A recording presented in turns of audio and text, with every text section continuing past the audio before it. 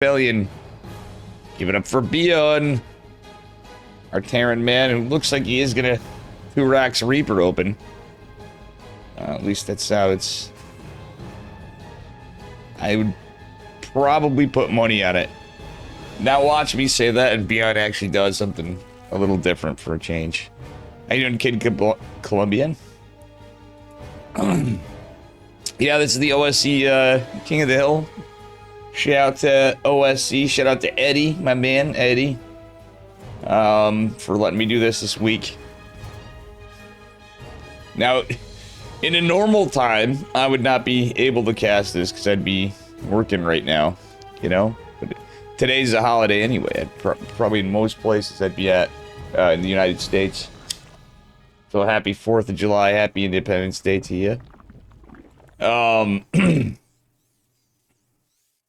But yeah, 2-Rax Reaper is the opener for Mr. Beyond. Good to see you guys.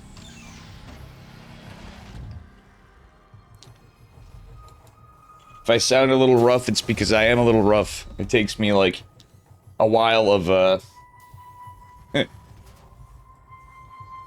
getting my wake up routine in. So I'll be frequently muting here or there as I cough my brains out. It's just a thing I gotta go through. Imagine smoking, right? Kids don't smoke. Alright, anyway. Reaper, making its way out across the map. Mixu is gonna try to go for a 3rd hatch. And looks like he will be able to sneak it in there. Bien doesn't immediately go from that angle. Some of it's map dependent. Mixu forced to build the spore, which delays his hatch. Okay, Mixu gets his hatch at a good time still. Almost loses that drone. Loses a ling, but still keeping the drone alive's alright. That being said, Beyond keeping the pressure on. It's just 3 Reapers. 3 Reapers isn't that terrifying for a 3-Rax Reaper opening for the Zerg usually. Oh, Mixu, does he get the Reaper? He does it. Narrowly dodges it. But Beyond will be able to get in the main base. Some more lings coming out, which will be something to kind of defend, or at least buy some times for the drones. Mixu some nice micro with the drones there. Does get one of the Reapers. Look at Beyond being all cheeky, splitting up his Reapers there. It almost looked like he was going to go from 2 spots at once. I digress. It's going to be a 2-1-1 for Beyond. Beyond the originator of the 2-1-1. It's going to be 3cc 2-1-1. And I like 3cc 2-1-1. Not my favorite TVZ build, but it's not my least. It's up there. I like the 2-Rax Reaper 3cc 2-1-1. I'm not going to lie, guys. Like I said, I can... when it's at the helm of Beyond, it can be absolutely terrifying. At the same time, Mixu, our underdog, is still pretty heckin' good. I think Mixu does have a chance of holding. He literally didn't take any damage. So, like, when Beyond does this, yes, it's 3cc. Whoa, whoa, whoa, whoa, whoa, whoa, whoa. Hold the phones here. We have a Banshee coming out. Alright, this is sick for Beyond. So he's kind of going like 3cc Banshee, not necessarily Cloak Banshee.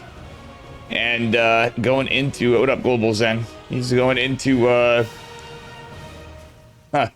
He's going into a 2-on-1. Yeah, at the same time, he's going to have a Banshee. So this is going to swap out. He is going to go... He's going to have a Banshee for Harass and then follow up with the double medevac. I'm calling it now, watch. Look at this. He's lifting it up, swapping it out. Yo, Beyond is cooking. And Mixu is likely not going to have... It's not a Cloak, obviously, but still. Stim finishing up 1-1 behind this. For Beyond, behind this, we do have our lair coming for Mixu. It's about at Lings and Queens. He has his 4th hatch going down. The macro is good. Albeit, he's not going to really have much more than Lings with Metabolic Boost to deal with this. Banshee's going to be scouted. Mixu's probably going to go, what the actual hell, off 2-Rax Reaper. I think this would confuse many. Many a Zerg would be confused by this. And damn, Beyond's timing is sharp on this still. Medivacs will join up with the Marines. We still have the 2 Reapers as well. Makes you trying to get posturing to get some damage done. Jesus, this build is cool. I've seen, I believe I've seen Beyond do this before, but it's not like that often.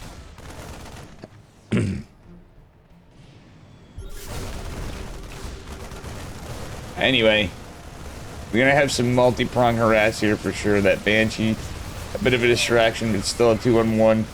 Mixu, really, again, he doesn't even have upgrades. Bailing Nest coming down.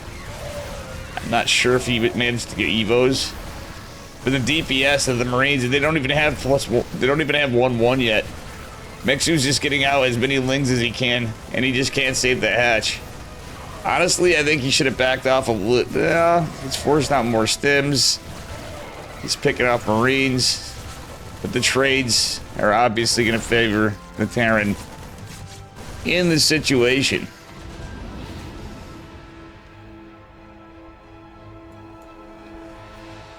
Alright, so it's going to be Hydraling Bane from Mr. Mixu. He's got his centrifugal hooks and melee +1 coming down. Not able to really use the Evo. I will say he was still kind of keeping his macro up behind this. Granted, he did lose the base, etc. There's nothing he really could have done there.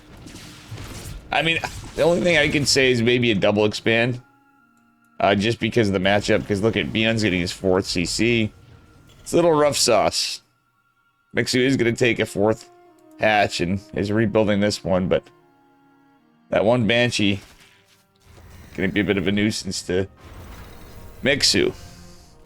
Guys, can you see this okay? I haven't, I'm wondering if you had some glitches. I'm getting some encoding overloading error for no reason. Might have to check on something in between this. Oh. Decent little Bane connects, but here we go. Big drop. We got 2 tanks, a bunch of Marines, Queens, and Spores coming. Beyond is respecting this. Mixu actually stand on top of the drops here. Oh, I love these 2 Spores here. I don't know about you guys. These 2 Spores looking pretty good for Mr. Mixu. Mixu not really reacting right away, so Beyond will siege up with one of the tanks.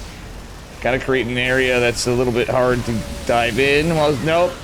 Oof, 2 tanks. That's actually pretty good defense for Mixu. Excuse me, guys. I got my smoker slash Shaggy from Scooby-Doo voice going this morning. Gee, Scoob! No, not quite, but a little squeak there for a second, other than the hacking. No rest in this 4th of July. I will be going to do stuff tonight, and I'm still going to be casting KSL. At night tonight. If I'm tired at some point, I can take a nap, but other than that. I'm going to be going for fireworks and stuff with my girlfriend later on. If I'm late to KSL, if I'm late to KSL. I don't know why we scheduled that on the 4th of July. What a Palo legend.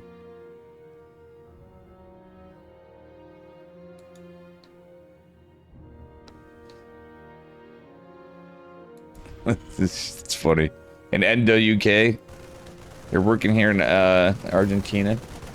Good to see ya. Call me Mac. Static defense is so underrated.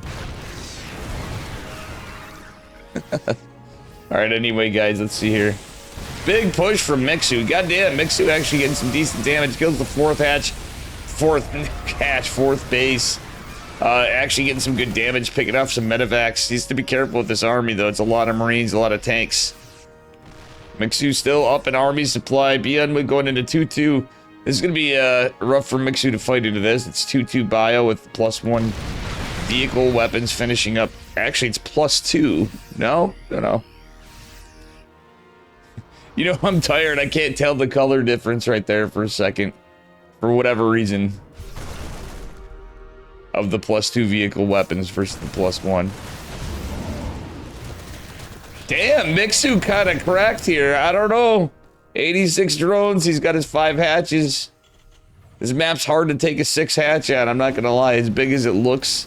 It's this map's deceptive, right? You have to kill the debris field, or the pillar here, to create a debris field to kill the Zelnaga if you want those gold bases.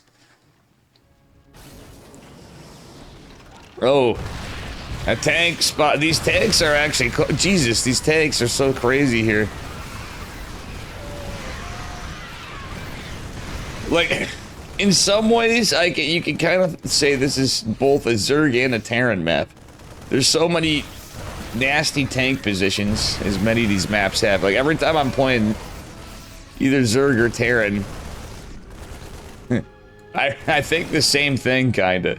But at the same time, like, the distance, etc., it does kind of give Zerg a little bit of room to play around with. But, I will also say this. I don't know about you folks, but I'm really liking Mixu's creep spread. And happy 4th to you guys that are just coming in. Happy 4th of July. Double expand. Double expand. From Mixu.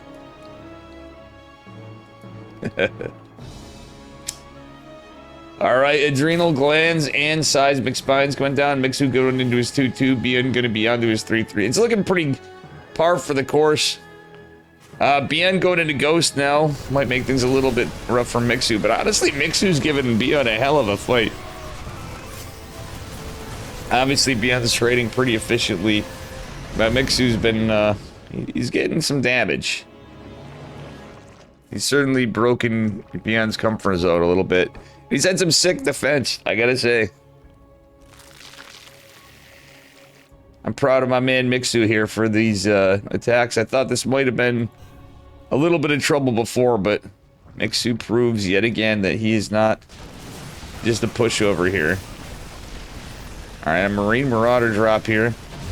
Gonna be dealt with a bit.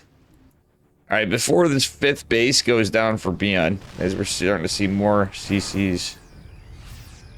Yeah, this is Jesus, this is a tough egg to crack. If I were Mixu, like, I mean, like, not even if I were Mixu, I should just say, what I'd like to see of Mixu is a little poking and prodding. He's got this Overlord here and stuff, checking for bases. Really, you gotta go to attack where there's the least angle of resistance. Which is pretty obvious. The lowest angle of resistance. This is just a Marine and a Marauder. Nothing super threatening, but Mixu is... Oh boy, he's F2ing. Oh no, he's not F2ing. He's going to Assault. And look at that, the lowest path of resistance right here. Mixu does get some good damage here. Doesn't quite get a kill. 6 workers. I don't know if the trades are exactly ideal. Damn, being smart knocking down that pillar. So he does have debris to kind of defend that spot, but Mixu did get some damage done and dealt with the drop. Did he deal with the drop? No, he didn't deal with the drop. After all that, these units gonna have to go down. Yeah, I mean, it's situationally. So Mixu lost the 4th hatch, and he had to build units to defend because Bien Mafios did open up with a 2-on-1. Open up with a Banshee actually in a 2-on-1. Off the back of Turak's Reaper.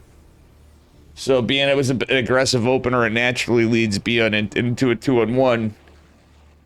Even with the 3rd CC, you can still get a double eBay. And Bien did that right away, so he had a pretty quick, albeit standard timed 1-1 where Zerg's gonna just be behind on upgrades.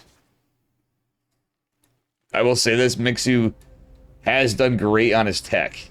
So his lurkers, he has seismic spines, he's got Ling Banes and tripical hooks. He's got Vipers out. And it looks like the Viper doesn't have a lot of energy. I was gonna say a Blinding Cloud would be pretty nice right here. Oh my god, the snipes are sick. The Planetary Referral, GG, Bien, the previous king, will advance, but very well played by Mixu. I was gonna get spicy. Honestly, at the end of that, it's gonna sound lame. Like, I see why Mixu quit, but personally, I don't think I would have quit that. He had every outlying base. He got some, but he lost his entire. He didn't lose his entire army. I think that was just probably something happened. GG. Hi, Melissa. Now, hang on. I have to get groceries. That sounds like something I would say. Because that's happened. Okay, so we have Bion versus Spirit. Bion up a map. The previous week's king.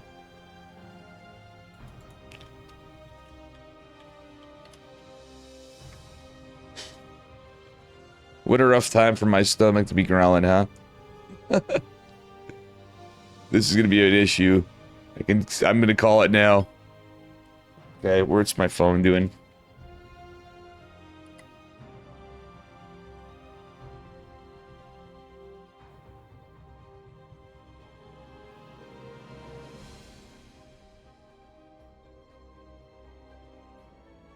Wow.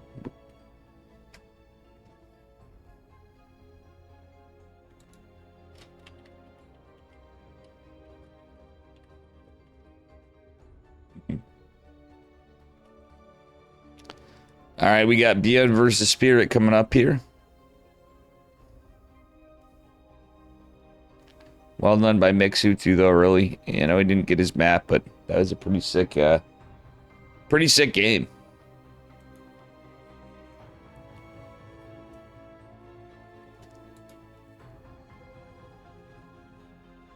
Like, that's a tough spot when you are down in upgrades. Like, it's common to, like, everything kind of normalized in my eyes, but. What's up, Christianer?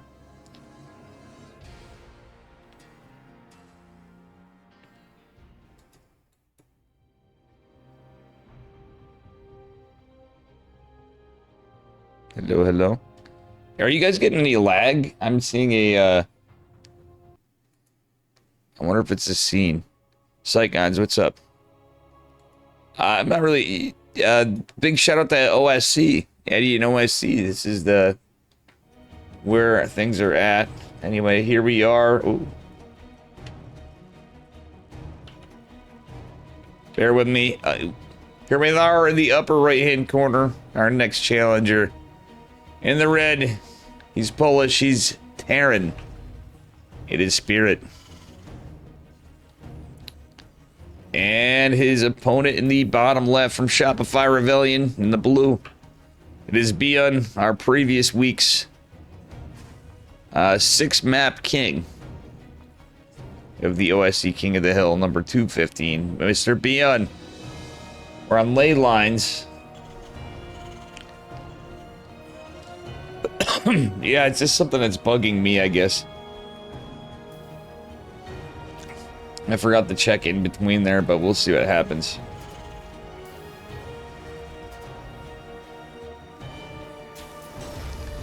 Yeah, looks like it's a pretty standard TBT setup. Neither player going for a 1-rack expand opener.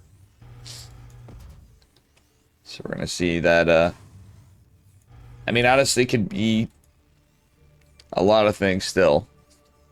You can have a 1-1-1 opener and just go for, like, that Reaper Hellion Medevac or Reaper Hellion into 1 Liberator.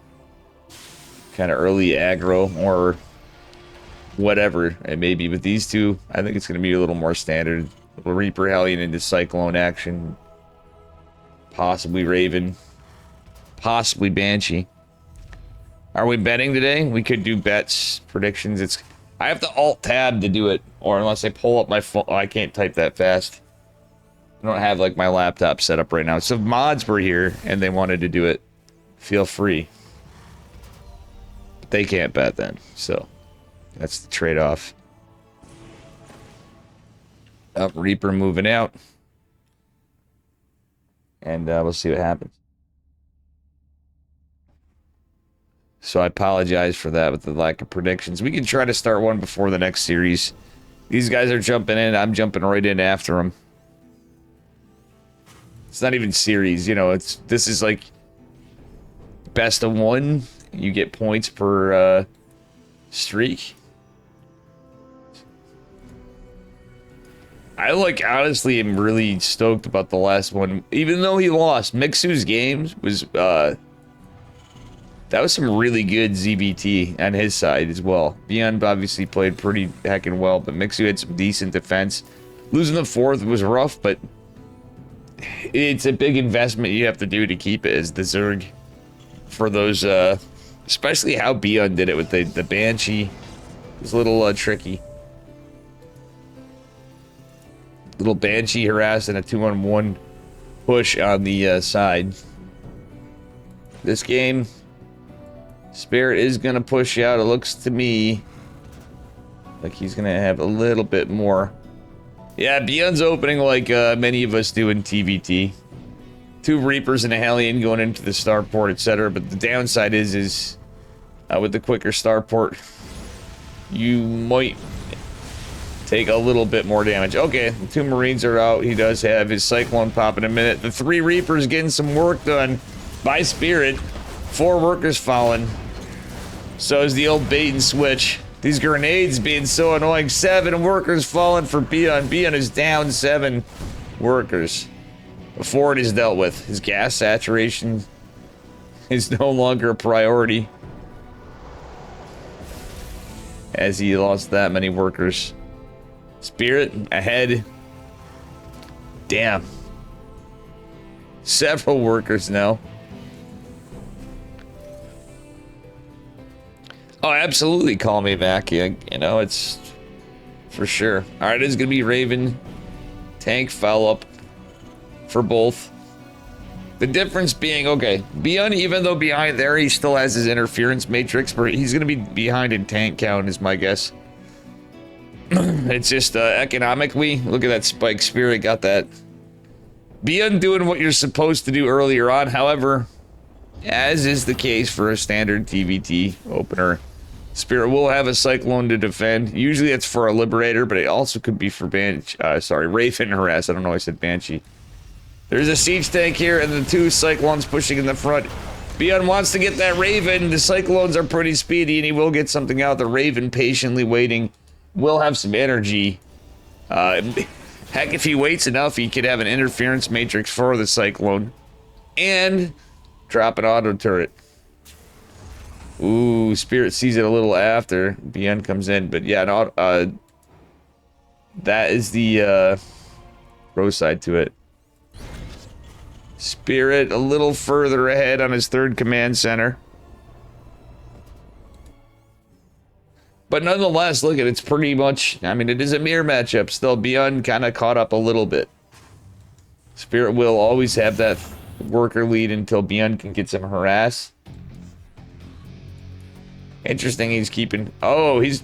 What? He's hitting with all of his Ravens? Okay, it's just 2 Raven for Beyond. Spirit just with 1 Raven. Dang, these guys are playing it a little differently in that regard. Like, usually you're looking at 3-4 Ravens. 2 Ravens, I guess, is kind of par for the course, but Spirit with just 1. Hi, Buckstar. What's up, buddy? Oh, never mind. I just figured it out. Whoa, never mind what? Happy 4th of July.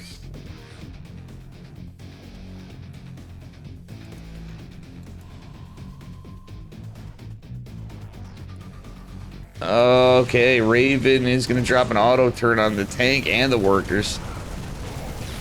A little bit of micro from Spirit on that. Good, just keeping a little bit of pressure out with his 2 Cyclones here.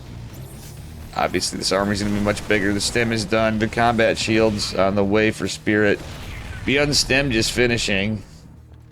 Both do have their 3 CCs out. Beyond losing more workers is kind of rough right there, though, to be honest. He's already been at a worker deficit a little bit. But regardless... Yeah, Beyond's behind. Okay, Beyond doesn't even have... No, Beyond is not behind in terms of upgrades, etc. His army's obviously dwindling a little bit. Spirit's been keeping him on his back foot with the pressure, with the aggression. Still has his Raven out. Bien losing those Cyclones, honestly, I feel like he should have backed off. He was just keeping some units back. That Cyclone is very needed for drop defense, Liberator defense, a Raven defense. If it were a little differently in started Banshee defense. Alright, double medevac drop from Spirit as he also goes out for a third base push toward Bien. I like the tank positioning here from Bien. Kind of got an angle if you can catch on to it. Where it defends a little bit to the left side of the ramp, even though there are the rocks. As well as the left. Like the fifth base, kind of fourth, fifth base, depending on where you take it. Right there. Bien going to assault with a stim. Double medevac kind of situation over here. It was scouted by the sensor tower, but the double medevac drops here. 2 Ravens going in. The auto turret going to help to defend. Bien does have a tank. That one supply depot in trouble. But more importantly, there's a double tank push here. Cyclone coming in a little clutch, but does not get that medevac. Look at that range. Look at Cyclones. Bien has his 1-1 finished ahead of Spirit. No, actually, they're both equal. Yeah, Spirit just has his +1 infantry weapons on. Bien, he's not watching his medevac. He's gonna lose the medevac, which would have been a little more helpful here. He's getting some counter damage finally. The losing the medevac is okay. Oh wait, he still has that one.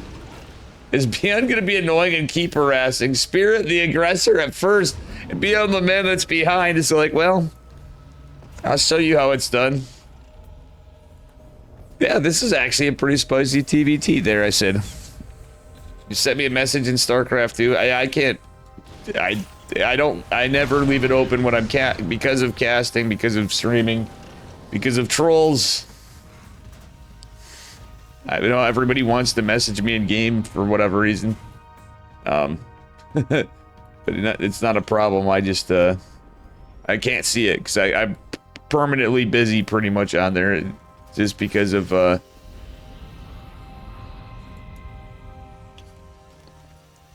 reasons. At the very least, it's mostly because I've been banned from Twitch enough times that I have to be careful. And it's not obviously you, Buckstar, or any of my friends. It's, because of the trolls. Which is why I may have sounded a little annoyed.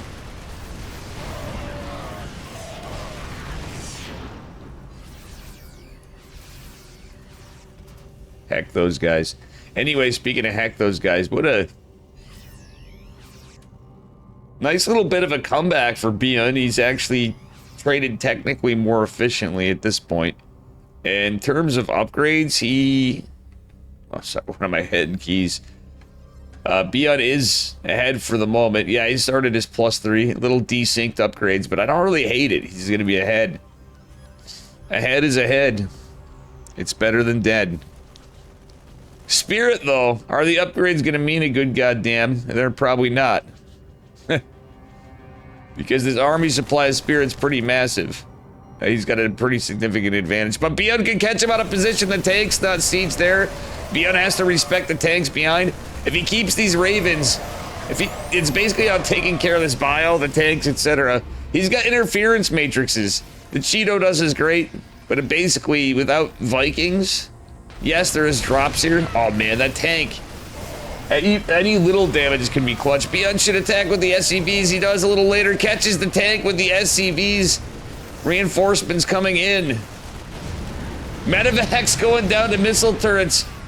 Spirit does catch the fourth. No, well, Bien couldn't really. Bien's fourth's up here. He's fine. Bien deals with the drop. He's lost 10 workers. It's tit for tat, back and forth. Spirit is the one that was starting his +3 ahead. It's early, guys. Bear with me. I'm not even hungover today, for Christ's sake. I'm just... Oh my god. Oh my god. We can lose a Raven. It's carnage. It's chaos. It's pandemonium. It's Spirit and Bien. This is exactly the kind of scrappiness I was expecting myself for Spirit and Beyond. Both of them drop like madmen. There's always constant micro action. With a man like Micro Jackson, it's not surprising. I mean, Spirit's always a crazy drop animal, too. I wonder if Beyond is Spirit's spirit animal. Nice job by Beyond eliminating those tanks, but a pretty solid position from Spirit on this fourth. Thanks for the follow, Edoya 88, 888.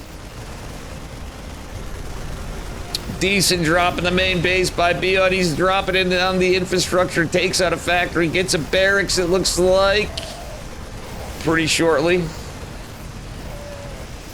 The SCV's pulled into the meat grinder. There's no tanks there. They do. Oh, GG. Beyond continuing his tear from last time. My God. I see your message, Buckstar. Oof. But yeah, it's annoying that I have to go through all that stuff for trolls and stuff, unfortunately. But even then, in terms of games, it's you know.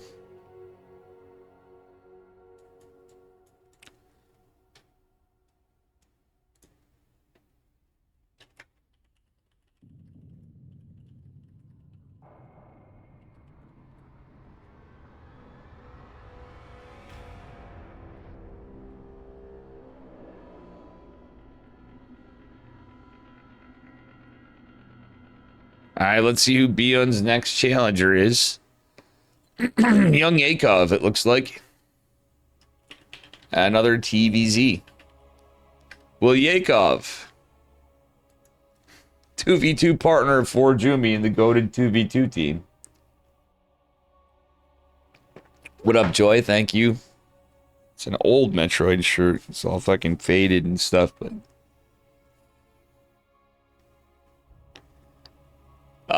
pretty cool start. Happy, oh yeah, you're Canadian anyway, but happy 4th anyway, guys. Wherever you are. If you're not American, happy best day of humans beating aliens with Bill Pullman. The best president of all time. Saving the world. In the movie.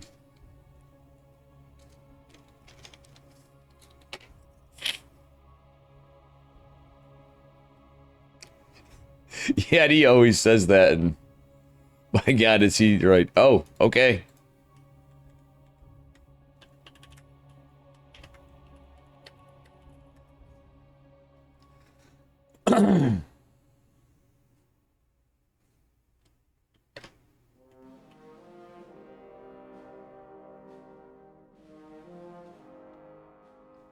All right, let's see. Going back to TVZ, Beyond up 2. Again, in the King of the Hill 215.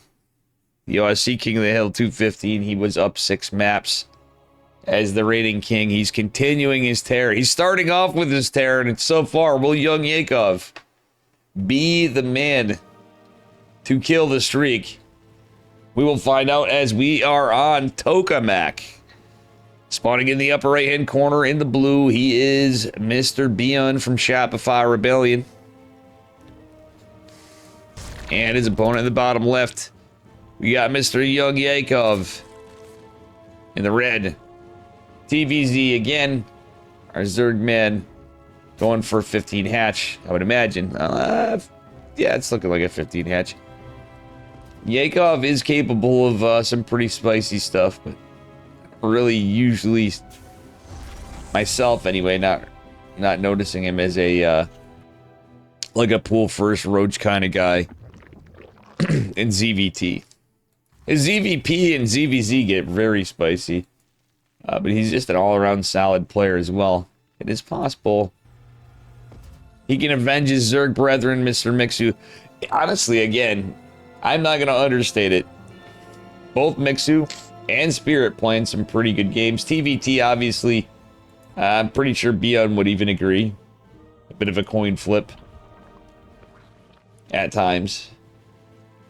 Sometimes it's being out of position, but it's pretty wild that both those guys were straight at drops. Neither player going for Vikings at all. I think TVT being thought of as defensive as well as, you know, obviously you want to get some damage in here or there. In the previous match we just watched, it was just a little strange. It's not when you think of the players, but it's a little strange that there was no Vikings, not as much defense. Like, Beyond had some missile turrets, which really helped to get him that win. It was his defense with what he had, the tank sieged. Just the absence of Vikings is what I'm getting at. At all. Those are the kind of TVTs I like to watch myself. I don't know about you guys. Something I like about both Beyond and Spirit. That being said, Yakov going for a third hatch. Looks like he's going metabolic first. That Reaper could deny it. But he's not at the moment. Yakov doesn't have the money for it just yet, though. Beyond will not get the deny on the third. He's going to go poke and prod at the Zerglings, at the drones. Being a menace. Oh, Beyond gets a drone. That's pretty big. Does he get a Zergling?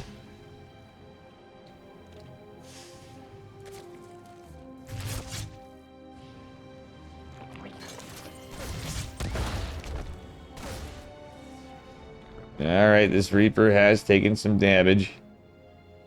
He doesn't want to lose it. Beyond's kind of playing with fire over here. Beyond or not. He does not want to lose that. Looks like he is going to go 3cc Cloak Banshee. Or 3cc Banshee Opener. More than likely. Highly doubt Beyond's going to do any cheeky like 3cc Fake Out Banshee. Going to Battle Cruiser kind of stuff. That'd be more of a Gumiho or Special or basically anybody but Beyond kind of play. Not anybody, but...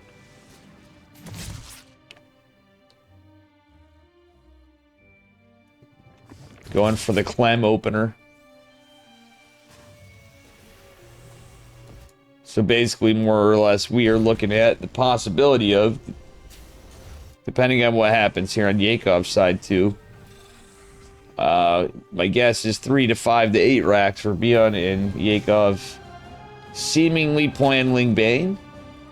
By how he's open, by the, you know, where he's at, and he's not, he just pulled back in the gas a bit ago, so long enough where he's likely to get a layer after either the Queen or maybe take it in his natural. Reaper Hellion, yeah, kind of pushing out here, putting some pressure on, killing a Creep Tumor, an active Creep Tumor before it's done. Beyond is about to get his third hatch done. You guys will have to excuse me, my keyboard and mouse pad are all scuffed. For whatever reason. Stim on the way for Beyond. And it's 2 Banshees, no Cloak.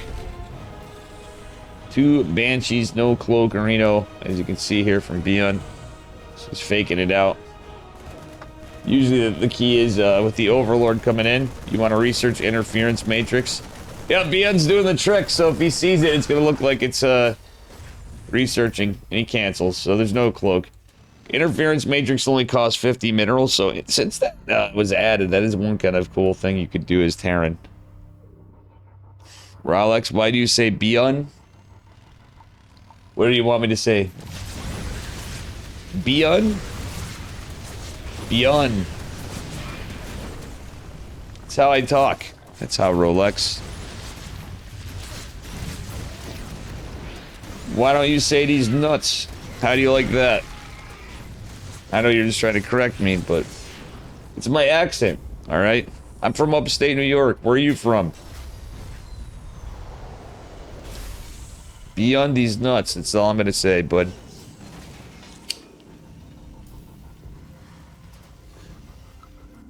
Sorry, I gotta break balls. I don't care if it's OSC, I don't care if it was an ESL event. I know you're probably not intending to be.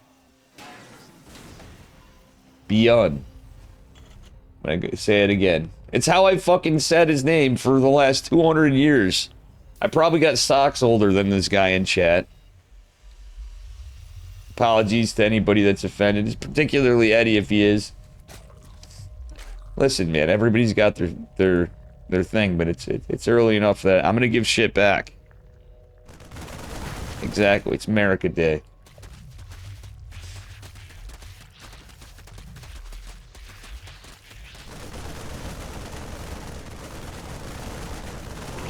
Yeah, that being said, Overlord goes down. I'm thinking I might re-evaluate doing my OSC thing. Like, for King of the Hill and stuff like that, certain events, I wouldn't want to have anything come up, but, like, that's where I'd want to do the Ricky command. Make like a tree and fuck off. Alright, anyway, two Banshees coming. I'm all distracted now. It is going to be a Roach play, actually. So I like this. Probably going to be Ravagerling Bane. A pretty solid choice for young Yakov. There's a lot of roaches out.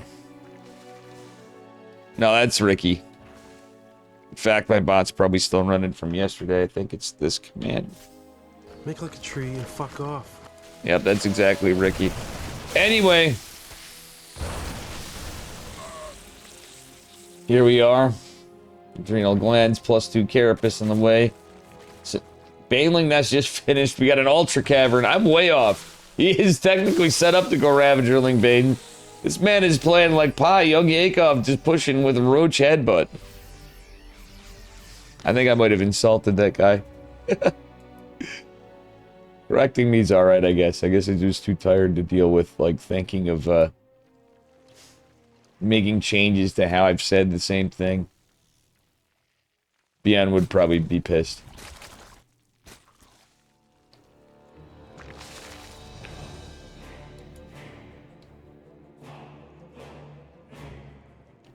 Alright, we do have Drilling Claws coming in, but Bion's big push is coming in here.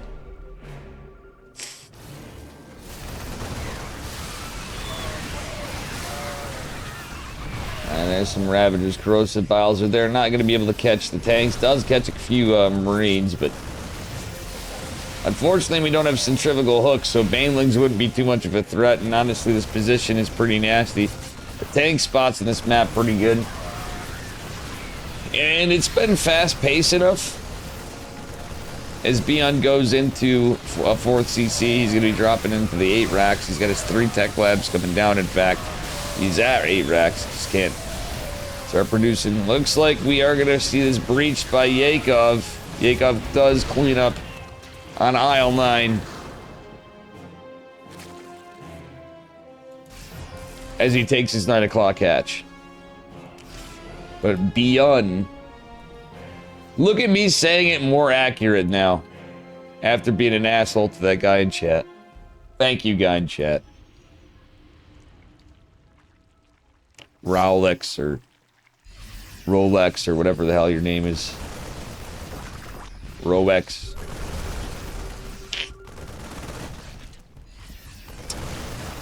Alright.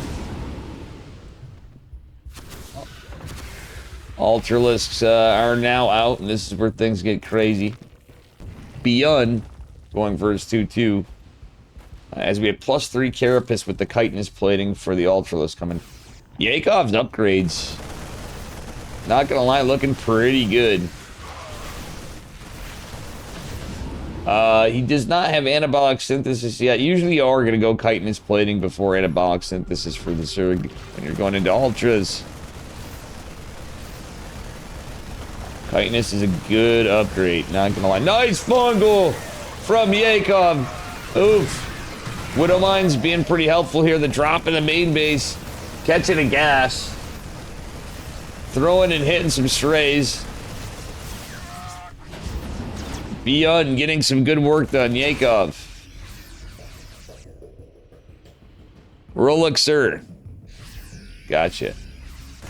So you're like... So you're a fan of Rolex watches.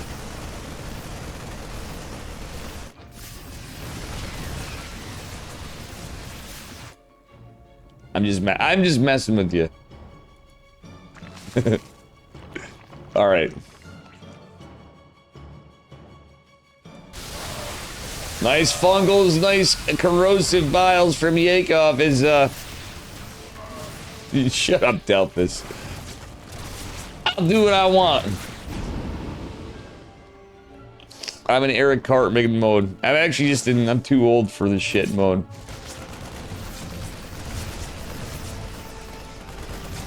What's up, Delphus? Oh, man. Ultras coming out, trying to dice this. Beyond is actually getting damage everywhere. Overseer goes down, a little bit of friendly fire on the side of the Terran, but ladies and gents, I don't know how our Zerg's going to be able to hold. GG is called. Beyond taking yet another map. He is still on a tear. The previous week's king just keeps slapping. He's just slapping everybody around. Slapping around two Zerg, slapping around a Terran. And, yeah. Again, this is the OSC King of the Hill. If you want to help out OSC, exclamation mark OSC here in chat.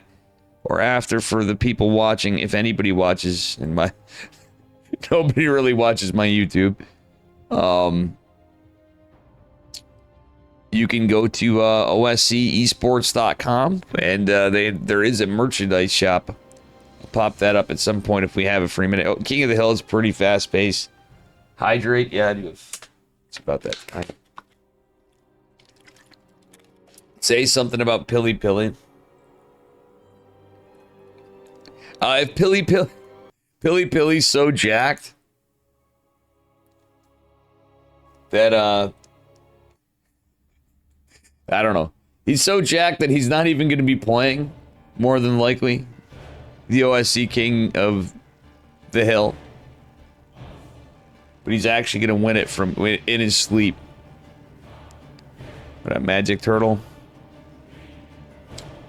All right, here we are, and let me just get the score up. Spawning in the upper right-hand corner, we got another TVT on our hands. So far, it's been 2 Zerg, 1 Terran. Now it's 2 and 2 for TVTs and TVZs. It is Nicarac from Platinum Heroes in the red. And his opponent in the bottom left from Shopify Rebellion in the blue is Beyond. Magic Turtle, what's up? Yeah, I can't really think of too much to say for my man Pilly Pilly right now. Oh, Beyond going for a 1-Rax expand, possibly. It's looking like here. Nicarac open and standard. It can work. Yeah, he's going for this. Oh, just looking for the proxy Rax. No, he actually is going for full scout. I thought he was just going to look for proxy Rax and maybe loop back and take his CC. See what happens here. It could be gassed. No? Nope, nope, nope. I was going to say you can still do a... There is that open Marine go with single gas. 1 Marine factory. Legend has it, Pilly Pilly knows the Colonel's secret recipes, original urban spices. That's actually pretty good. Usually I just take Chuck Norris jokes and apply Pilly Pilly in place of Chuck Norris.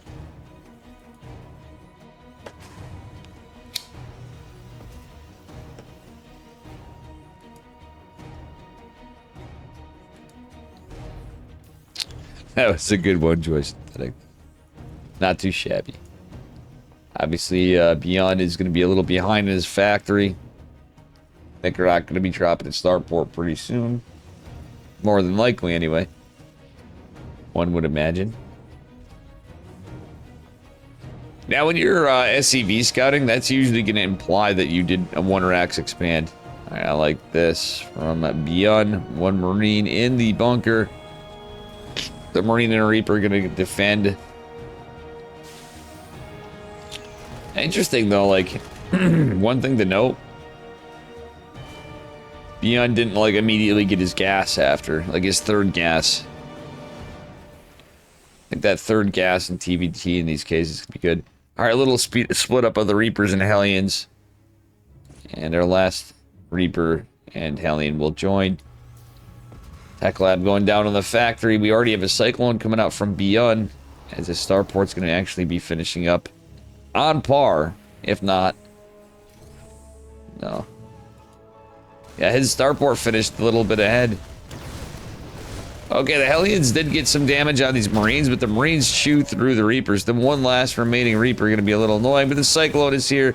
That is a thing of the past. The Hellions even might want to watch out. Beyond in position, getting another Cyclone. I don't think he really needs another Cyclone myself, but it's the build he's going for. We'll see. With the medevac, this might actually work out for him, because it looks to me like we might see the double Cyclone. It's possible we see the double Cyclone drop, or it's going to be Marine Cyclone drop from Nicaract.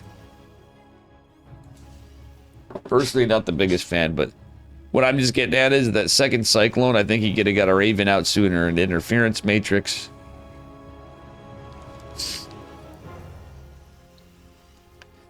Pilly's so cool. Hurricanes don't toss him around. He tosses the Cyclones. That's pretty funny.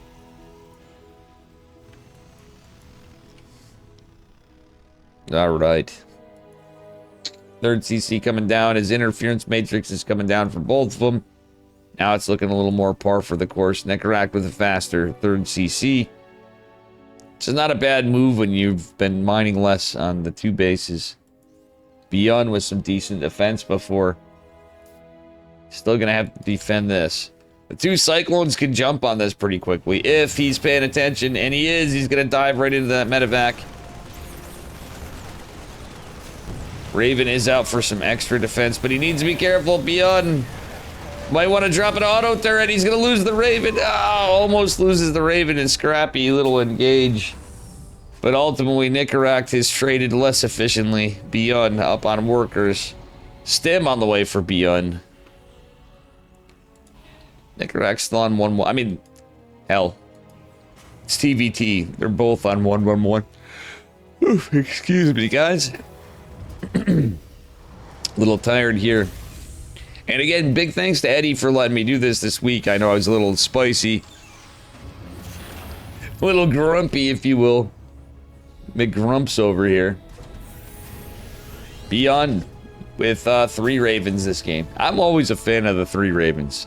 I don't know. Everybody's got their thing. More often than not, obviously you gotta adjust situationally, but 3 Raven openers just seem the safest. Like the Ravens are just so powerful in TVT. The Interference Matrix, if nothing else. The auto turrets. Even the Cheeto dust. And they're just so good at, like, either defensively or offensively. Just a great tool.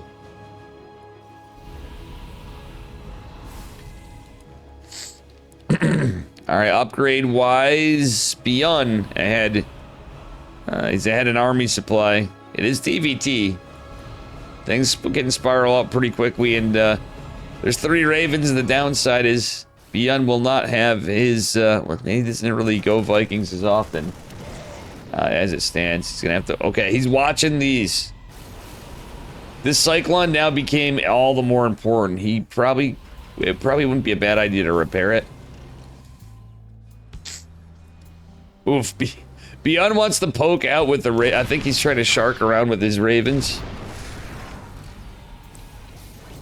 His stem's almost done. Oh no, Beyond gets an Interference Matrix, but he loses a Raven. He's gonna lose another one. Nope, auto turrets. He's gonna lose another Raven. He doesn't want to lose his 3rd Raven. Well, that's a little awkward. Some big losses for Nicaract right there. His Raven's gonna be able to go out and get a little harassed on Beyond going out for a big push. And his timing is gonna be really good. He's gonna have 1-1. If he waits just a hair, he's gonna have combat shields as well. Then again, Nicaract is kind of catching up. The 1-1 will be done. And Beyond uses his Raven right before it goes down. Is able to get an Interference Matrix off the siege tank. Well, it doesn't matter. Beyond is going to continue his tear with 4 points on the board. Last week, the reigning champion King, he started this off in I forgot to update the title, but Nicaract not able to contend. Unable to contend.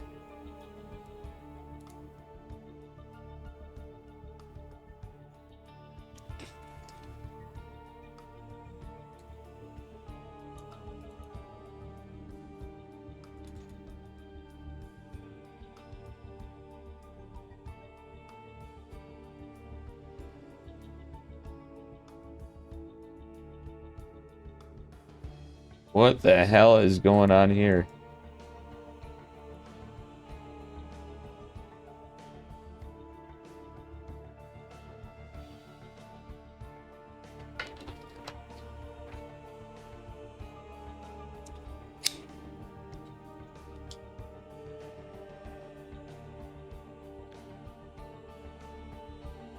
Bird block contender. Let me see here. We got coming on. These guys are zipping through it. Geralt.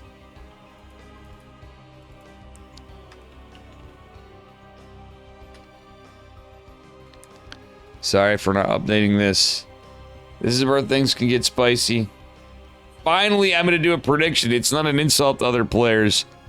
Oh, it's a Raven. Yeah, in an interference matrix. Gotcha. That makes sense. What up, chat Nitro?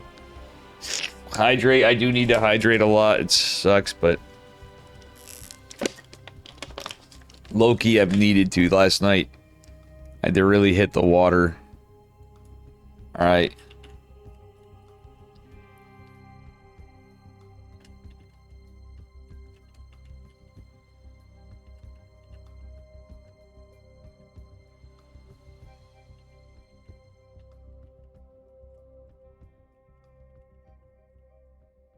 And he will win.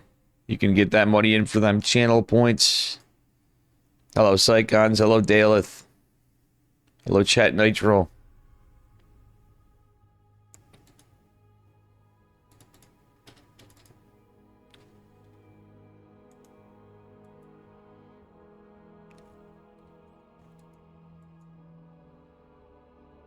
Kneehead, what's up, buddy? How you doing? Mr. Kneehead.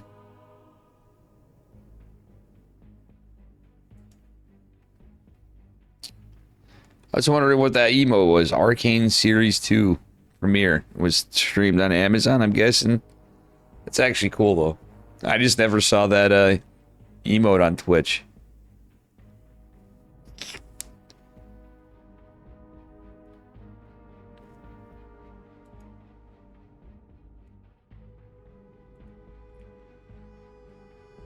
My Cheeseadelphia roommate, Gerald. I'm going to say his name differently because I kept getting my balls broken by Tempo. And my man, Protostegosaurus. I always say his name, Geralt. I like combine the two. But I'm thinking of The Witcher. Watched it with the wife and it stick with you? I mean, hey, it's a cool emote, man. That's all I'm saying.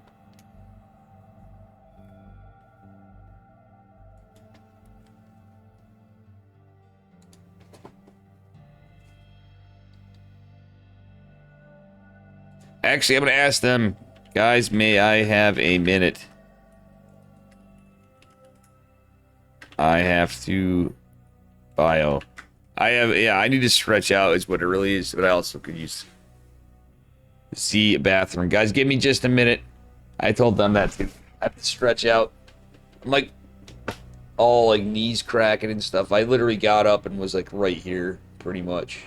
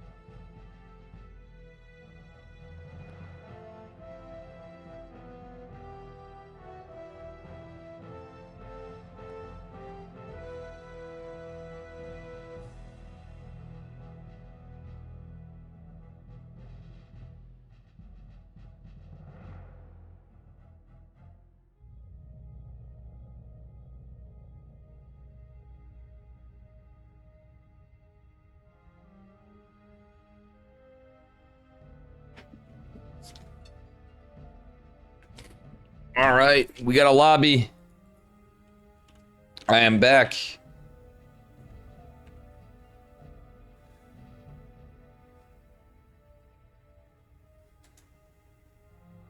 Beyond. Now up, let's see. We had Mixu. We had Spirit. We had Young Yakov. We had Nicaract. Now we have our first Protoss, our first TVP now. We'll get, Gerald actually...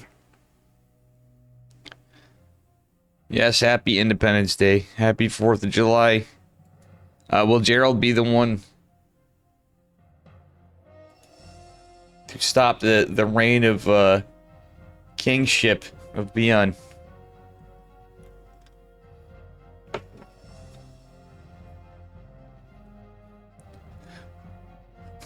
Will Gerald stop the T-tax of Beyond? And otherwise, guys, I just am mentioning it. Not my decision because I didn't catch on to it, or I would have mentioned something to the band of chickens. But KSL is going on tonight still, which kind of irked me a little bit because I was actually thinking of taking the night off, and I'm gonna be out to fireworks and stuff. It's kind of feels weird because I mentioned it because it is an OSC partnered event. But this is more... I'm super stoked. Glad you guys are here. Hope you're liking the games. Morning Dave cast or something rough. No, I'm not doing my own fireworks. Hell, no. Bro, I'm out of work right now. That shit costs money. Plus, I live in the city, man. Like, fuck that.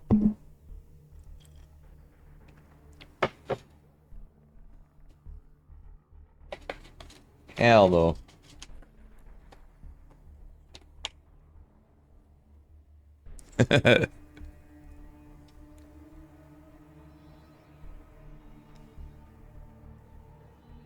Yeah, there's gonna be a lot of assholes out tonight for sure.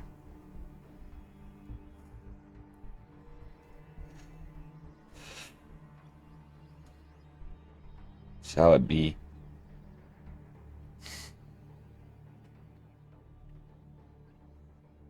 Also, this bad gone bananas. Yeah, okay. Wow, Magic Turtle, you got like a bunch of badges. I just saw yours gone bananas badge. It's a... How the hell did you get that one?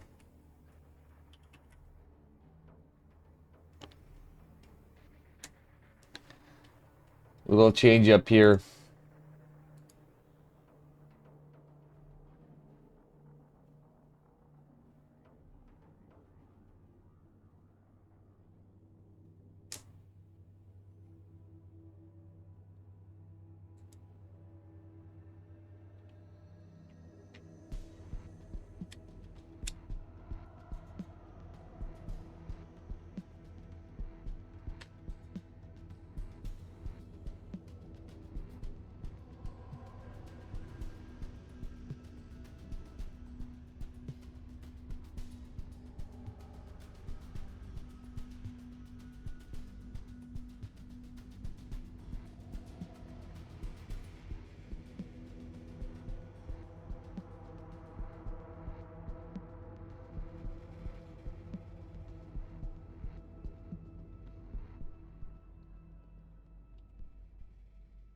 All right.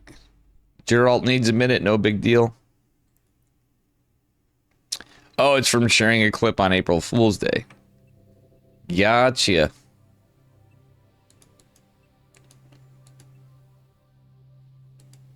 Gotcha.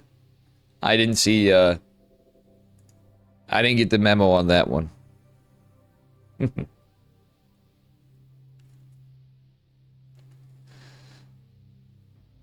Pretty cool stuff. Man, Beyond is just on a tear, though. This is wild. Reigning King last time was 6 games, and now he's already starting off with 4. I've definitely seen Geralt I gotta be consistent, I guess. It's so fucking funny how I say his name like that. I'll never forget that now with Tempo and Stegosaurus, and I think Ahmed, actually, StarCraft historian. Like, but Dave says it with such conviction, combining the two usually is what I do. Inadvertently. Alright, here we are, guys. Gosh darn it.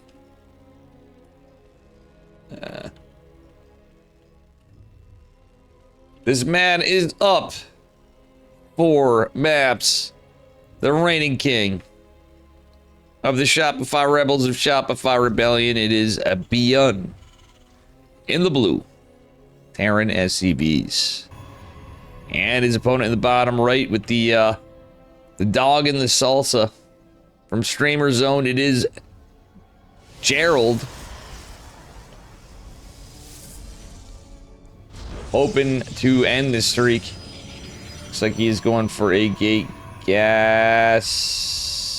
Now gas. No scout. No scout. Looks like it's a... Oh, it is going to be a double gas build. I was going to say, it looked like Beyond is going for a 1-Rax expand, but he's playing pretty much in the meta. Gerald making his way out. First scout a little later. After you get to like a certain point, I feel like from talking to my fellow Protoss friends, it seems like more often than not, people prefer a post pylon scout versus apes like me always pylon scout. Which I get why, but I still think the harass is important. The fact that you can sometimes get in and out before the supply depot is there too is another thing. And just confirming or, you know, knowing you're getting double gassed or not. It's important to know the build order because you could also punish a low ground CC with a zealot on the Protoss side. At any level, we see it happen. Oh, Gerald was gonna try to pylon block like he does in PvP often. You'll see him trap a couple workers in, but he's unable to get it out there. I don't know if you guys noticed that. There was a pylon attempting to go down, the SCVs blocked it. Cat keeps falling asleep on your arm. Oh, on your armchair. Wait, your cat falls off your chair? Psychons, that's poor cat. I've accidentally, like, rolled over and knocked my cat sleeping in the corner of my bed off. Like, Charlie will be, like, over there, and I'm like, oh, shit. Like, he's, like, dead asleep, and I'm, like, in my sleep, I'll, like, roll over, and it, like, wakes me up. And I'm like, poor cat. And yet, somehow they, like, land on their feet still.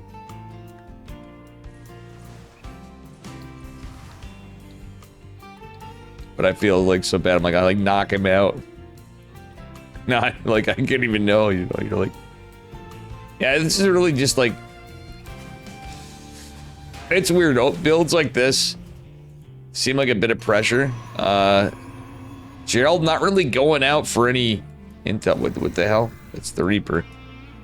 Not really going out with much intel. He's going for hallucination, but no harass. Like, which in this case is actually pretty good. He did probe scout before. Again, you'll have to excuse the obs work here. It's probably just my morning hands. When I wake up in the morning, like, it's my hands don't work. I do dumb shit, like when I'm really tired for some reason. I don't know about it, if any of you get that. I'll, like, go to make coffee and, like, I'll do something dumb, like just drop the coffee while I'm putting it in my machine, depending on how you make it. Like, I'll be, like, scooping out some coffee, and then I'll like do something really dumb, but I'll, like, struggle just to, like, hold this stuff just because I'm, like, not awake.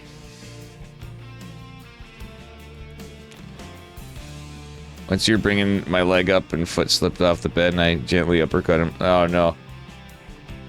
It happens. It happens, Psychons. Alright, so it is going to be a Widow Mine drop, even after all this with the Tech Lab opener. Beyond in, or Geralt in position, Beyond with the potential to get some good damage. Oh no! Woof, that was almost terrifying. If Beyond left that Widow Mine, he would have just got a lot of workers. My god, that Widow Mine drop actually low-key got some serious damage. Lost mining time. Let's take a look. 2 probes, but a stalker and a sentry. That's actually really expensive trades. You traders. I don't know. Listen.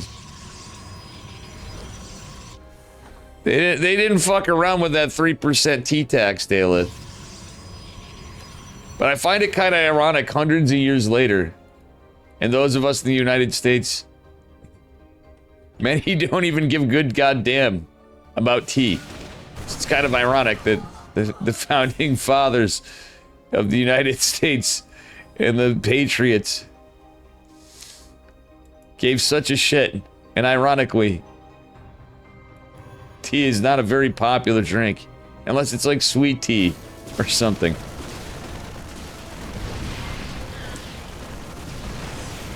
Nah, we just moved on to coffee. Alright, third base in jeopardy. Geralt gonna have to cancel. He should Geralt cancel. He's not gonna are you kidding me? Why didn't he cancel? Why didn't he cancel? Gerald, what are you doing? He's worried about his stalker aggression. There's a defensive take and Marine stim not gonna be done for a while. He's just going full send, I guess, but like, why? Why? Why? The meme. The why meme. Oh man, I don't think this was the play. You want to get some counter damage, sure, but I don't think that was the move, mate. Observer's here. He's taking another third base, but 5. Oh. Oh. Guys, that's such a... The loss. The pain. Here's Zealots, though. We got an Immortal Zealots. Stalker's gonna be needed for the Banshee. Okay. Literally like 5 Zealots make a huge difference in this fight. The Big Daddy Immortal with this tank's gonna Shrek it. Okay. Gerald gets some damage. He's aggressive. Beyond. Pretty well set up though. He's gonna have his stem. Sans combat shields. Oh, Beyond forgot combat shields. Yo, most relatable Terran moment for Terrans everywhere.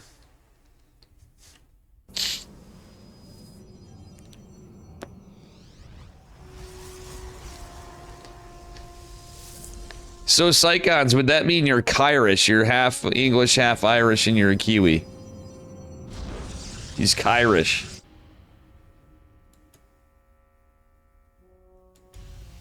Gerald trying to go for a little backstab here, but I think he's going to need more units. Colossi out. Extended Thermal Lance.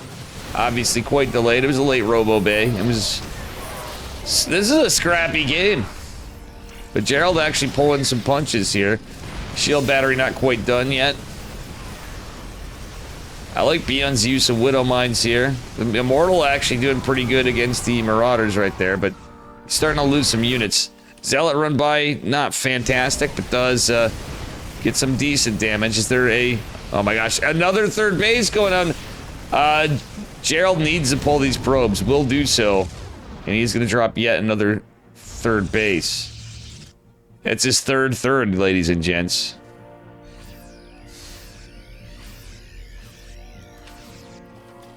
Meanwhile, Beyond, of course, somehow sneaks in a drop. However, it is dealt with for the moment. It's still gonna be out there. Oof. Losing that pylon for Gerald means, and the probe, it's rough, but means a supply block. The probe actually at least brings him to a full-on supply block, now like 1 unit over. Extended Thermal Lance finally finishing. We do have +1 on the way for our Protoss. Templar Archives coming, but a Ghost Academy here. Still, there are some decent things for Gerald. Beyond does have his third base now. It's not an orbital, and he was getting... Gerald was getting some worker damage here. Still, it's been severe income advantage, mostly because Gerald didn't clean up that supply block. Ghosts are on the way. +1 infantry armor is going to be nice for Beyond as he leads in army supplies still. What I was going to say is pretty good for Gerald is the fact that he has 2 Colossi out.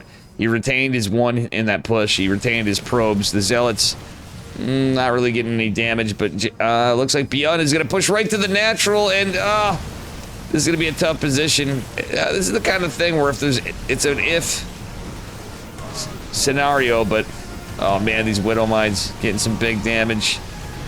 The tank getting damage on the Colossi. The Colossi is going to be dived on, and only a Stalker here to buffer for one. One will fall, another comes out. Psionic Storm on the way, but Ghosts are going to be coming out here. Stalker's going to take out this one Viking. Oof. With all respect to Gerald, because he's a pretty serious guy. He's an absolute sweetheart.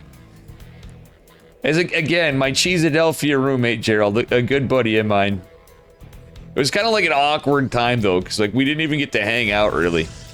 It was me waking up at like 5 in the morning drunk on Friday night when he wanted to play, and I had to set up for the event. I was more me not being able to sleep, truthfully. So I had like 1 hour of sleep during that whole event. But like I was trying my best not to wake him up. I literally like left the room. I'd be like, I was drinking in the lobby. Oh, Gerald!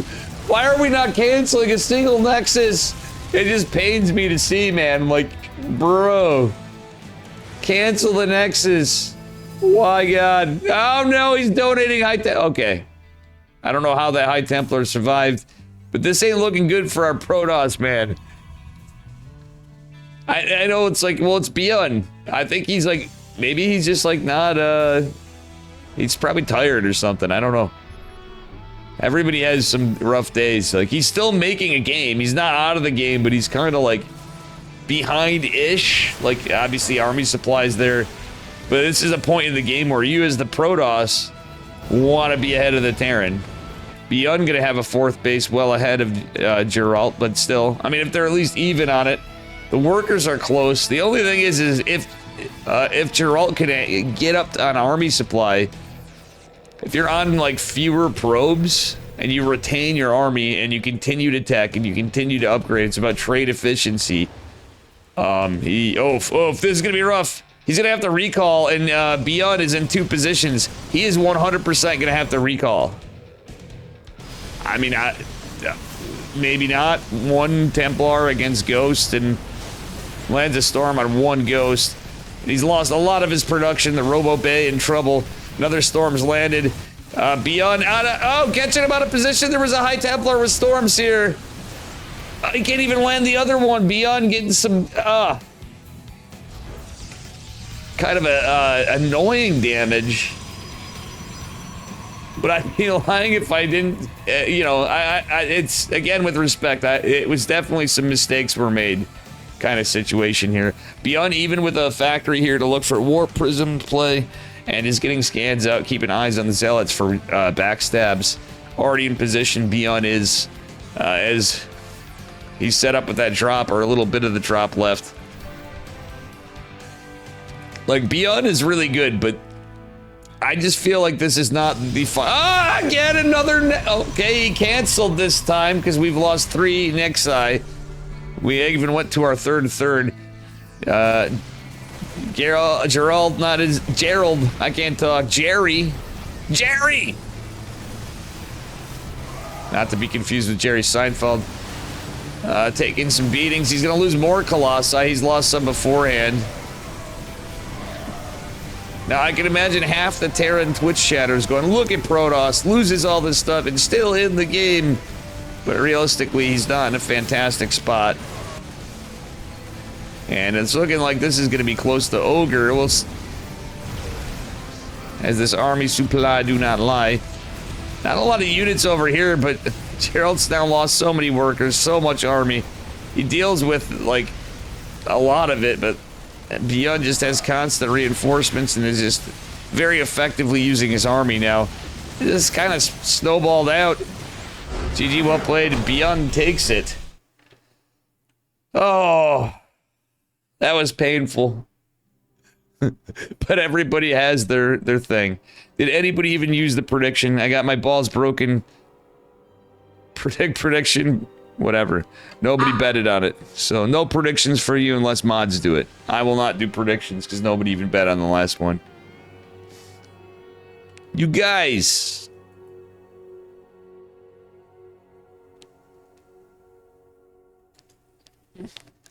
Giving me flack for no predictions. And yet, here we are. Alright, give me just a moment. This is actually a fun one. But I mean, Beyond now up 5 maps. I feel like I've seen Gerald play a little better, but he might have been a little tired. Beyond's playing incredibly well today. Eltis sent, I am busy Kappa.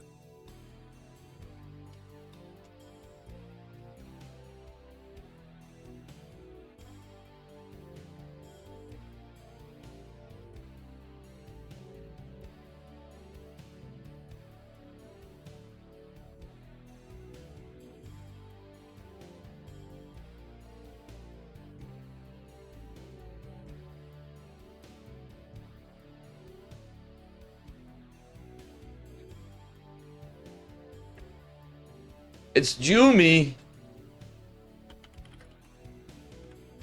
Will Jumi avenge his buddies that have left before? Will Jumi end the Beyond streak? Beyond has won 5 games now. Last week it was 6 as the king. And I got a kitty that wants to bug me. Speaking of cats, how you dealt? This was saying you're busy.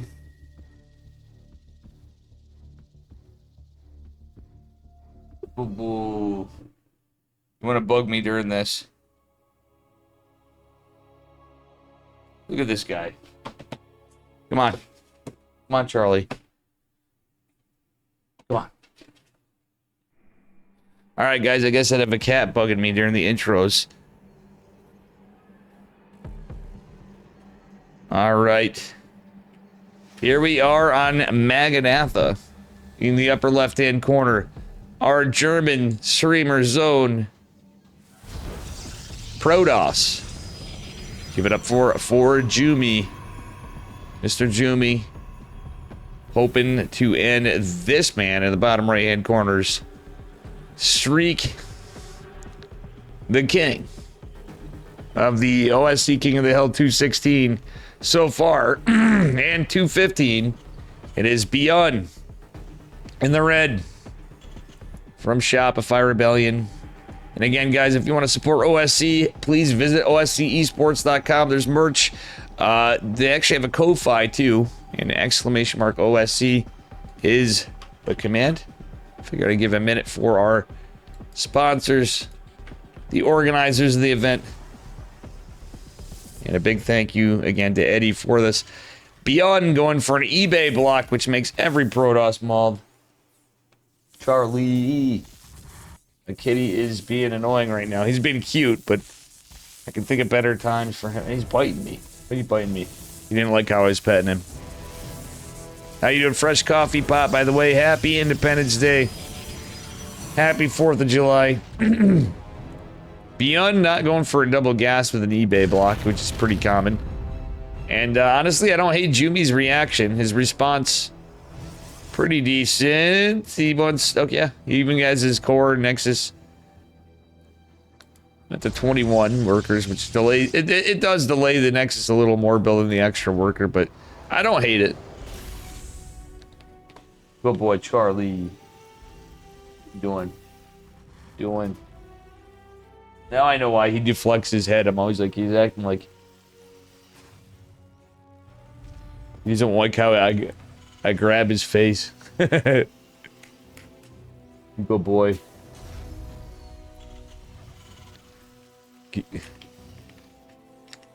I think he wants the brush, guys. For those of you that watch my stream regularly, you know Charlie loves being brushed. Alright. Beyond just setting up a little defensively. I don't know why he's thinking. He's just preparing. I mean, par for the course to get a bunker. But it looks like we do have a Stargate opener from Jumi. I'm wondering if we're going to see Phoenix Colossus. Or is it just going to be an Oracle? Or 2. Usually it's just an Oracle and PVT.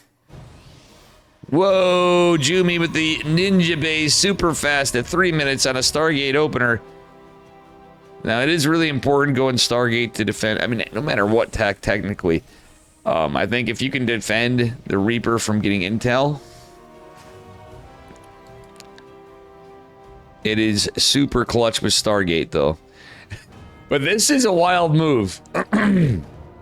Jumi with a little nod to Estrella. This reminds me of something like what Estrella would do, but like, or Rocker, but more wild because there's a Stargate. Like, you usually wouldn't see a Stargate out of this one.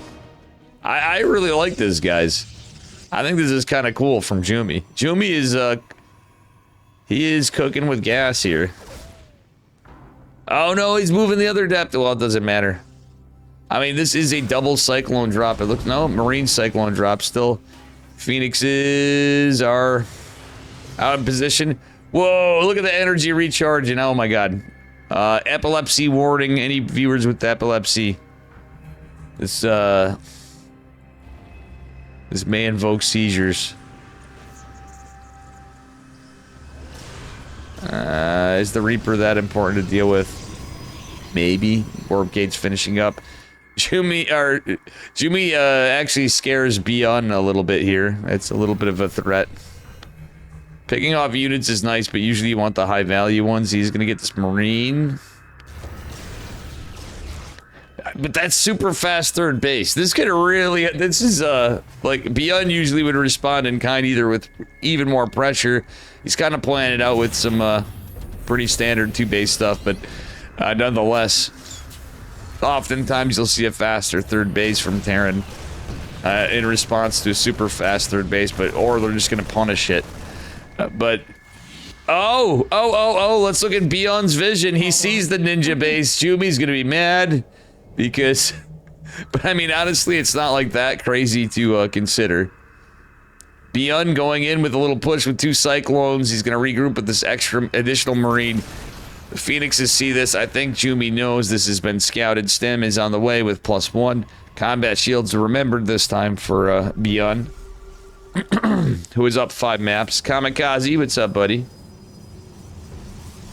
And El Chet, back again. All right, Jumi smartly pulling the Pro Burinos is only going to have an Immortal. I think it's actually smart to sack it.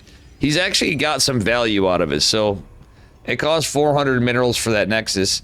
If you think about it, it's the same thing as Terran. If you built a command center and an ninja base and kind of snuck it out and were mining for all that time, like, let's look at the income advantage. Jumi did have his spike. Technically, that's he's plus minerals, but he's down effectively mining with his third base after. How many? Well, the Nexus was lost. Expensive trade, but there's crazier ones, usually when there's Widow Mine drops, etc. Jumi had some good defense earlier on, as far as the main base goes and such. Guys, Charlie is really wanting some attention here. I do apologize. I feel bad. He's super cute right now.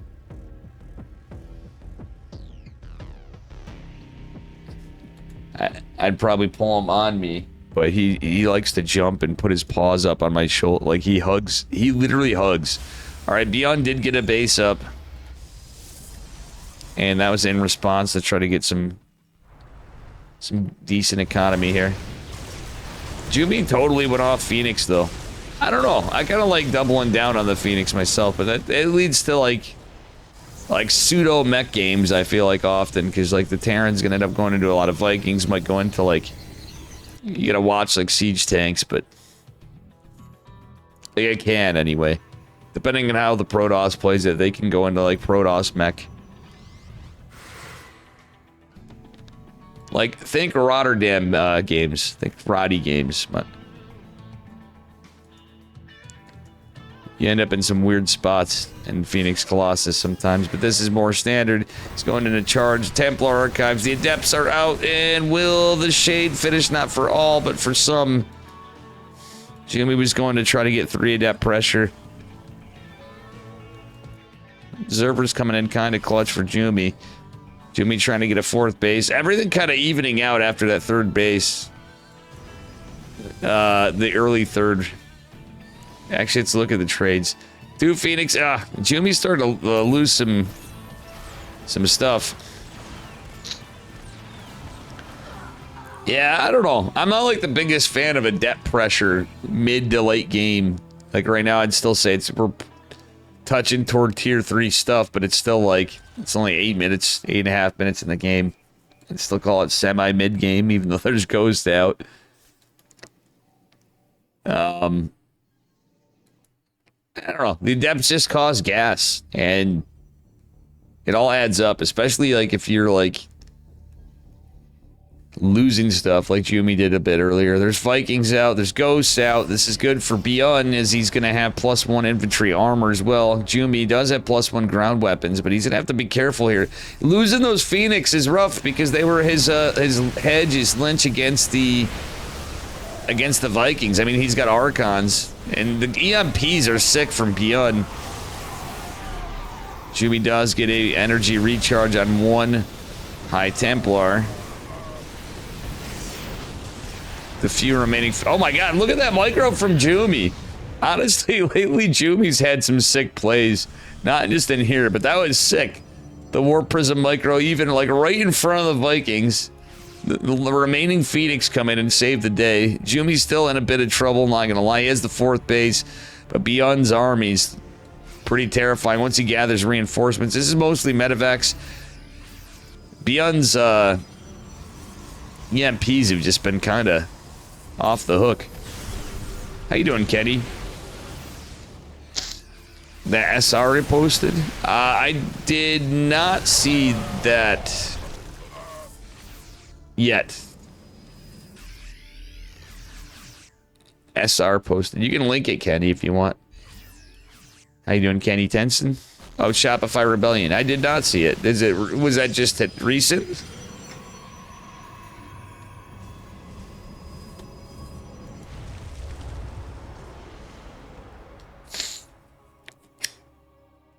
I will try to remember to check it out. How you doing, Kenny? Hope you're doing well, man. All right, guys, ladies and gents, Beyond here with the killer EMPs all game, but can Jumi be the aggressor now with some offensive storms and feedbacks? My god, look at Beyond just keeps EMPing the hell out of Jumi. Jumicus. Still in it, though.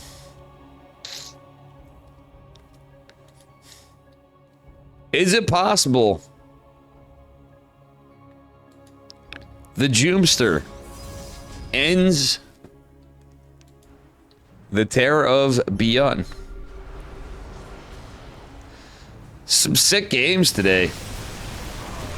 I don't know about the Eagle Jumi with these Colossi. Some of them almost dead as well. He's going to be extra careful with them. There's so many Vikings. Vikings even landing. Vikings lifting. Little indecision from Beyond as Jumi pushes in with the Protoss Death Ball that is continually getting EMP'd. Oh, Beyond wants these Colossi. Oh, yo, the micro. Oh, Jumi didn't have a chance to drop that one. He loses the Warp Prism anyway. That is unlucky. There is a Disruptor here, but he's not. Jumi didn't use it. Now it's looking rougher for Jumi. Still, he's kept the pressure on. He's going for a 5th base, but he just doesn't have a lot of units. He's lost his power units. Did the Ghost have energy? The answer is not quite really.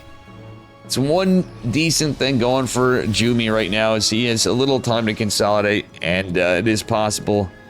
Now, he doesn't have energy recharge. Okay, he used it. So it's up to this 1 EMP for the Ghost, and he lands it, even though Jumi reacts in kind. That pylon came in clutch, but it didn't matter. Beyond was already in position for that absolutely sexy EMP.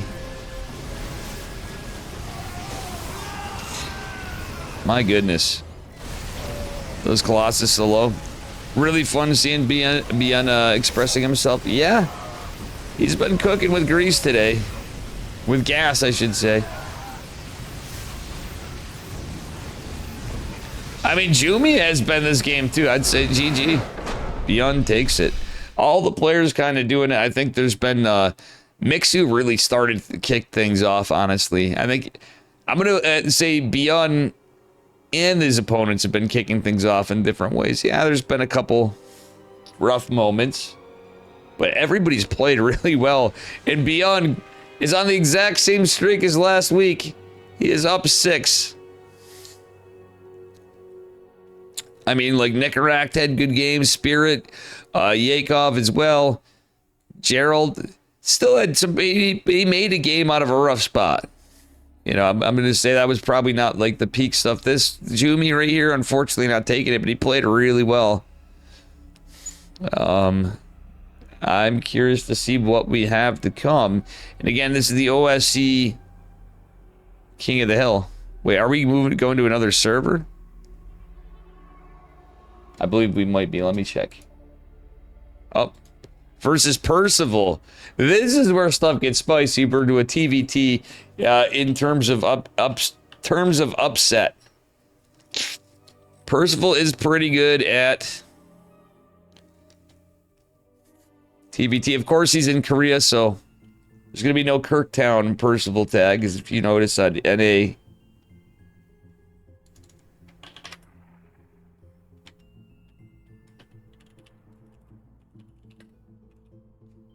They invited me in. Percival did.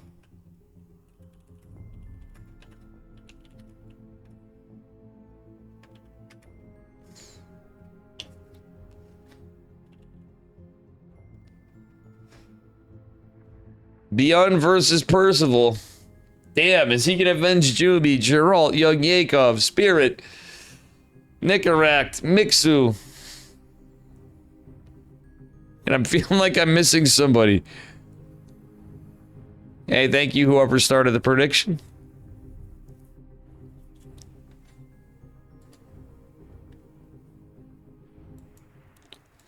Kano, coin casting. Oh, yes.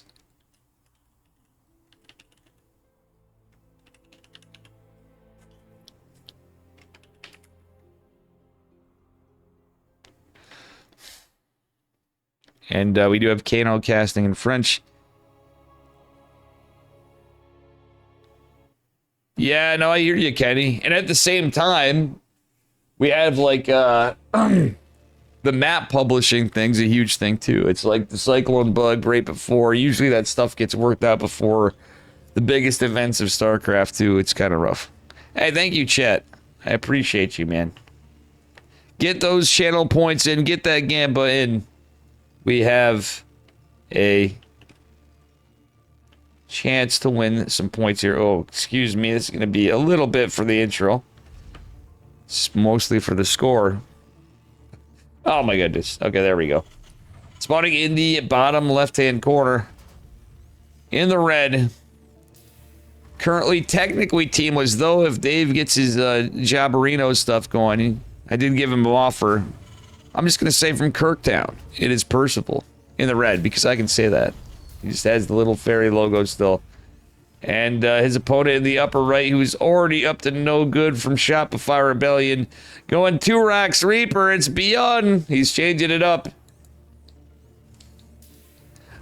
Why does he wait for the Korean TVT to do this? Because he wants to micro his Reapers. Now, this could be very good for Beyond. This could be very bad for Beyond. Yeah, Percival's double gassing, which is fine. I mean, you could hold it without, I guess, but I don't know. Observing it, let's see how this is going down. For sure, Kenny. I'm just saying, like, usually I'm like the worst 2 racks Reaper defender there is. And I think it's mostly from lack of experience actually doing it. But with a scout, it could be all right. But Percival's not scouting. You don't usually scout on a double gas standard opener. Yeah, guys, get those points in. Gonna have to close this one early. Yeah. Thank you. That's true. This is a guys. Do you think it's a good way that you know this could go either way? It's a good one to bet on, honestly, in my opinion. Reaper's out. I like the Marine after. In this position for Beyond, I will say this.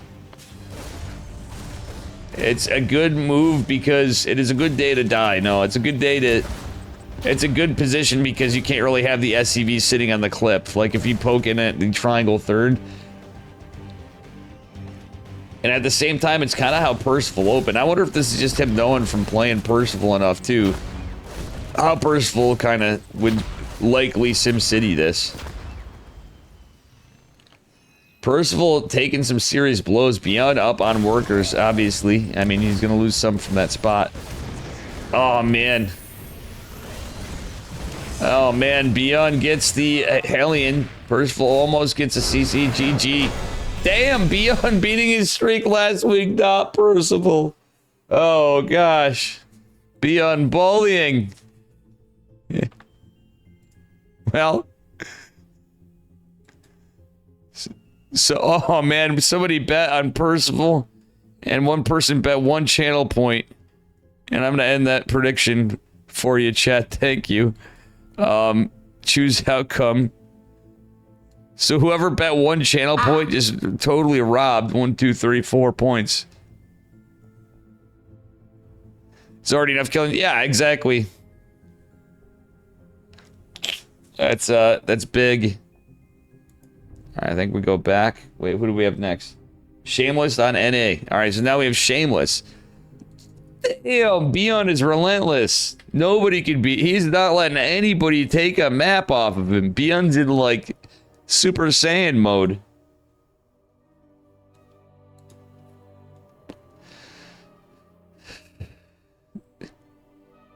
Crazy to see.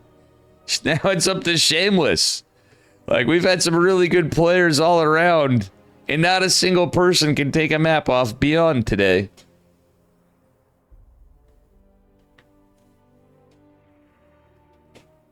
Look at this guy. Back-to-back-to-back games.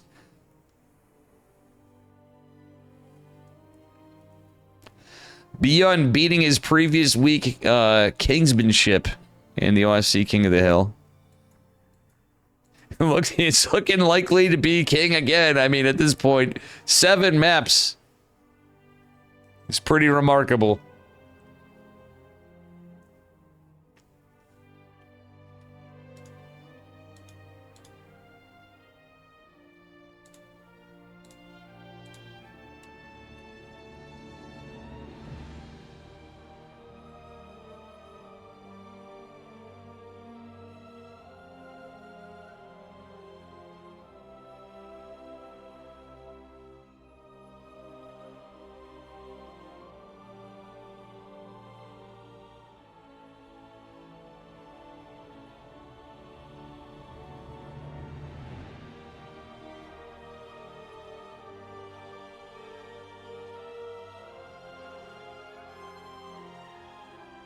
Beyond absolutely cracked on Independence Day.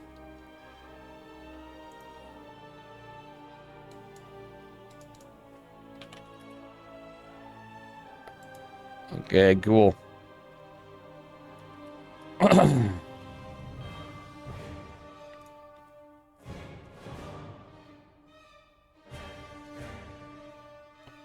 Shameless is quite good at PvT. He's been proven at his level. He's been improving too.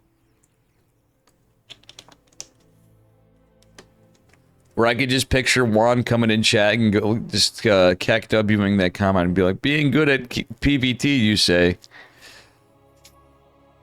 But no, truthfully, Shameless is been demonstrating some good play over time. I did that for you, chat, for being base, getting the predictions and etc. All right, here we are. Whoa, whoa, whoa, whoa, whoa. Almost did that run. All right, here we are. Our contender to try to break the streak of the Wrath of Beyond. It is Shameless in the blue. And his opponent in the upper left. Shopify Rebellion's ass kicker, for lack of better words. It is Beyond. And it looks like he's going for proxy Rex, maybe? No, he's not. No. Beyond is going to drop his racks. He's going for an eBay block with this? He's going for a proxy something? He's going for an eBay block. 100% eBay Blocksville, USA. I'm not usually a fan of the gas before racks, but who am I to judge Beyond? A man that is just mentally like being up 7 maps. In any case, this is confident Beyond. This is the Beyond I love watching. And this is why historically he's been my favorite Terran player. At the pro level. When Beyond is cooking, good luck stopping him. Dare I say it, I think he can contend with anybody when he's playing as good as he has been. And apparently in last week's as well. Shameless opted for a very awkward third base decision instead of even messing with this stuff, which, in fairness, it's not a double gas opener. This is going to be a Barracks Factory opener, but it's not a double gas opener. Leads to a little bit different games. So, Beyond will play it out similarly, but you're likely not to see something like a Cyclone push, etc. It just gets harder to defend the Reaper Hellion stuff. I like Shameless's setup here, though. He could drop a shield battery in his main base as well, if need be. Because very likely it's going to be Hellions. It is going to be Hellions. But with one gas, it's harder to even get a drop in Star Power. Yo, Shameless is the one that is cooking now. Shameless says, heck on you. Is this going to be a proxy gate? Is this going to be a proxy Stargate? And honestly, in fairness, as a multi-race StarCraft player, is what I'll consider myself these days.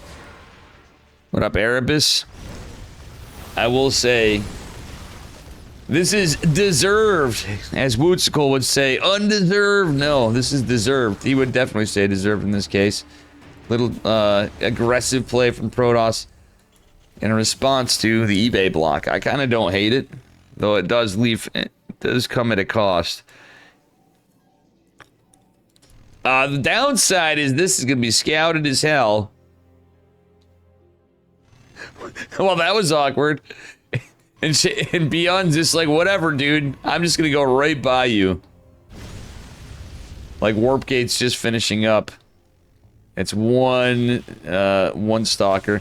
Shield battery will help, but the probes will have to... Honestly, the probes had a chance to surround and be defended. Shameless doing a decent job. Well, he was splitting them up. Oh no, the probe's chasing it. We did get a shield battery, though. In this case, that definitely warrants it. The only thing with these proxy gate builds that I've been seeing oftentimes where I personally disagree with is people really double down and super commit. I mean, now he's lost a lot of probes, but still, situationally, it's the fact that there's no Blink, there's no Twilight Council, there's no tech. It's just pure gateway units. So though the Stalkers get some pressure in, there's siege tanks out now, and, you know, basic bitch Stalkers will say, just ain't gonna do it. Losing 9 probes right there actually isn't the end of the world. So I know you said GG, Kenny. The amount that Terran usually, well, it wasn't a double gas, so this is weird.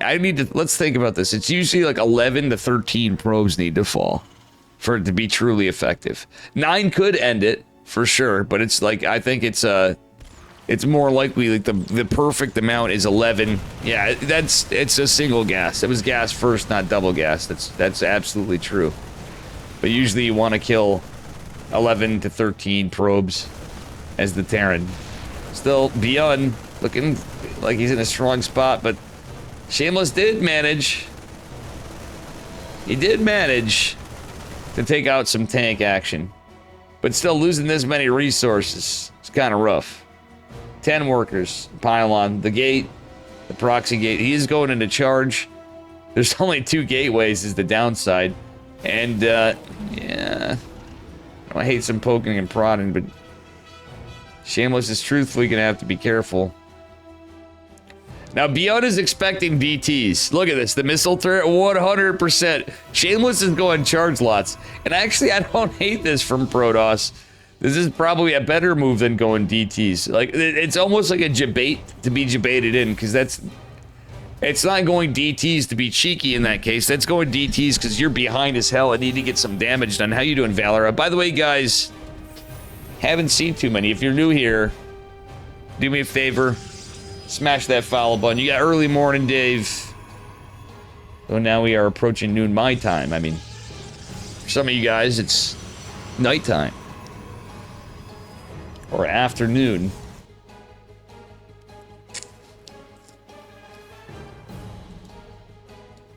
Hallucination is gonna go out. See the push. Shameless is like where he's in trouble is simply put, he just doesn't have a lot of production now. That's the problem. Like the proxy gates and such are fun and cool and all, but really as painful as they can be for the Terran, realistically, when you scout them, when you know how to read them, if you shut them down, like, Protoss is losing a significant amount of production and potentially pace to the game. Like, this lit charge first is good against tanks, but as we see here, the force field's nice. Beyond coming in at a timing that these zealots aren't going to be able to do too much. They're, like, doing okay. But GG's called. Beyond on an 8-map streak! You animal! You madman! He's undefeatable today.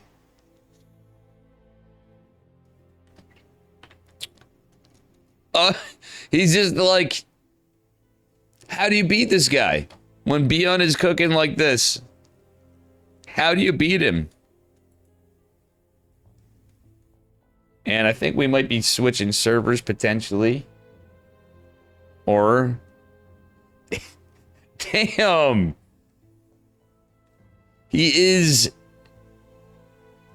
in God mode.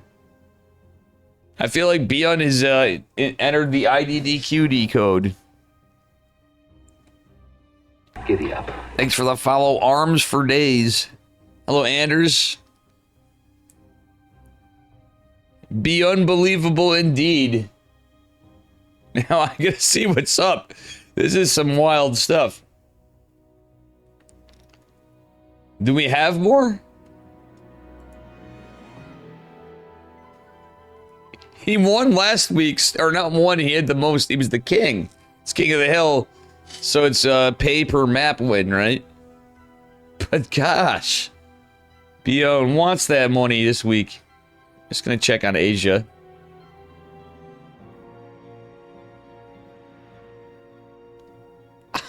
I don't know what to tell you guys, but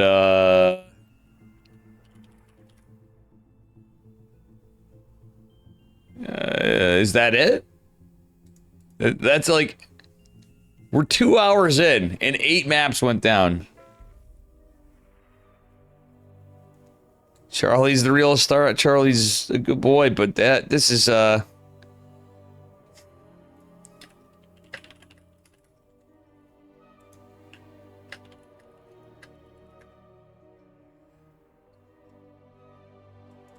have to find a challenger? Yeah, true. 15 maps. Ah, yes. Woof. Beyond disappeared is why. Maybe he needs a break.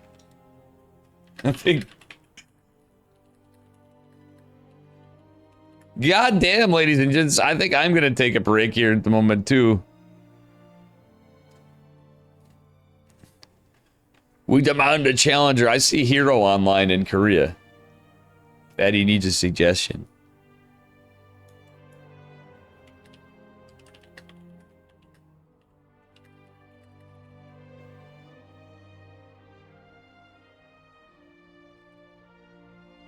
This is nuts. Somebody wake up Estrella? True. Estrella's new nickname, Stormy Daniels. Yeah. I'm gonna go to... Same...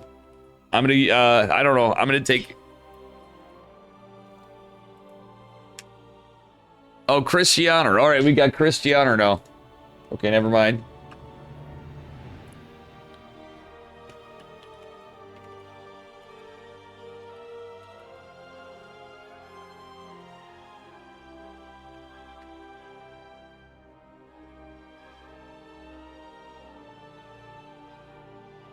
It's Cristiano. All right, here we go. Yeesh. As Forjumi says, I need to use the bathroom quick. My other cat's here creeping on me. I'll be right back real quick. We're in the lobby waiting for Keon. Kitties.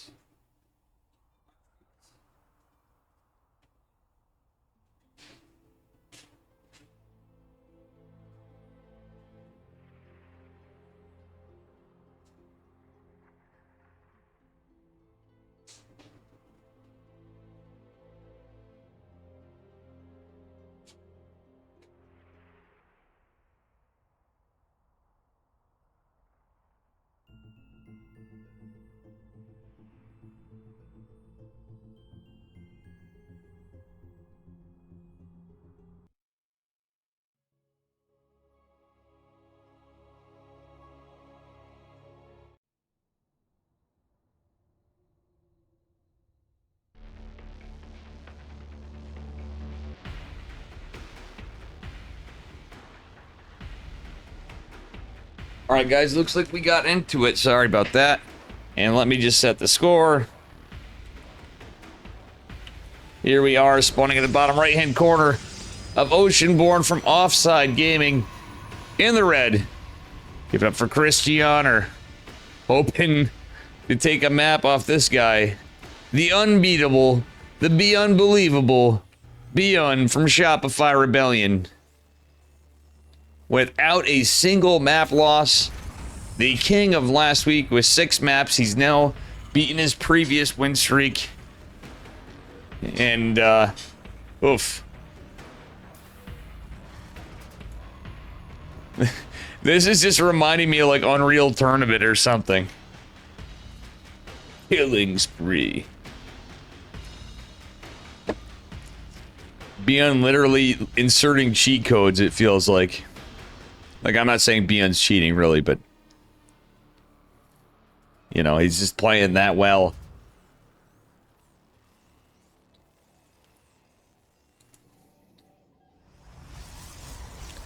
Zealot Archon?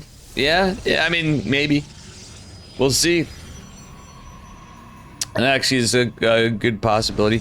Vindictus online, but he will lose to Beon. Migs, yeah. I mean, Eddie is working on this behind the scenes, getting the players. And again, guys, if you want to help out, consider you can actually become a member too to play in the events. OSCesports.com. Go check him out. Been doing tournaments for like approaching 2 decades now. Partnering up with events too. Big thanks. One of the greatest, in my eyes, one of the greatest organizations we've had in terms of consistency and reaching out to like all sorts of people for getting involved. We have like the Rising Stars for some a little bit lower like Grandmasters, and even higher level Masters players are pushing up a bit, amongst other things. 15 maps we have, and Beon, so Beon now is over the halfway mark technically. I mean, you can't get 17.5 wins. I mean, unless you can count a draw as the 0.5, but it's really just a wash. But the over 50% wins so far in this. I think it's safe to say, with 15 maps, we have our king. Regardless of how this goes. He can be taken down, though. Cristiano may just be the guy to do it. Let's see what we have. Widowmine drop for Beon. Actually, where is this Widowmine going? Oh, it's a miss rally. He was rallied all the way out to Narnia with that. I think he wanted... I don't know what that was all about. That factory rally was interesting. How the hell would you even do that? Cyclone's here. poking out. There's no shield battery for Cristiano, and he's going 3-gate blink. It's just a pretty standard opener. 3-gate blink from Cristiano, very much in the meta. With how aggressive Beyond is, I mean, this is good against the Hellion pressure, but unfortunately for Cristiano, this is a Hellion opener. These are the kind of openers that can lead to you losing production in your natural.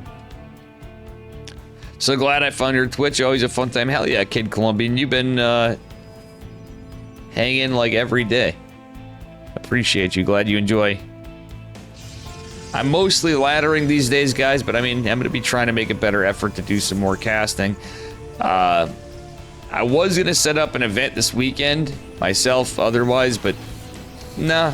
We'll see if I do, it'll be like pseudo last minute. Nice blink from Cristiano. Still, there's another Widow Mine in here. Cristiano does pull the boys. Whoa, whoa, whoa. Beyond. With the great debate. Oh my god. Sick Widow Mine control. Doesn't get a ton of damage. Good defense from Protoss, but that does ultimately lead to a massive spike in mining. I think there was some mules out too, so it was a mule cycle at that. Oof. It sounds crazy, but little things like that lost mining time. So I'm in the camp of not really caring for Widow Mine drops too much, but even if you can really micro your mines like Beyond or Clem or whomever, the effect of that is clear as day right here. Look at that. It was a 1200 income spike for Terran. So even if it doesn't seem as good. Oh, the Observer lives. Cyclone goes down. It's not like a massive catch, but actually Cristiano's gonna have to be a little careful. He's taking quite a bit of hull damage here. I don't know if that's been worth it in terms of trade efficiency when you consider he kept the Stalkers alive, but now they're like a little soft. They're a little bloodied up. If Stalkers complete, I mean, the Protoss inside probably could, but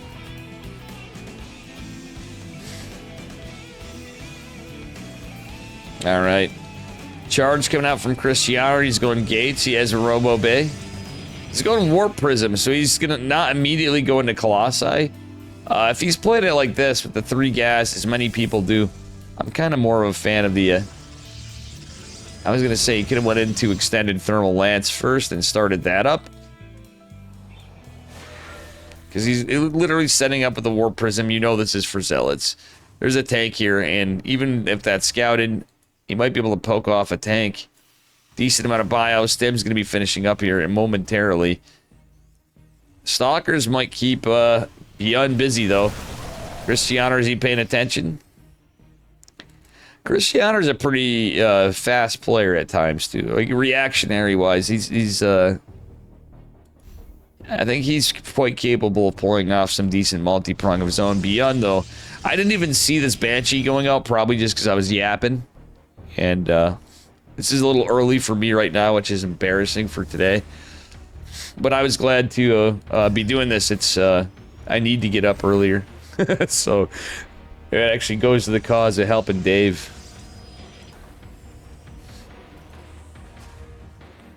On sleep schedule.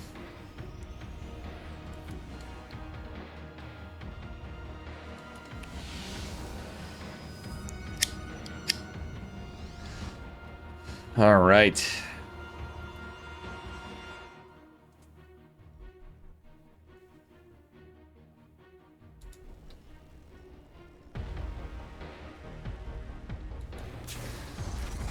Beyond with 4 siege tanks. Continuing siege tanks. This reminds me of Percival occasionally will do some builds like this. But not as common. He's going into a lot of Vikings, but if he's going to play defensive, it will be helpful. However, against mass charge a lot, man, Gateway Man can be kind of rough. Medevac's actually helping quite a bit, but we are going to lose a significant amount of SCVs as Cristiano dives in very aggressive. He's leading here. He doesn't want to lose these Colossi, but even if he does, this is a 4-base Protoss. Oh wait, Banshee goes down. What? No, I mean, this is all army trades. And look at the army supply. Christianer might be the one to do it, ladies and gents. And some of it was this build. I feel like from on Beyond's side with the tanks. Damn, Christianer is doing it. Like, this is not a spot you want to be in his Terran. However, I do like the upgrades. But Christianer's going to have +2. Like, he's absolutely cooking. He's kept the pressure on. He's got great damage on. And so far, the only player looking like they're in a really solid, a convincingly solid position against Beyond. Not to say that we've had really close games at times, at moments, and some really good play. Welcome, like Sirio, be unstoppable. Who is Christianer? Yeah, he's a Polish Protoss.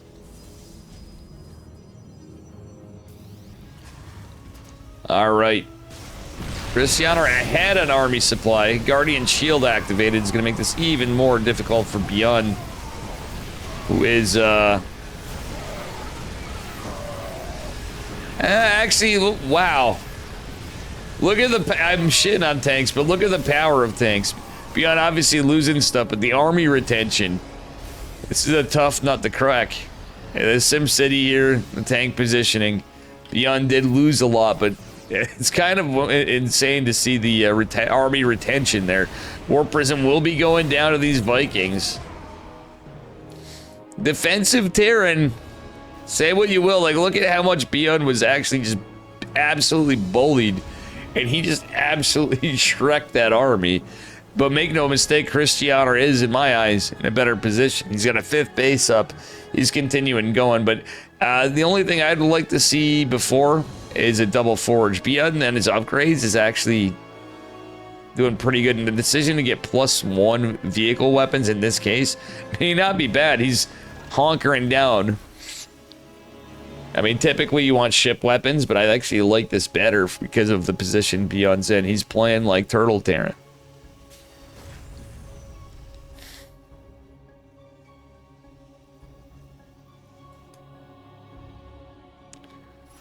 Like cereal? I said like seriously, dude. I didn't call you like cereal. You're super cereal, chat. Super cereal, chat. Honestly, look at this. Beyond's making a game of this. Ghost Academy on the way. He's going into +3 infantry weapons. The DSEG upgrades. I like it. I mean... Beyond with his back to the wall, really and truthfully making a game of this. Protoss is obviously economically built differently, but with the trades, I don't know. I don't know. Disruptors here, we do have some anti-siege, and Beyond does have his tanks clumped up pretty good right there. That I don't like so much. Nice job by Beyond dodging the Nova. Still glad Christianer's kind of going into the anti-siege territory. Dark Templar will be available pretty soon. But again, the lack of a double forge before was a little wild. Now he's going into psionic shields upgrades with his final ground armor upgrade, Protoss.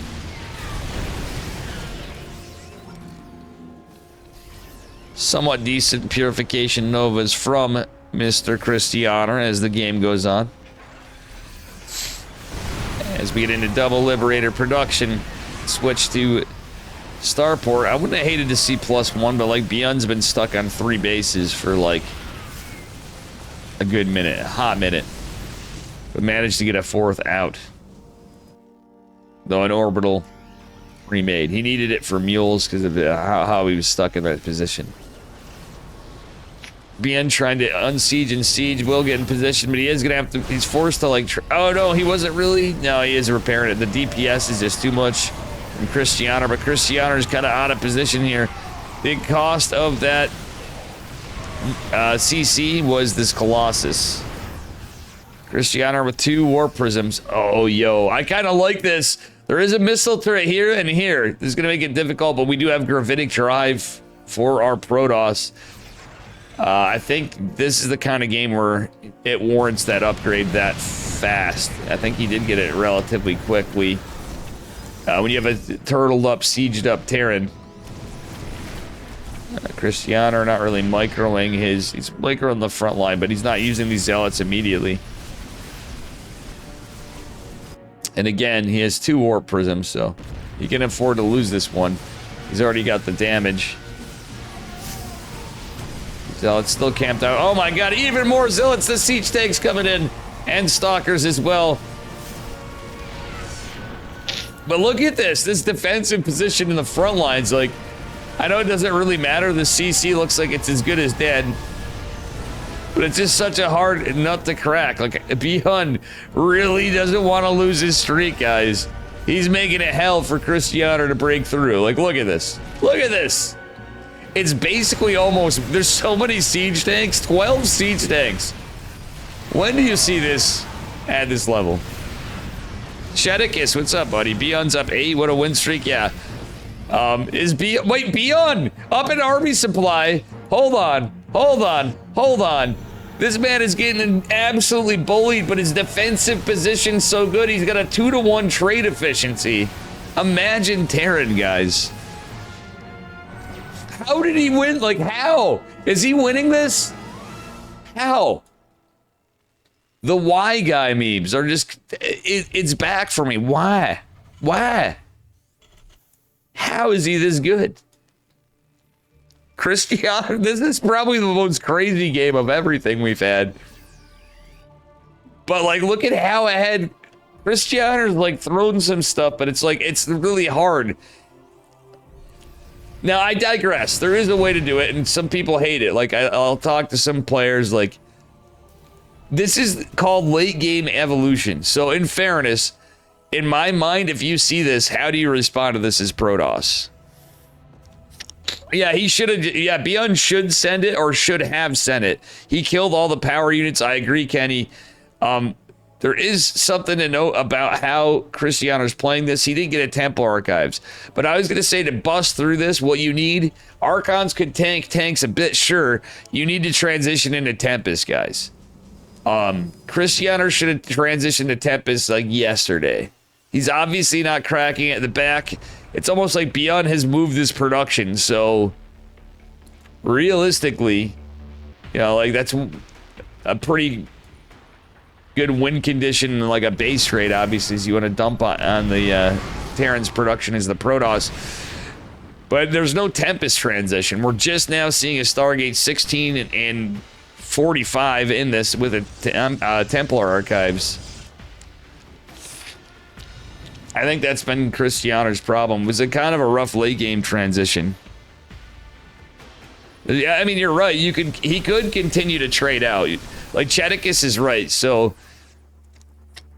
as weird as it is, like, yes, Protoss has all this stuff now. This is kind of like how we've seen PVT for a long time. Cristiano's playing it the old Robo into Dark Templar way, kind of like Max Bax has played it forever. Sans energy recharge patch.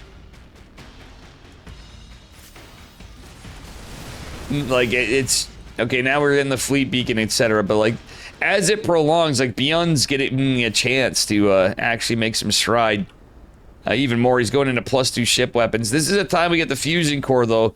I would have liked to seen Beyond going into a ship weapons instead earlier. Like, it's a 100 upgrade for +1. Let's be real. Zealots here. The fleet bacon is out. That is true, Chedicus, as we have Psionic Storm coming as well. Our Polish Protoss not getting his +3 shields, but I would have hated to see him get air upgrades, etc. with all this. He doesn't have, like, the hugest gas bank, Cristiano, as he's not taking some. I'd like to see him start saturating that gas a little more, because he's got quite the bank. Beyond's starting to get a little bit of a bank himself, and obviously with that 63 workers, it allows him to get a little bit more supply than the Protoss. Advanced ballistics is being researched. We do have Neo Steel Bunker going down. It's a proper late game in a weird way. Your wife tells you you have a huge gas bank all the time. Based and true.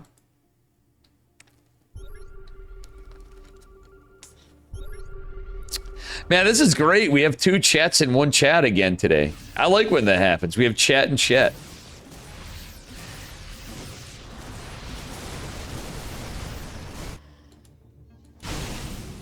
Two chats, one beyond. Apparently, chat Nitro is not is nervous about it. We have Zerg chat and Terran chat. What a clinic Beyond's running. I know, right? Like, how many Terrans, like, I can picture Spirit and Nicarak going like, all right, we played him, and Percival, for that matter, might be taking this and like, we want these replays.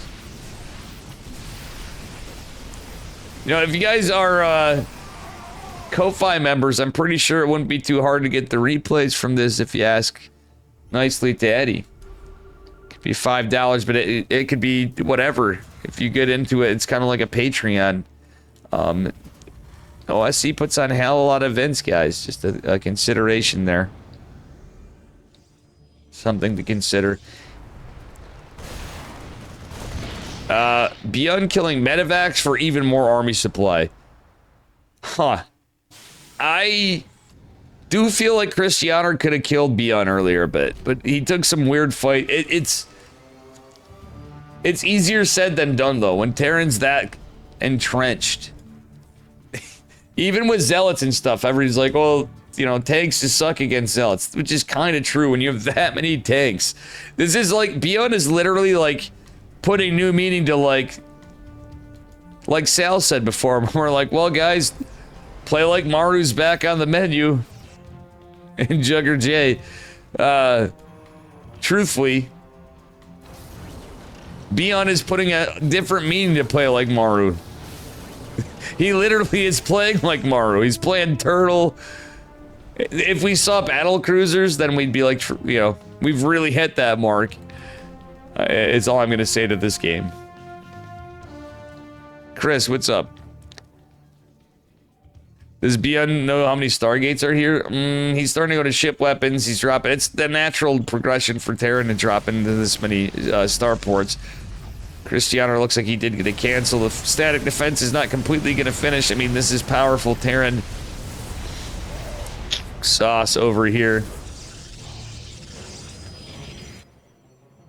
Like, at this point, the static defense doesn't matter as much. It does, but like, if you guys saw... Wow, look at this. Dude, Beyond is playing so well. It's a carrier transition, which is the annoying point, but the good thing for Beyond is it's not like super high upgrades for Protoss Sky. Like, Skytoss isn't as scary, but he's actually killing his Marauders a bit. You like need to size up the Protoss and see what their composition is if you see carriers. So like if the comp is, if you're like really heavy into Marauders, oftentimes you just die, but you could do as Beyond was doing and trading it out, but you have to be cautious in those trades because it still could be a Carrier, High Templar, Storm, Zealot, Carrier, Colossus, whatever. It could be Carrier, Tempest. It all requires different types of outlooks. The bank, oh I know, Protoss is, Cristiano's sitting on a Cerro level bank right now. But like, it's not a high carrier count. Like, you gotta, like, there's a couple ways to look at it. Beyond has a huge gas bank, which is not shocking. But at the end of the day, he is baited into Vikings, though. If the carriers get too crazy, oh my god, actually. 9 carriers going on 10. We're about that +2 air weapons. Beyond baited into Vikings, is all I'm gonna say.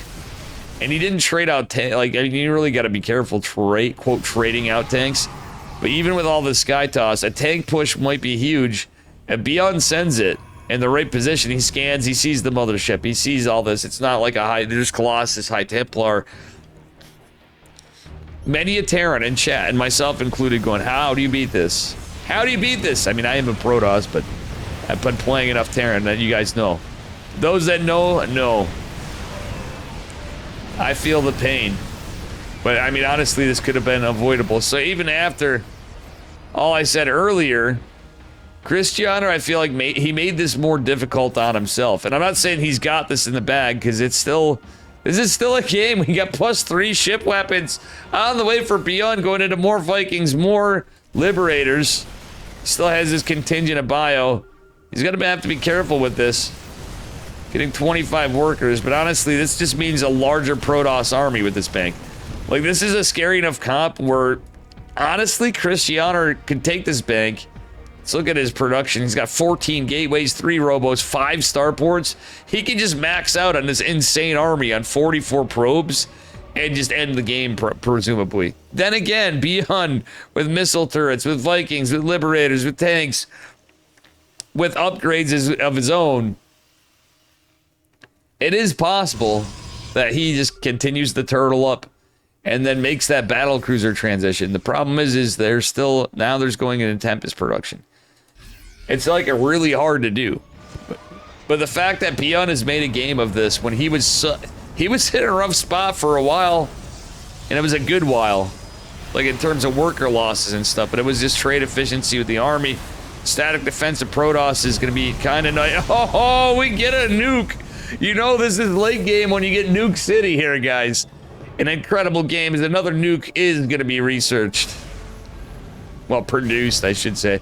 Oh, Beyond even getting the Observer. But now, this fort...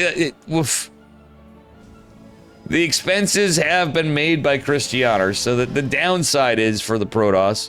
When you lose the bases, when you lose the probes, and losing those probes and getting that army. If you lose that army... That is a big oof. Alright, anyway. 159 army supply for Christianer. Like, Christianer has a scary, terrifying as hell army for Beyond as well. It's not this game is definitely not over.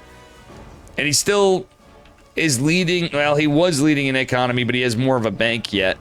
He somehow established a bit of a bank yet. But he's trading out workers yet again. Beyond with his push. There's not a lot of carriers here. The storms are pretty good. And I'm gonna kill the Marauder. This is a little bit wild. Oh, the cloak coming in clutch because there's no observer. Not a lot of energy on these ghosts, but I don't think it's gonna matter. The medevac's going down. The Marauders as well. Yeah, this is where it gets wild. I think we got into a spot where how many Tempests do we have? We just have the 2 Tempest. Christianer needs to go back into Tempest. Yes, that's the correct play. Tempest, obviously AoE's good, but just a few high Templar, I feel like, and more Tempest for our Protoss. I've been looking on the Protoss side after a while because that's where all the action's been more. That said, Beyond has established a base that Christianer had before. Christianer's mined some of this out. Like, as you can see, some of these minerals are almost completely mined out. So we're now trading sides, and we are in the most epic game of the event so far. Yeah, let's take a look. The trades? Beyond is chiseled, guys. I'm sorry. Look at the trade efficiency. Imagine Terran, huh? No, I'm joking. Like, a PvT is in a slightly Protoss favored side. But Beyond is making everybody look like... I don't know. He's playing like watching EWC with Clem. In terms of how the games have been dominated. Christianer are the only ones so far to really put a convincing spot, and now it's looking like heads or tails, folks. Man, we're getting nukes. This is just, this one's a kudos to both these guys for giving us a hell of a show here. Christianer now running low on money.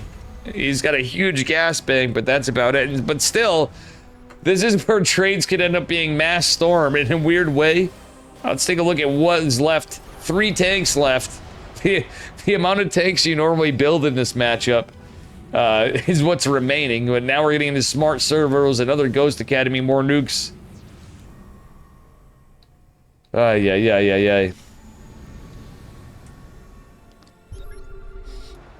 And this game is, like, now we're turtling out, but it's not like this game's been boring. It's been nothing but action the entire fucking game. For a turtled up Terran, Christianer was the aggressor before, and then the tables have turned. Oh, man. Wait, you guys didn't end the previous prediction, or what happened? Because this game is not over yet. As they say, there can be the great debate of Vikings, but economically, it's not looking good for Christianer's gonna, like, in my eyes, it's gonna sound crazy. He's gonna probably want more probes, except for, does he really? He just needs to fix his saturation more so.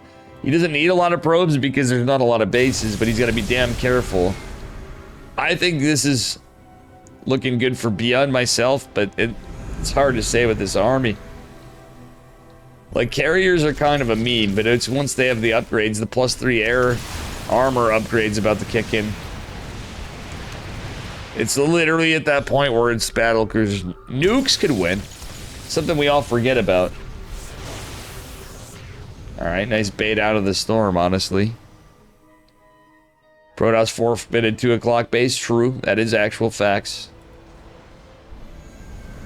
He had to. Like, he had to. He didn't have to, but it was kind of what was going on because Beyond was pressuring on the other side, Chris. Oh my god. The observer goes down. Let's see what happens. Here's the oracles press out. A pure sky toss army with some minimal storm support is going to be what's here. Now, the downside to carriers is this, amongst many things. Interceptors cost 15 minerals apiece, and when you're at a lower economy now, the tables have turned. The income has been in Beyond's favor for basically everything after the 15-minute mark. Not even 15, like the 10-minute mark. Beyond has been leading economically as Christianer literally dominated map control earlier on, at least bases, and he did have great map control and great map presence. Yeah, he chiseled into the production of Beyond, even, I'd say. These nukes getting some value. I'm getting at this because there's such limited mining for Protoss now. Every carrier that goes down is massive, but even every interceptor that goes down is massive because of the lack of resources available.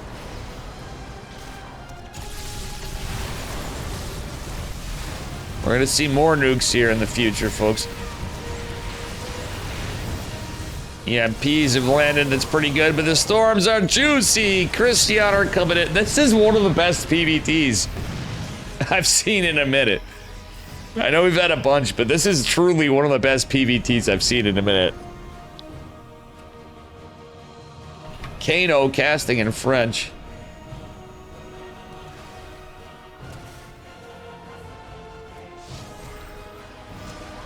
This is really some of the best. This is peak PVT, TVP, if I've ever seen it.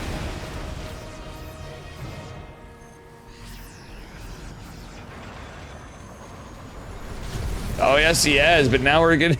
Dude, how many nukes has it been, chat? How many nukes has it been? I wish it showed us there. Yeah, Christianer is It was the war of attrition, but like...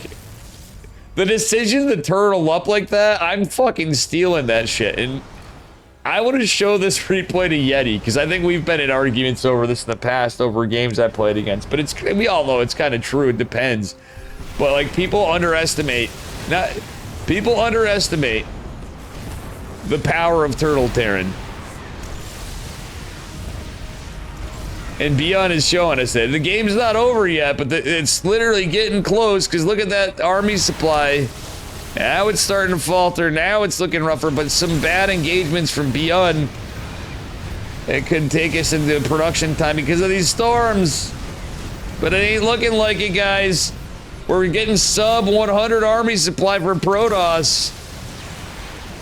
And ladies and gentlemen, Beyond diving in on these carriers, the remaining Tempests, the Vikings, the Liberators, it's all coming down. GG. Beyond takes his 9th map off of Christianer.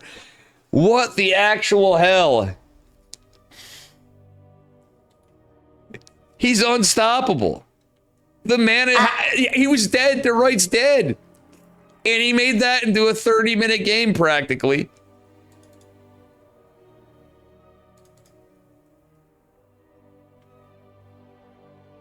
Jesus Lord, is this a new record? I think Beyond might be on. Eddie, if you're still there, it might be too late for him. I'm curious. Beyond is just unstoppable today.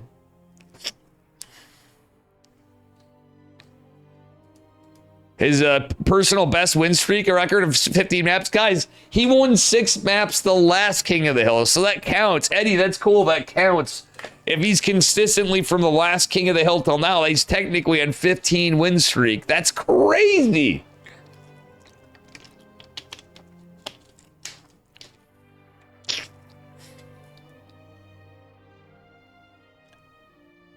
Thank you, Eddie. Don't sleep on Beyond, guys. Don't sleep on Beyond. Beyond. I say it Beyond. It's my fucking accent, all right? Leave. Get skills noob. It's an asshole. I did that because of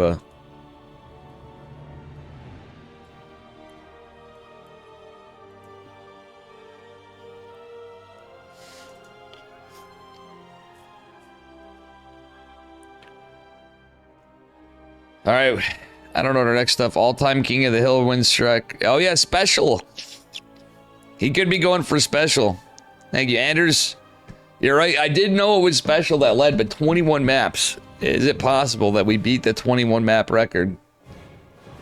I mean, yeah, this is certainly something.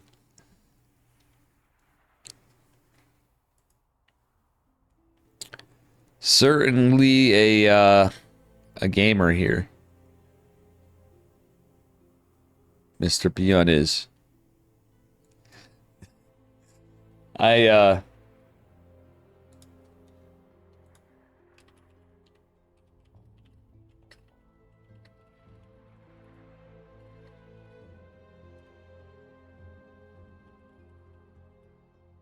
Beyond can't join OSC? Oh.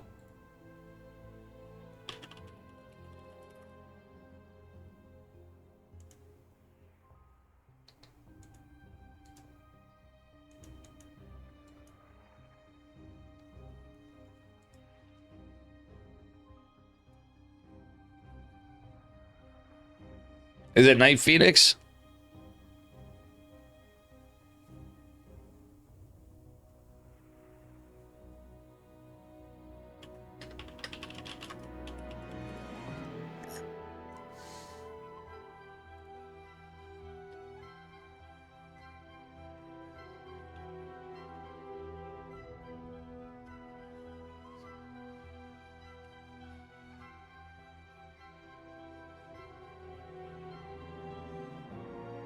Alright, just tell him Night Phoenix.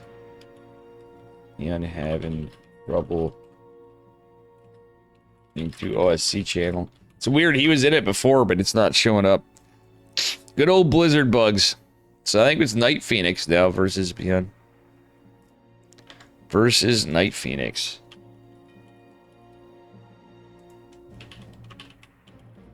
A man, Night Phoenix. Night Phoenix is good peeps.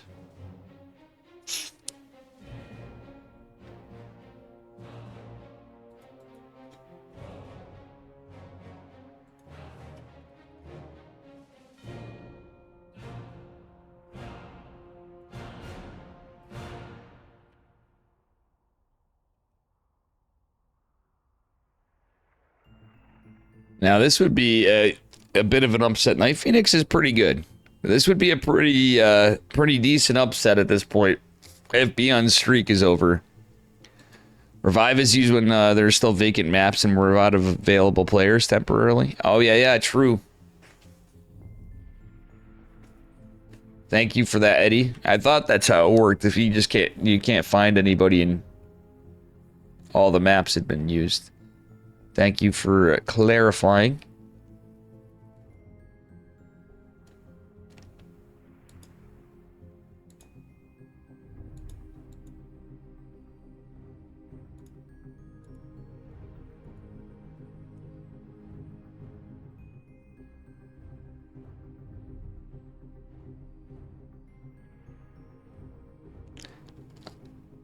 Big Gabe?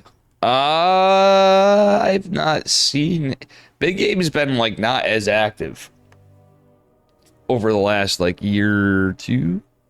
Like, he's obviously been playing in tournaments and such, but, like, and, like, the overall thing. He doesn't usually play...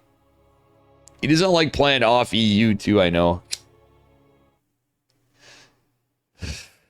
Him or Max Packs versus Beyond? Yeah, true. Max Packs or, I mean, hell, we could see... I don't know who we'll see. We could potentially see... Who knows? We might even see Hero for all we know. But anyway, he is up. What are we at, 9? How do I even enter the other... I forgot how to enter 10 and stuff after. It's been a while. Is it 8 maps now? 9 maps? Wait, 6. We're at 15. Oh, we'll correct that in a second. Upper left-hand corner on Last Fantasy, the 3-player map. This man is unstoppable. Be unbelievable. His opponent in the bottom right location, in the blue from Team Astro. It is Night Phoenix. Going for a Pylon Scout. Well, actually, it's Pylon Gate Scout. Technically. Clem does play occasionally in these still. Clem has played in OSC stuff. Exclamation mark OSC, guys. It's OSCesports.com. You can take a look at the World Champion stuff, but Hero, Clem, Dark was playing in them. We've had all the bunch. Max Pax. Cyril. No, you wouldn't really see Cyril. Most likely. We'll see how stuff changes over time in StarCraft, but less likely to see Juna Satala.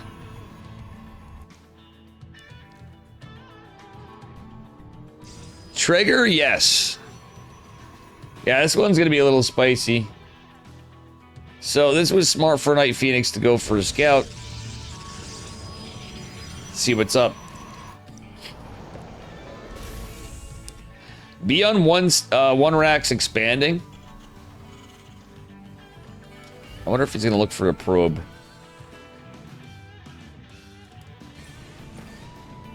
Okay. I think Night Phoenix might go in this. Yeah, he's gonna check it out.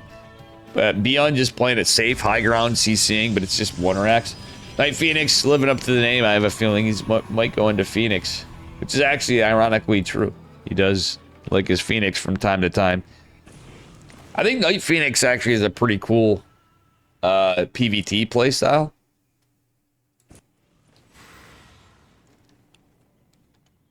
Everybody does. For Jumi had a really kind of cool build earlier too to mention. Was it 8 or 9 now, guys? I'm just like losing track. Beyond is on such a tear. My brain just can't comprehend it. Mostly because I'm tired too, but...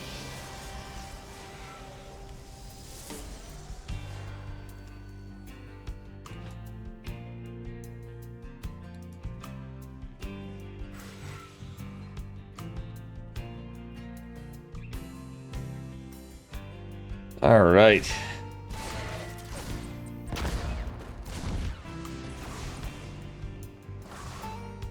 Hey, Phoenix fighting with those adepts and phoenixes. Well, he's getting phoenixes now, but he's really hammering down on those adepts. And Beyond going for the Cyclone against Phoenix. I don't know. Like with the Marine Cyclone push, this is one racks. It's a 1-1-1.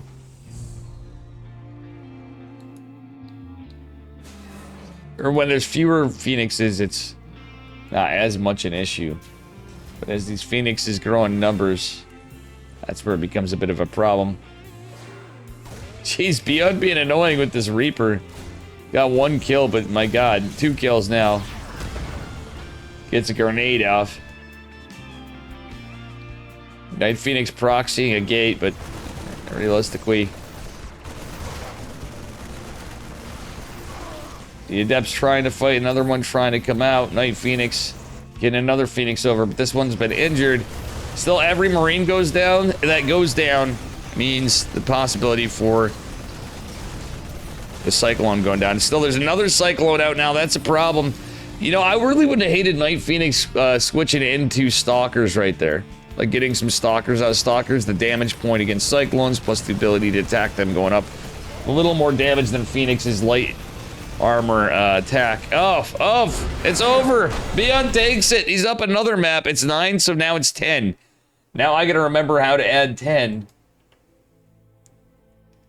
Oof, that one was quick.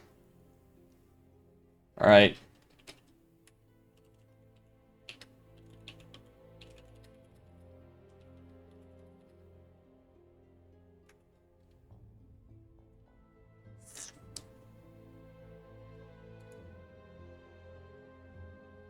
Oh, shift. Yeah.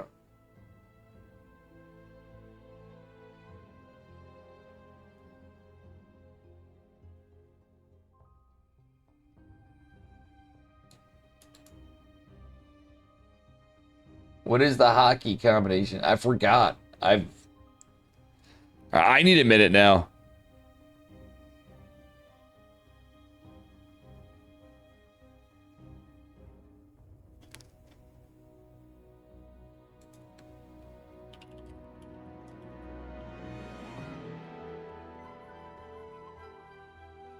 So many wins. New personal best win streak and equal 4th highest of any player ever in all the King of the Hills. Wow. Are we going to see him give special a run for his money?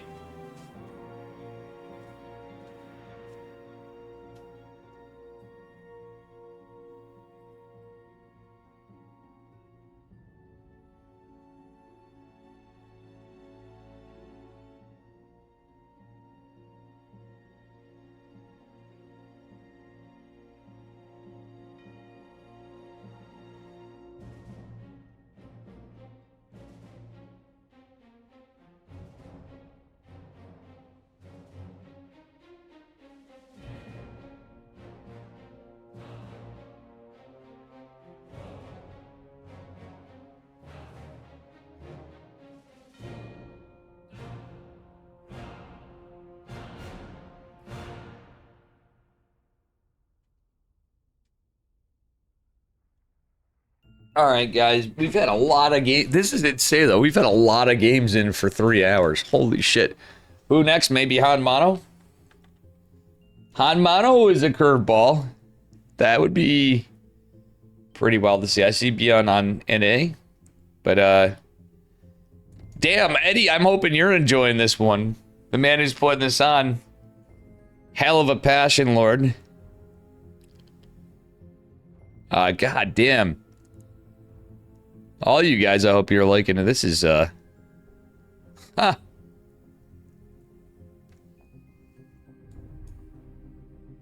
I mean, I feel bad for everybody that's lost to Beyond, but at the same time, I'm sure even there, everybody's got to be like, geez, he's just cracked right now. Even if you've lost to him. This is wild. Where's Max Pack? I know, truthfully, Max Packs, Clem, Hero, Classic, Mana, maybe. Showtime, perhaps. I'm trying to think of players that you'd see some more. Clem or Hero's a big no. Today, you sure? Hero's played in these. They've never played here? The Hero's played. Am I losing my mind? In lieu, at least in the year that KSL came out, we saw Dark and Hero and more. Like, we seem to have an absence of some Koreans. Not Beyond, he's always been around. But that being said, oops. Oh, GG Machine. Wait, did Kano miss the lobby? Oh no, I forgot to invite Kano.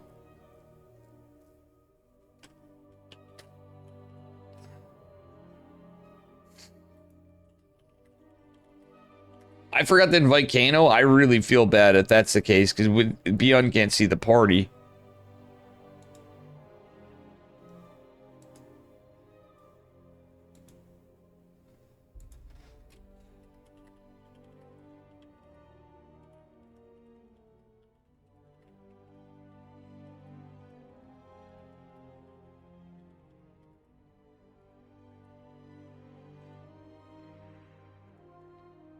So it's Beyond versus GG Machine. That was not expecting that.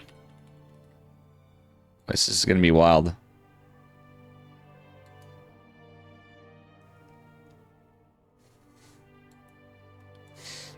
Yeah, Kenny. I started C1 CD pipeline. Hope it'll work fine. Yeah. Night Phoenix, still a cool... it was still a cool game, and you were on the 3-player map, which even if you scout and stuff could throw you off. CI.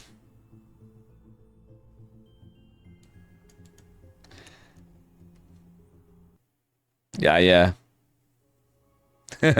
How you doing, Night Phoenix? Good effort. I hope you don't feel too bad. It's the development pipeline. Yeah. I gotta say, guys, bear with me. I'm gonna try to figure this out. I might have to reach outward. No. Damn it. There's a way to do it. But I don't know. It's not Control Shift. Whatever. We're just gonna put this on 0. Because I'm not sure how to do it. I might have to reach out to like if light was up. I'd have to message like Light VIP'd probably know how to set it to 10 plus. But anyway, spawning in the bottom left hand corner with 10, technically 15 map wins in a streak from the previous OSC King of the Hill on Tokamak. From the Shopify Rebels of Shopify Rebellion, give it up for Bia our Red Terran. The man is unstoppable. And his opponent in the upper right, our Zerg player. We're changing it up yet again. TVZ. Back to the TVZs. In the blue, it is GG Machine. Oh, it's 16. Yeah, okay, good call. Good call. But we are now on 10 map wins for Beyond. I tried Googling it quick for WCS, but like it's so old info for StarCraft. Certain things could slip through the cracks. Now, I might need to take a moment to run to grab a brief something. I'm getting a little shaky here. Like, I won't be long. It's not gonna be like Dave's running and grabbing lunch.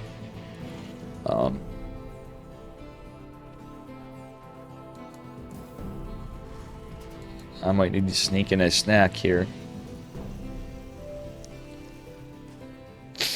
You can double click it with the mouse? Oh! Yo! Night Phoenix, how'd you know that? I didn't know that. I've been doing this forever, Night Phoenix. I'm embarrassed. See why I like Night Phoenix? He's always so nice. And he's even not even like, yo, Dave's an idiot about it. He's like, dude, just double click it, bro. I appreciate you, man. That's huge. Night Phoenix with the big save. So now we have the score. I never knew that. I don't think I've had to do that. I've casted best of, like, we just kind of kept on going into best of, I forgot how many, like some crazy numbers of shit, but how many years in StarCraft 2? A lot of casting too and commentating, but is this my first King of the Hill? I might have done one King of the Hill before. I think this might be my first King of the Hill. I truthfully can't remember. But I think we just kind of let it slide. Well, we didn't... No, it's not that. We just didn't have that big of a streak. I do believe I've done King of the Hill. It's just the fact that I've never been on a streak this long. This is insane. This is insane in the membrane. GG Machine says, you know what, we're going to go in for the cheese. Be unresponding in kind. Is doing his best. The bunker response, this is actually like how you hold it. I even forget this too. I get, at the same time,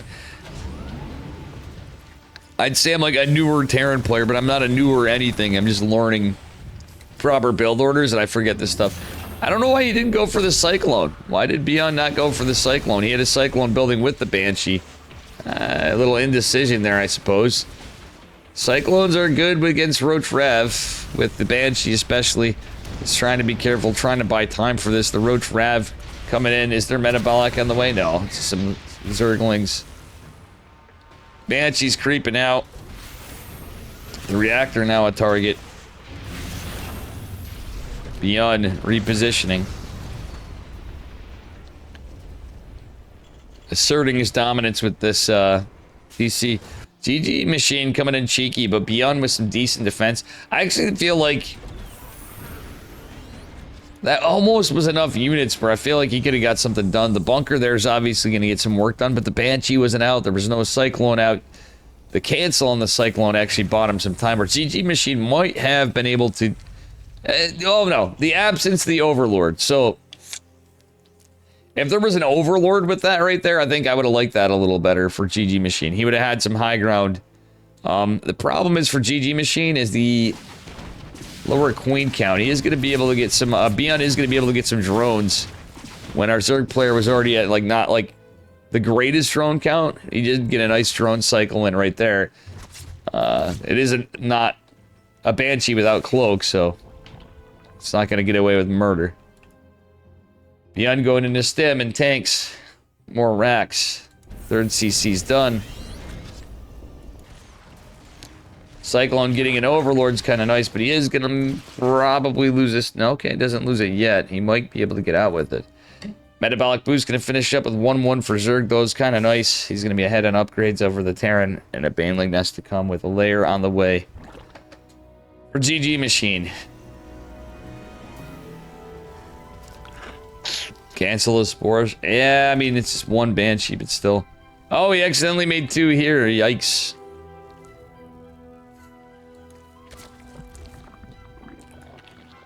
Yeah, guys, you'll have to excuse me for a momento. I hate to do this to you. I'm gonna follow, Beyond here because of his terror. Give me just a minute. SCV ready. SCV ready. SCV ready. Research complete. SCV ready. Add-on. SCV ready. Add-on complete. SCV ready. Armed and ready. SCV ready. SCV ready. SCV ready. Ready for dust off. Ready to roll out. Mayday! Mayday! Additional supply depots required. SCV ready. Additional supply depots required. Armed and ready. Upgrade complete. Mineral field depleted. SCV ready. Go, go. Mineral field depleted. This better be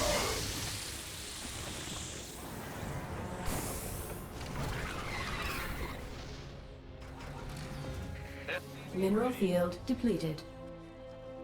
Add-on complete. This better be good.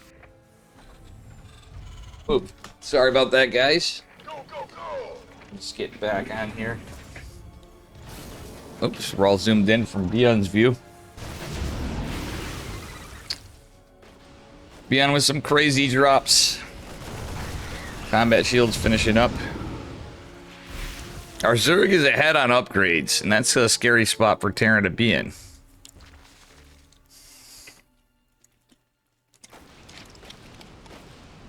Beyond economically looking fine, his army supplies looking fine, but the upgrades looking good for Zerg.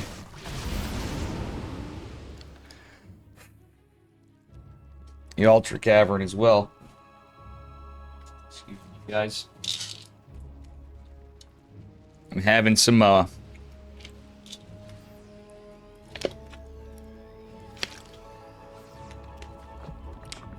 Oof. I got a little bit of health issues going on, so I gotta, like, keep an eye on some things, so...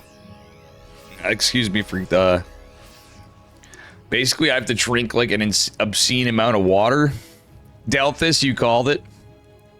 Thank you for that advice, but, so, inconsequently, you have to do a bit, and I did have to get a little bit of something to eat for, like, 2 seconds. And if it's bad still, I might have to, like... I don't know if you're supposed to do that, but I go and, I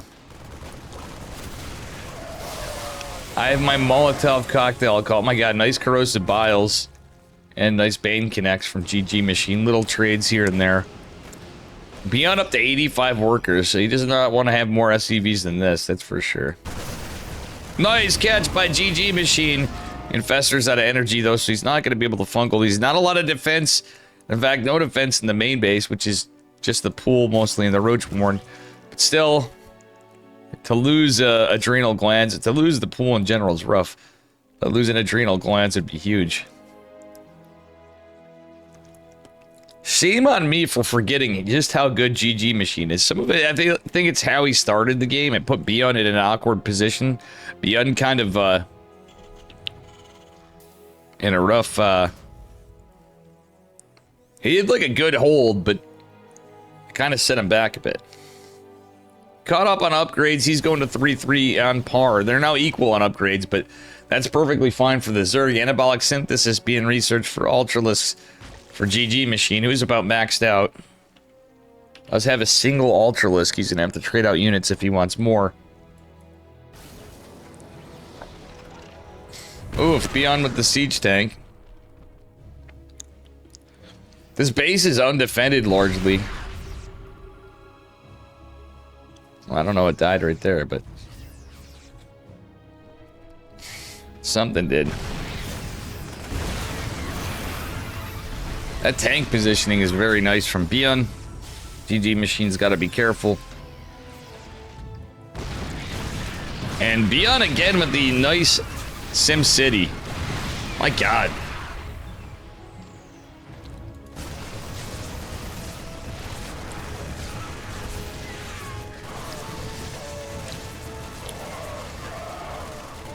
Beyond quite literally playing like Maru. I mean, honestly. He's not playing mech. Oh boy, Turtle, not Turtle. We have Dropper Lords coming in. En masse for GG Machine. How you doing, Darth Lillis? Is Mr. Green controlling the Ultralisk? Nobody knows? Yeah, true.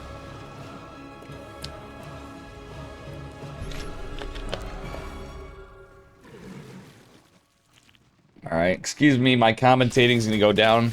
I'm like not feeling good, so it happened last event, but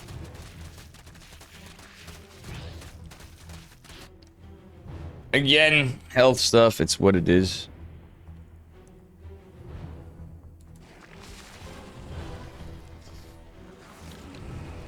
Doing fantastic. It's been a great cast. Great games. Beyond is up 10, technically 16 maps from his previous streak of 6, and last King of the Hill, continuing a personal best record, and he's approaching, he's on the 4th place, Eddie was saying, for all King of the Hills of all time, so it's pretty wild. My god, Beyond is so turtled in here, you just can't, how do you beat this?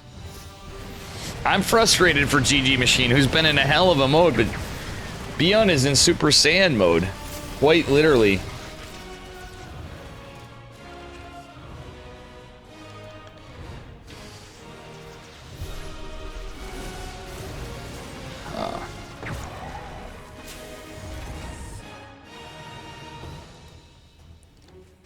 Alright.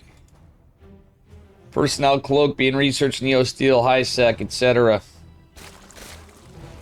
Beyond not really moving out much. He's dropped, he's got some damage here and there, but our Zerg player with this massive bank and everything else is going to be kind of rough, but Beyond just turtling back looking for trade efficiency. Guardians, yeah. I wouldn't hate switch to, you're gonna laugh, but a switch to Broodlords might not be a bad idea. As weak sauce as they seem. Against Terran, that's like literally all I can think of. Well, I mean, Viper Abduct is obviously good, and Blinding Clouds and such, but when you're opening like this, like Ultras, I don't know, have trouble breaching through those walls. I almost feel like Lurkers would be a little better. But you're already set up for this. We're so far into the game, though, you could technically start setting up your ranged attacks and Hydra upgrades, but we do have chitinous plating 3-3. Like, I wouldn't have hated seeing ranged attacks upgrades, and at the least in the Hydra den go down. I don't know. Or... well, yeah, the tank scans and go. Well, the thing about Lurkers is with this amount of creep spread, I'm saying you do have positions where you can go in and sneak them in. I get it with the Lilith. I'm with you, but it's more with adaptive talons. Being able to, it's the hit and run tactic, or just yeet like literally yeet Lurkers. I'm not even talking like a lot, because you want to break the siege. Like in spots like here, yeah, there's a lot of tanks. But that's Viper Lurkers what I'm getting at. The Ultra is actually coming in pretty good. GG Machine is sacrificing a lot of his army, but he has a massive bank. He's remaxing on Lings, and 8 Ultras getting that Spire, and finally. The Spire probably was the play a little earlier. Accidental Swarm Host. Oh yeah, it's easy to switch to Thors, but still, like, even then getting some Vikings out. Like, Ghost do a decent job against Broods too, but... like, I'm not saying a lot of Brood. Like, you guys gotta think about this. It's about breaking the siege, being able to break these positions at Terran. And honestly, GG Machine's finding some good footing. Tank's starting to go down. It's finally broken some positions a little, or at least deflected some of Beyond. And the fact that this is an orbital and not a planetary means he might be able to potentially take out that base for Beyond, who is definitely down on income. More Banes. Banes are good. Yeah, I mean, against the thing is with Banes is you gotta watch out for the tanks, etc. too, though, so... the trade efficiency's not been horrible. Like, for this matchup, it's really not. Like, GG Machine's done a good job, all things considered. It's just easier said than done to break these positions. GG Machine playing like a Zerg, true. I mean, he's banking up. Beyond's starting to get a decent economy again, though, and he looks like he's going to try to vie to take this base, which he's going to need. This is our first, like, really late game TVC of all the games against Beyond. I just say, it's like... this should be like the who can beat Beyond challenge now. It's getting ridiculous in how many games this guy's won. This one's getting close.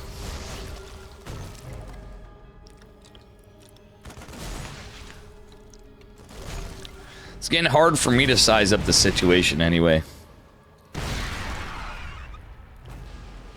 Like, Beyond's in a... it's definitely in this. But, like, it's not quite 2-to-1 trades. It's pretty, like, decent for Zerg still, honestly. In my mind, anyway. Oh my god, the Liberators. These Liberators are getting so much work in with the Corruptors. Lingbane, Corruptor, Ultra.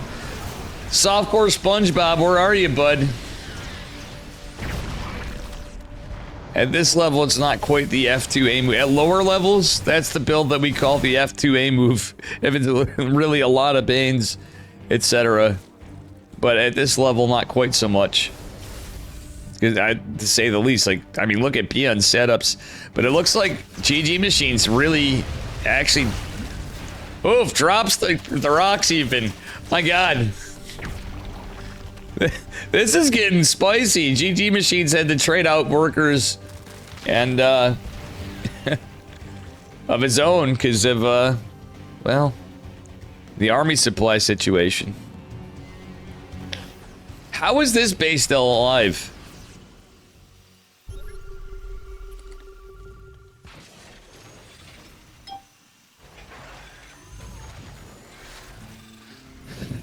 Yeah, I'm losing my pace on casting just because I had some, like I said, I got some, like, health stuff going on.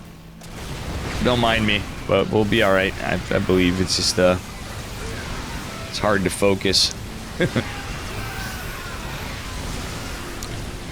Yeah, these Liberators are gonna go down. The Corruptors, I actually didn't hate. I didn't hate that move at all. We got nukes going down on the other side of the map. Just to clear some creep, slash... Is this gonna, I don't know, destroy the cooling towers, preventing some mining? Beyond wants to return the favor, but look at, like, GG Machine lost a lot of army supply, and his gas bank is not super great. Going to reclaim that base, like, Beyond finally got some counterplay again. And this is another close one. Christianer had the closest series so far. That one was probably the best. In my mind, like, this is a sick one too. That was probably the craziest TVP, PVT I've seen in a while. The fungal is massive.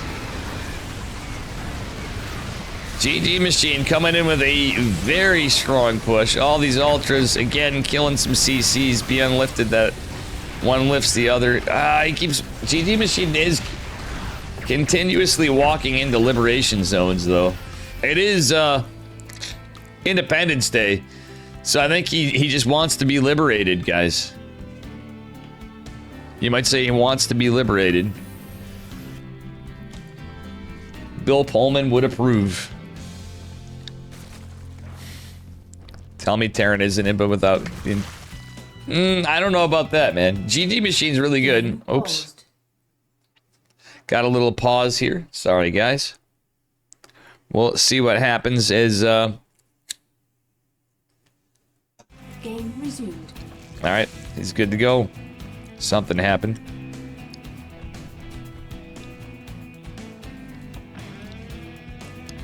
This is an intense game.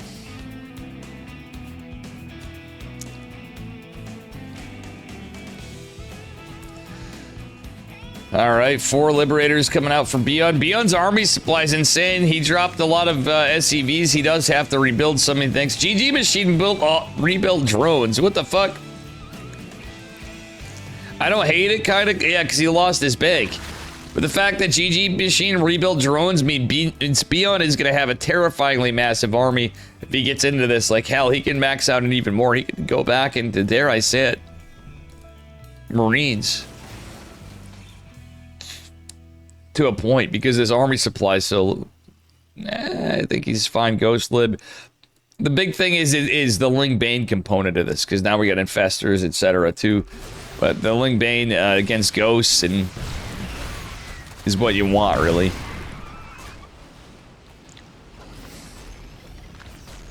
Crazy sauce. Yeah, Beyond's army supply is the terrifying thing here. This one burrowed Ling's gonna annoy Beyond. Beyond did lose some bases, but he kept saving these orbital command centers. Exactly, Drew. Liberators for Independence Day.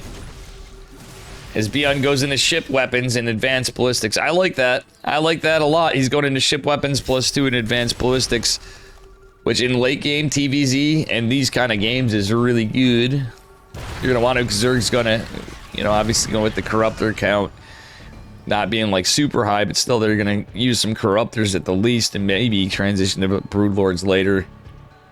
Not as likely from how GG Machine's playing this, but still, like, upgrades for upgrades you're gonna want.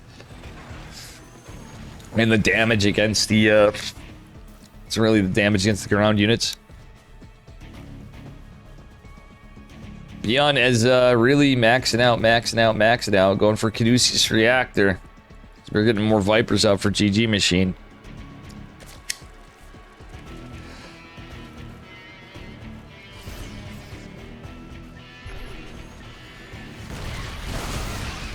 Nice cloak. Oh, the EMP comes in after the fungal lands. That's unlucky for Beyond. He does save the units. Does eat a Baneling when he drops that one ghost, though he almost completely saved it just to drop it onto the Baneling fire. The Baneling explosion of acid. What happens in the case of a draw? Rematch? I don't know. Eddie, what would happen in the case of a draw if he's still here? This is a... We're starting to go on. I mean, we've had... This series was a speed run. Getting text messages left and right.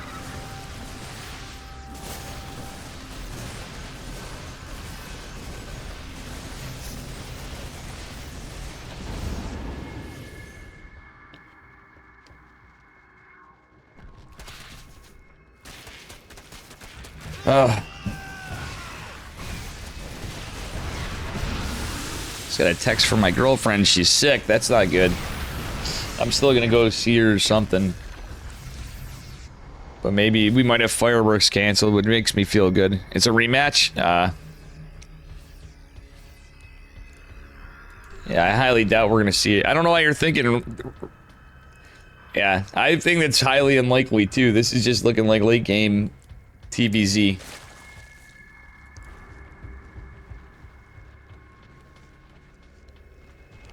Nice, Phoenix. Night Phoenix. I called you Phoenix like you were the campaign hero for Protoss. Phoenix. Alright, the Nidus is not gonna get anything done. It's a distract. It's a trap. Oof. We're a little out of position for Beyond here's Ghosts. We're pretty clumped up for a moment, but still, if ducks come in, all these ultras are gonna fall. Oof. Being out of position or not, these corruptors headed toward +3 flyer attacks are gonna be a little bit of a nuisance. But Beyond remaxing, we're going into Thors, we're going into Vikings, we're going into Liberty. He's expecting Broodlords, but ladies and gentlemen, we still don't have a Greater Spire. I wouldn't have hated GG Machine getting a double Spire at the least in case he needed to. Getting flyer attacks and Carapace. Like, he's been spending his money quite well for the most part. It's just, you know, as you max, that's your time to dump that money into teching up further and upgrading further and getting all the things, all the tools, no matter what race you are, when you're this late of the game. So you're spending your money on something that you may need at tier advantage. Some stuff is a little useless at times, but not that stuff. Oh my god, the Vikings, the Liberators, the tanks, the Ghost are gonna Shrek the Corruptors, and GG Machine at this high drone count, which he needed, and he's needing now, like he's remaxing again at with 11 ultras. Like, this was a high investment to a anti-brood, anti-corruptor army. I think Beyond got it debated, but it is just 2 Thors. Like, Thors are strong still, and they can do okay against ultras, I guess, with tanks, with Liberators, with whatever. But they're not like it's the Ghost, it's the combination. They're not like something you usually want. That was a huge elf for Zerg. Yes, that was Holy Chinook. That was not the fight. That was not the fight we're looking for, as Obi-Wan would say. Nice snipes from Beyond. He's landed a bunch, the planetary and the tank fighting. GG is called. And our man from South Korea from Shopify Rebellion is on 11 maps today and 6 more, bringing him to 17 wins on a streak. He is approaching Special's record of 21. He is approaching it. And now we're going to Beyond versus Milky Cow. God damn.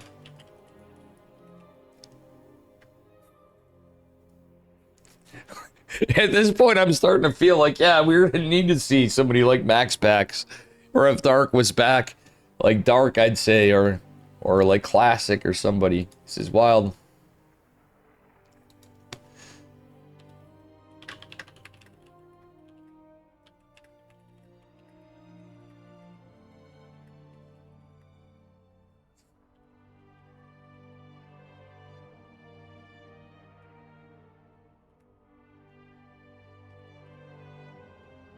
Oh, Milky Cow's baby. I'm gonna invite.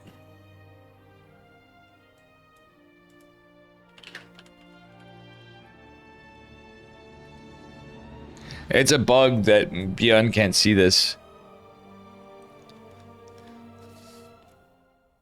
Melissa, the ultimate Beyond fangirl.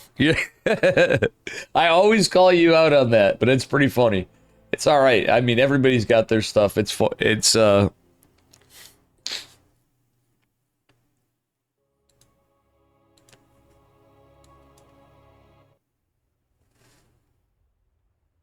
pretty based.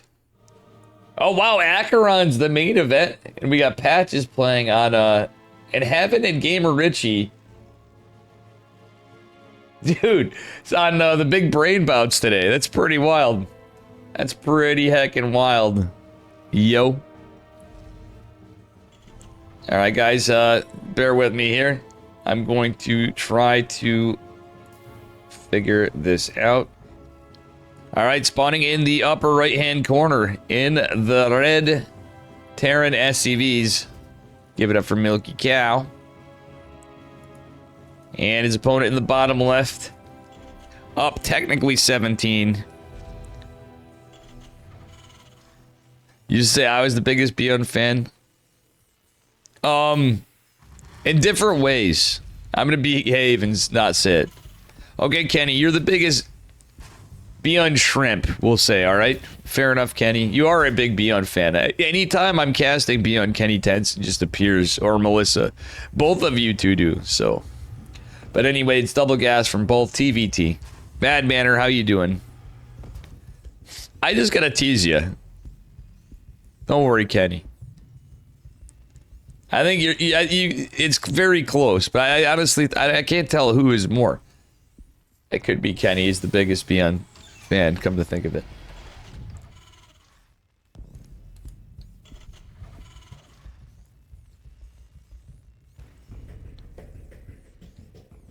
Alright, guys. Do me a favor if you're new here. Smash that follow button. A couple things. I have to do this. And subscribe to my YouTube. I'll try to do more YouTube stuff. I'm actually going to take some time to do the dual stream thing. So when I'm laddering, I don't have DMCA for YouTube. So YouTube will have no music. But my stream will. Obviously, in-game music doesn't matter when we're casting tournaments and stuff. But the Dave ladder session streams are a different experience. I've been told my playlist is, and you guys too, it's a quite the diverse switch in musical styles, we'll say. In genres. In overs. In all of it. Alright, Beyond one out with 2 Reapers. He's gonna be greeted with a Reaper and a Hellion. Oh, wait. Milky Cow moving out as well. Beyond going for a Cyclone. Beyond is going to have a delay on his CC 100%, but these 2 Reapers coming in, there's only a Marine to defend, and the boys may have to be pulled. Beyond CC going to be delayed, though. Hellion does make it out for Milky Cow. Milky Cow is a really good TBT player. Truth be told, I've always liked this TBT. He's a really good Terran player in general, but like in TVT can be so spicy. Beyond getting those 6 workers is rough, but the delay on the CC actually does help Milky Cow out a little bit. So it ain't Ogre in this case. On double gas, when both are, you know, it's not like the 2 racks Reaper game we saw. He's got the moves, and he's also got the A's, the A moves. The A's and the moves and A moves. Moves. Tech lab going down on the starport. We got a stuck cyclone. Oh no. It's a disaster. It's a trap. We had the General Akbar cyclone here for Beyond. As 2 Hellions, a Reaper, and a Cyclone go push forward. It's 2 Cyclones and 4 Marines actually to defend this. Should be fine for Beyond. The Reaper is deflected. Milky Cow being cautious. He does have a medevac with 4 Marines coming in with this. Being a little aggressive. Ooh, the tank is out. It is going to go down, though. Milky Cow is going to have to be careful here. Okay, getting a tank is kind of nice. Let's see. Considering how much he lost, it's not great, but chiseling at that tank count's not bad. Beyond going for interference matrix. Milky Cow not quite yet. His economy's obviously built a little differently. Politely say. Moo like a cow. I'm not pig, bro. Boy, come on. What are you gonna call me, pig now? I mean, cow. I mean, Milky Cow's here, but for all of you that get that, with the when pig was forced to become cow.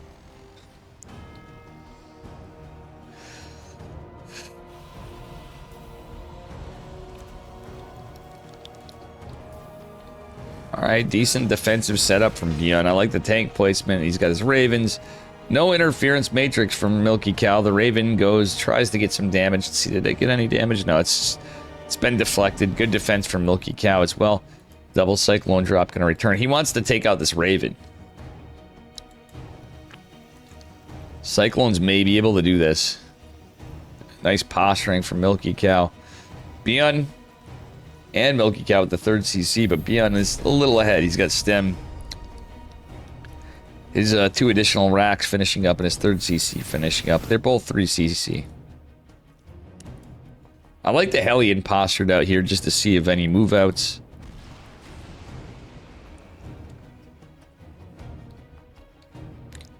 Milky Cow, some decent map presence, but he's out of position from the auto turrets of the Raven. You were doing so good. Well, no matter.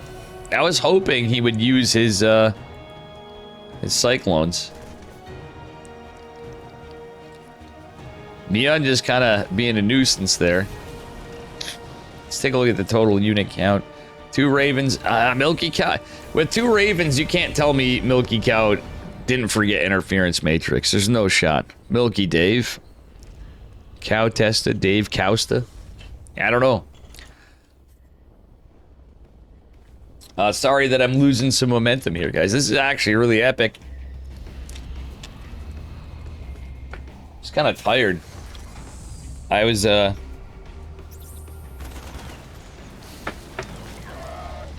having some, obviously a little congested and stuff, but it'll, like, pancreatitis flare-ups are not fun. Is all I'm gonna say. But I honestly say this is really cool. I'm really thankful to be casting this.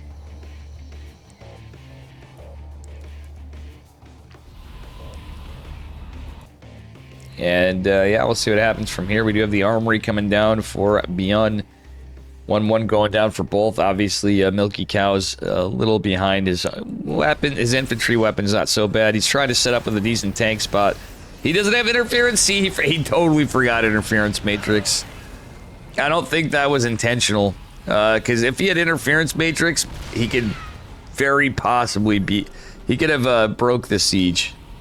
Because it's his Ravens, and he has Vikings versus none. That's unfortunate for Milky Cow. All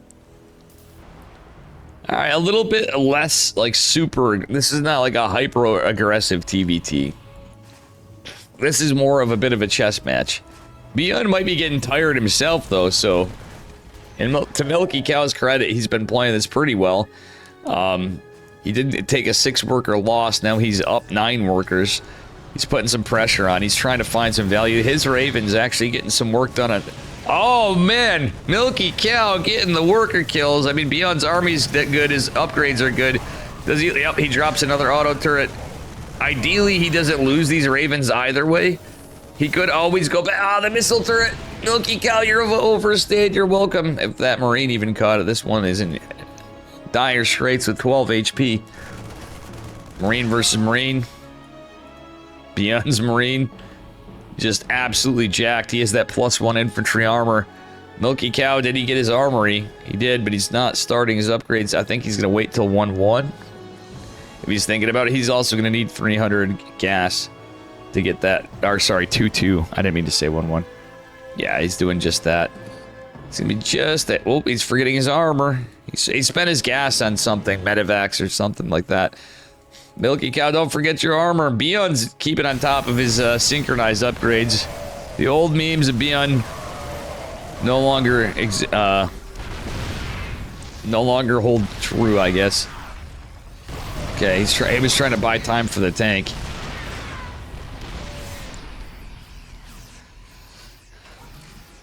Yeah, interference matrix is so goddamn important, I'm telling you guys. They're still true.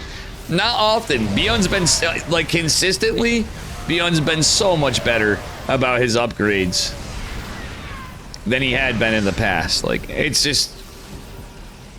He starts armor, but he often would... He used to forget getting the infantry weapons, if you guys remember.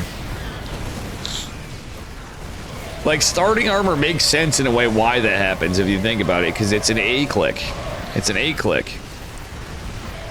Have any of you guys thought about it? There's a natural reason, at least in my mind. I've always thought so anyway. Why, more than likely, why Beyond got into that spot? He's such an aggressive player often. The A moves. The constant A moves.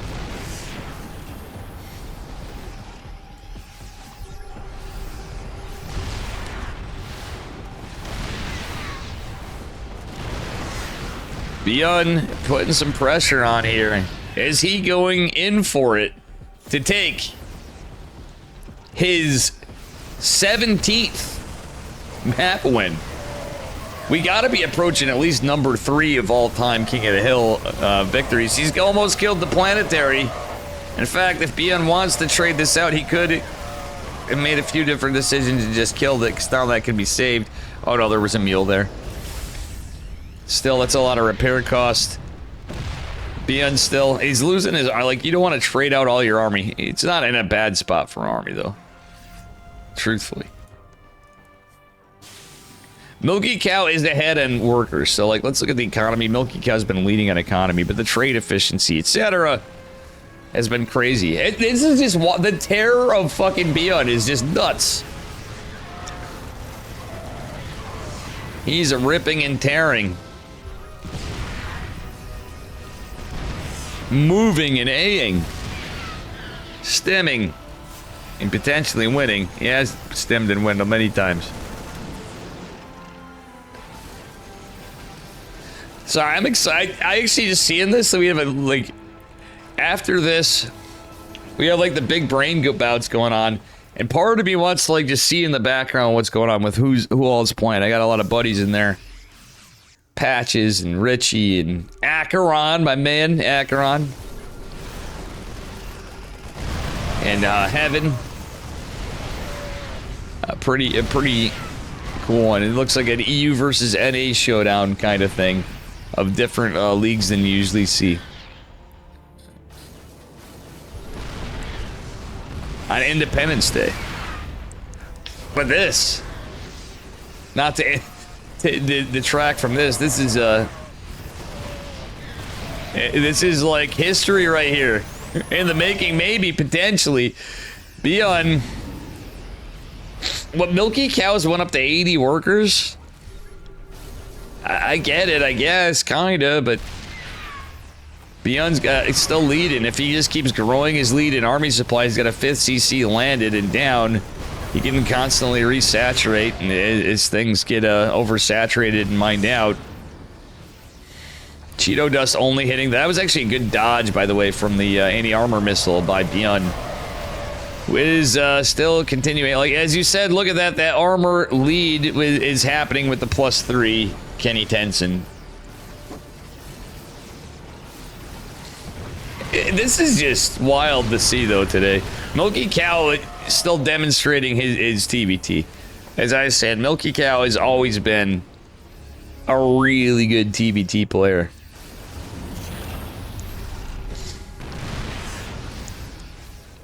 Two players that I've always liked that are not used, in my mind, not always given as much credit for is Milky Cow and at that Battle Bee for, in regards to TBT.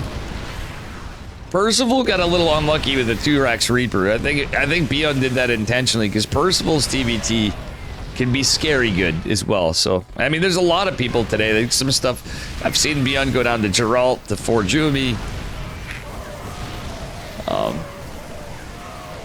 Night Phoenix coming in with some interesting strats. Spirit. So obviously that can be neck and neck with Beyond and Spirit's TBT at that. Beyond's starting to bleed out in army supply, but he is looking like he might take down this 4th. I like the Liberators. I like the drops. These tanks are exposed, but there are Marines right here. Nope, it's not going to take it out. The DPS is crazy. The expense to repair this is getting to be much. And Beyond just posturing on this. He's really cornered this. He does. Milky Cow has gone back in the Ravens. He has interference matrix. Milky Cow, you can lance him. I don't know why he's not landed him. Now he is. Now Milky Cow can break out potentially. He had a decent amount of energy. Well, okay, yeah, he got on top of the tanks with that interference matrix. So I think he's slowly getting to a point where he's buying time for interference matrices. Oh, yep, he's gonna break it. He's gonna break it. Beyond is a massive army supply. Some of this is medevacs, but the Ravens go down. The Marines are getting some good value here, but Beyond is gonna have to be a little cautious. But still, no, the push in the 3rd. I was about to show you guys. God damn. And Beyond up 12 today. Now, with 18 win streak from the OSC King of the Hill 215. Guys, Beyond isn't bad. What up, Hydra? I think he should go pro or... Yeah, me too, Hydra. Oh, man, Hydra. Can you believe this shit? Yeah, he probably should go pro sometime or something. What up, Gene Sim as well? Jesus Lord, who's coming up next? Hydra, are you playing? That'd be a sneaky one. Hydra'd be like, hell no. Beyond's really pushing that record as special. Later you are?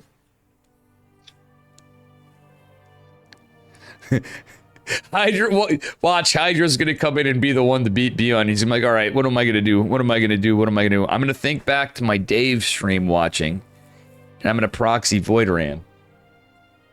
It's getting to that point where people got to be getting desperate at some point at this rate of how much he's on there.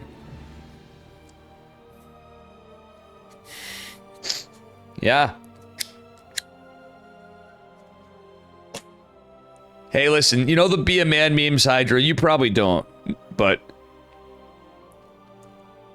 build the proxy Void Ray and then build the proxy Robo behind it. Lose the game. Be a man. That's my strategy. Oh, you got a Wordy Cup match? Yeah, what do you got going on? In this, or... Because, I mean, you play an OSC. Mindle VK now.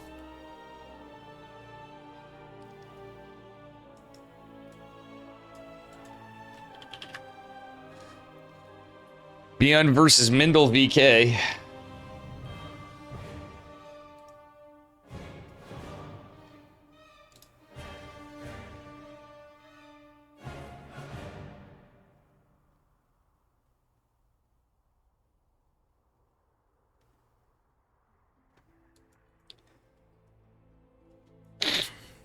You already sucked dick today. Yesterday, I'm playing tomorrow.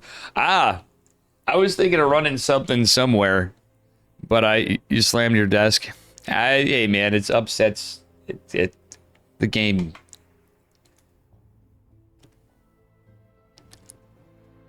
Bro, I can't believe you play the game at all, right? Like all of us, any of us players, good or bad or ugly, or if you're me, you're all three minus the good. But anyway.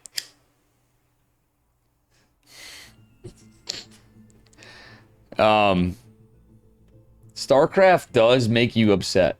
I've been getting better. I have been getting better, and everybody that's watching, I've been less BM, finally. It took me getting banned 3 times. The stream snipers and stuff got to be, but I think I'm just getting older, and like... I think after a while, your spirit just breaks enough that you just kind of continuously do something enough. You're just kind of like, nah. Whatever. Alright, hold on. This is going to be a weird one to set the score. We are on. Thanks to Night Phoenix for helping me out. Woof! We might need the Team Liquid manager to come in. Right on, right on. Alright, here we are spawning in the bottom left-hand corner. Today he's up 12 maps in the OSC King of the Hill, number 216. Give it up for Beyond in the red. From the Shopify Rebellion. His opponent in the upper right. A former teammate of mine from Storm Gaming in the blue. It is Mindle VK.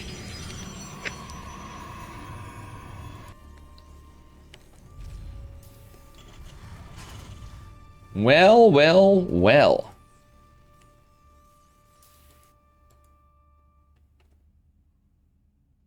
Little Scouterino going out. And look at this. It's the logo. I gotta sneak it in. Boop. OSC. Go check him out. OSCesports.com. I haven't had a second, really, other than bio breaks to really go, hey, let's show off the OSC stuff that often. What up, Dark Omega? I appreciate you guys hanging out. It's always hit or miss for me for tournaments. OSC events tend to do pretty well, depending on the time we have and what's running. Eddie always does a fantastic job planning. Or I know I get criticism sometimes for mine, but I don't think I'm that bad at planning my events. It just seems like people have been booking event after event after event. So even when I was still employed, I was planning on doing some more things. I couldn't even set up a damn thing, a replay cast, whatever. I kept getting denied on the Team Liquid calendar. It was like wild. But I'm hoping that changes a little bit. Cause I'm even in Mike State, I want to set up some stuff of different MMR categories of different community things other than show matches. It's gonna be up to you guys too to help out if it's all what you guys want. The Scrub League stuff seems to be the funnest for Kirktown, but obviously the people like the show matches and such. I have some ideas. I'm cooking some plans. And hopefully getting him prepared ahead of time so we can go in there. You're in Scrub League. Oh, the Polish qualify land. Okay, I was wondering. Geez, we got a lot of stuff on. Yeah, that's really cool. Hydra, do you like that emote? 1 minute ad, yeah.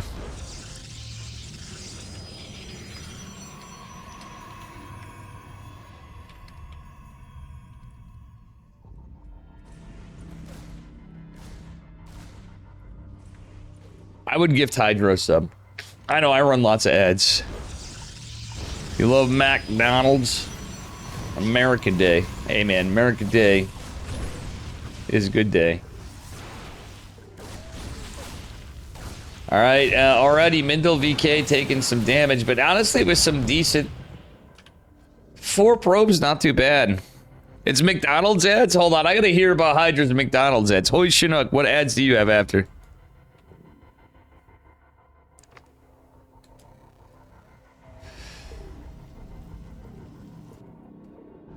I'll explain after, guys, but, yeah.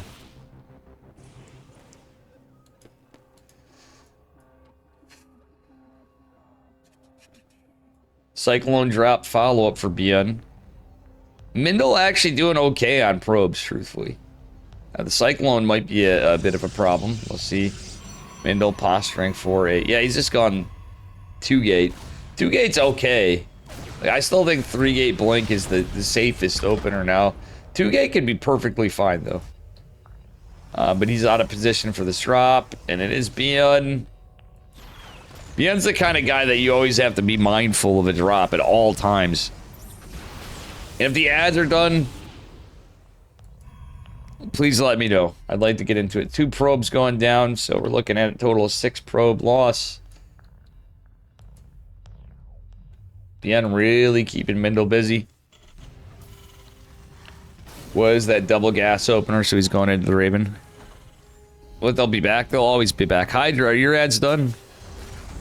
Where's he going? He's like, GG's. He's like, I'm out of here. I just wanted to hear what kind of ads you guys had. It sounded like Hydra had McDonald's ads. Just like the voices. That's actually based as fuck. Based as fuck. The reason why I run so many ads is I get paid a little more. We're actually getting a little more money this month. And I'm unemployed, so unfortunately, they no longer needed my position and several others of different departments. A change of management. Am I? Or am I so Thank you, sick anonymous that you just gifter, blew your for mind? gifting a sub to Hydra. Hydra_SC2 just Whoever's thing there. subscribed. Should we crack a cold one later, today or tonight? Big thank you. I changed some things because people couldn't watch my stream even. Like Magneth couldn't watch because of some settings that I had. And I'm trying to behave a little more. I can have like a beer or 2 on stream, but I'm not doing excessive stuff. Smoking was a thought, but I'm hoping to change even that. Like, we're gonna be on a Dave getting healthier arc here, or I'm gonna die pretty soon. Like, not to be morbid, but we got some health shit going on, so I might crack a beer because it's Independence Day, but you know, no more drinking. Yeah, I mean, I gotta be mindful of it is all the biggest thing, but yeah, I need to clean out. At the least, I need to clean out. We need to see what happens from there. When I've a job and health insurance again, I can finally get my abdominal scan I need. But it's, you know, who knows? I might be okay. We may be fine. It certainly could be worse. It's the 4th. Yeah, it's true, but Kid Columbia, you drink hella early, Kid Colombian, my Colombian amigo. Like, for real, bro. Like, every day you're like, bro, I'm drinking beers. I love you, bro, but it's like early. Isn't it like afternoon there? It's after 12 o'clock here, yes. If I drink a beer, I don't know what my girlfriend wants to do tonight. She's not feeling well, so we might cancel the fireworks plans.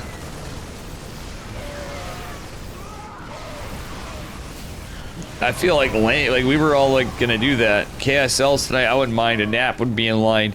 I'm not gonna get shitty. Like, I really gotta be careful. I might, yeah, I might smoke little puff later on. I don't really smoke weed often, and I was worried about drug tests potentially for potential jobs, but I've never been drug tested in any job I've ever been in, and it's legal here, so it's more to do with like pain management stuff. If I did, like, honestly, it's not. GG. Well, I'm sorry. We're talking about everything but the game. I think I'm getting to that point where I'm spacing out a little because Beyond, we just know he's just 19 maps. He is literally close to beating the special record. Time to smoke weed and Beyond. Is that what you're doing, Hydra? God damn, 19 maps. This is definitely one of the top spots. It was 4th before. This has surely got to be 3rd or something. And I know we have a new Naked Gun movie coming. Don't call me Shirley. Oh, man. Beyond can't see the OSC thing. So who do we have? Marino. Is GG Machine coming back? I see people in here.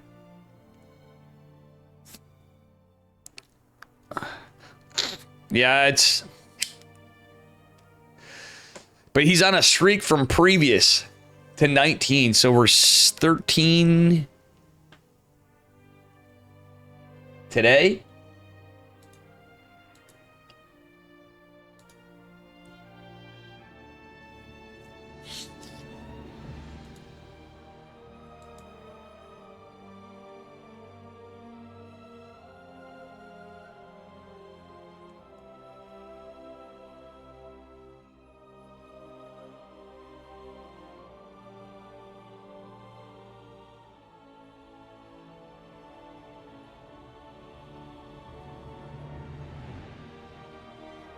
All right. Oh, Hydra is playing. No, I see him somewhere. Yes, he is.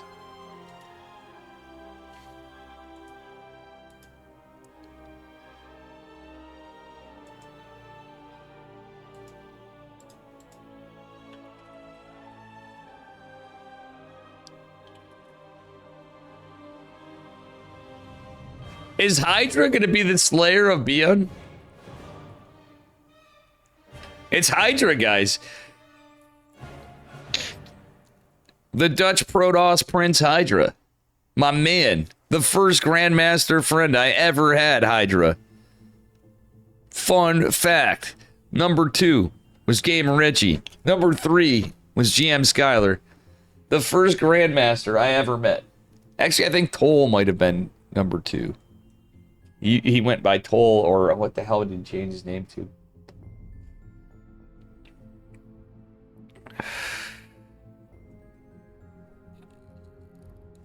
You missed Dark? You ain't kidding. Dark actually messaged me when I was in Cheesadelphia. We're a random time, but it was kind of cool. Like, Dark did tell me he'd keep in touch, and he's been a man of his word.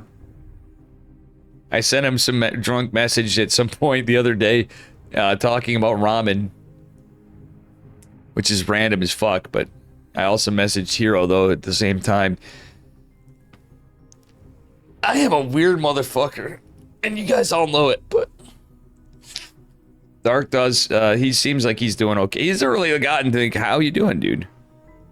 Shut up, boy. You're like, wow, shocker. Oh. Please host Tokamak? Okay.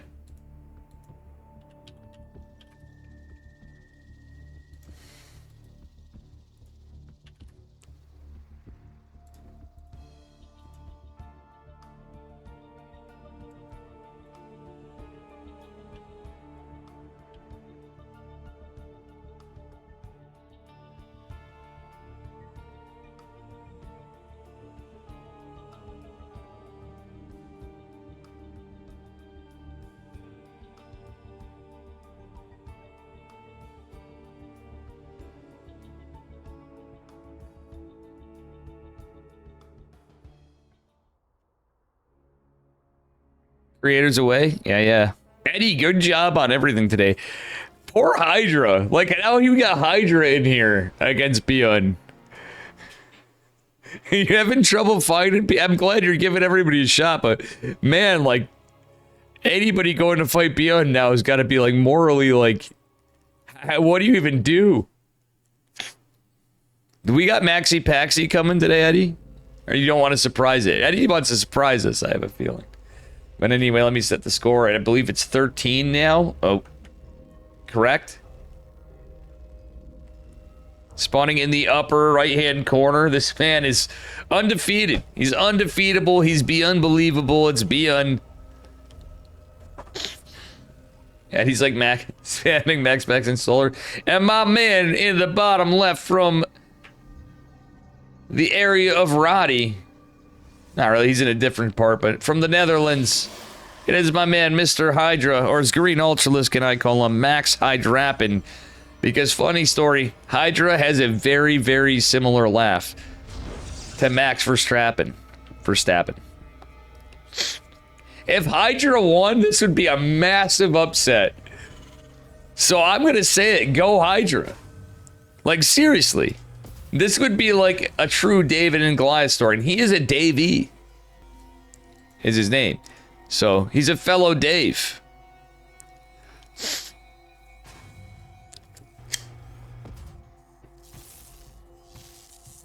G.I. Joe doesn't approve.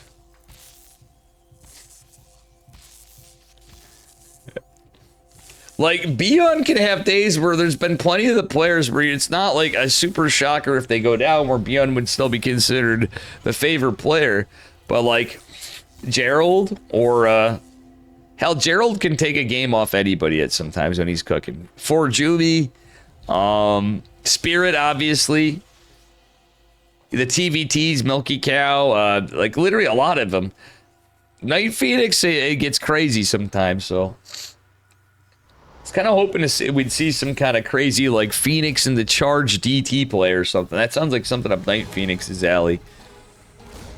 But either way, you know, we had lots of possibilities for upsets. Nicaract and the TVTs, any one of them. Is anybody today? Mixu started this off. I honestly felt like Mixu was playing incredibly well earlier too. Again, it's super shout out to Mixu. But like GG Machine had a really goddamn close game. That was the longest, latest running TVZ we had, ZVT, and Bion's just showing us like some flexibility and style that I feel like he should be playing in an EWC.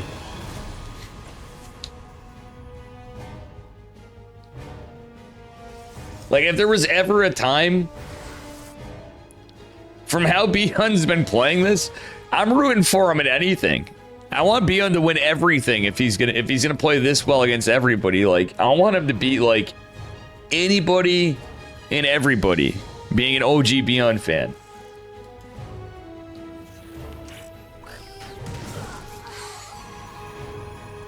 Because he isn't, for him to get those results would be crazy. Like, you know what I'm saying? It's kind of cool. Seeing Zhao win Home Story Cup. I know everybody's whining Protoss. Bion gun cheeky here. Wow, he is the 1-1-1. Done. The CC's on the high ground. Not super cheeky. Widowmine activated, got the Adept. Reaper posturing at the 6 o'clock base. Hydra may be playing this, or he doesn't give no goddamn about no 6 o'clock base or any third base in general. I'd like to see Hydra do it. Occasionally, like in the old days, watching Hydra play, it reminds me of how I broke Acheron's chops. Acheron had some big dubs in one of the Pigasaurs recently, by the way. Getting some big results, making it into the semifinals, and actually taking the map off of Max Pax, I believe. But we had like that one day was, or that Tuesday rather, they changed the Tuesdays, was really a wild one. Being relentless with us. Pretty good. Oh no, I hate when that happens. Like when you have a really good probe pull. Okay, that bottom one was sick for Hydra. Hydra needs to get lazy, boys. Hydra, come on, don't be a chair. Get those boys back to work. Hydra, get those boys back to work. Hydra, get those the boys. Okay, no, okay, thank God. But that was a lot of time. He almost killed the mine with the probe, by the way. I think if it was still chasing and attacking, that probe would have killed the mine. Hydra had some good like that shit gets hard, but like it's easy for anybody to mistakes, and like Hydra's not like some diamond player or something like me. He's good, but like I think he was really paying attention to a lot of the little details there, and somehow just oh no, he blinked 4. Ah! Okay, never mind. That based the positioning of the Widowmine range actually saved those stalkers. Hydra gonna stack the probe, and he's gonna send something to kill it. No. Oh, only 4 stalkers out. That lost mining time actually gonna be impactful here. But this is pre-stem, pre-+1. The stalker's actually getting some good damage, but one's about to die. He's got to be cautious, Hydra does. The one goes in the back that's got very few, only 2 HP. Regenerating some shields, but now they're all starting to get some damage. Hydra really wants to get that tank. Damn, these 4 stalkers putting pressure on, but he can't afford to lose them. If he wants to get that tank. I got a little greedy. Actually, Hydra had a chance to pick that one off a bit. Still getting that tank down to just 5 HP is pretty massive. Widowmine reacts again. Hydra actually pulls a probe. He noticed it. That was quick. Kills the mine finally. Still 3 workers falling. The Widowmine up here comes. Oh no, it's a Raven. In Beyond fashion, I didn't even see it. I think my brain's just slowing down, guys. So you'll have to excuse me. We're into 4 hours now of cast, and I'm loving it. Are you guys loving it? If you are, smash that follow button. Raven getting chiseled, getting taken down. I just can't believe this run of Bion. Like, it's more impressive, even, it's like, this is just a hell of a run and straight up, but considering it continues from the previous weeks. Or the previous King of the Hill. Yeah, that's just mind-blowing to me. Hydra's still holding, but this is a tough one, not gonna lie. He does have charge, he does have a Colossi. But only 3 gates means he's not going to be able to produce enough gateway units. Like, Zealots would be good. There's some Widow Mines here for sure. His position is nasty. The forward-facing, the front-facing baby chick. The Colossus. I mean, ladies and gents, that second Colossus coming out, this is looking rough. GG. Beyond takes it. Put a hell of a game out of Hydra, too. Beyond now up to 14 wins today. Yeah, a total of 20 wins. He is now 1 game away of tying with Special for the record of being the king in the King FL. If he wins the next one, he's tied Special, and that's was a long. If I'm not mistaken, that's a long-standing record, from my recollection. Well done, Hydra. I wouldn't beat yourself up. It's got to be like demoralizing to play against Beyond on a streak like that, too. But there were some really good moves from Hydra. Unfortunately, a teeny tiny mistake there with the probes going back there. But, you know, it happens. There's some really good defensive tactics otherwise, too. Oh, it's Max Packs. My man, Max.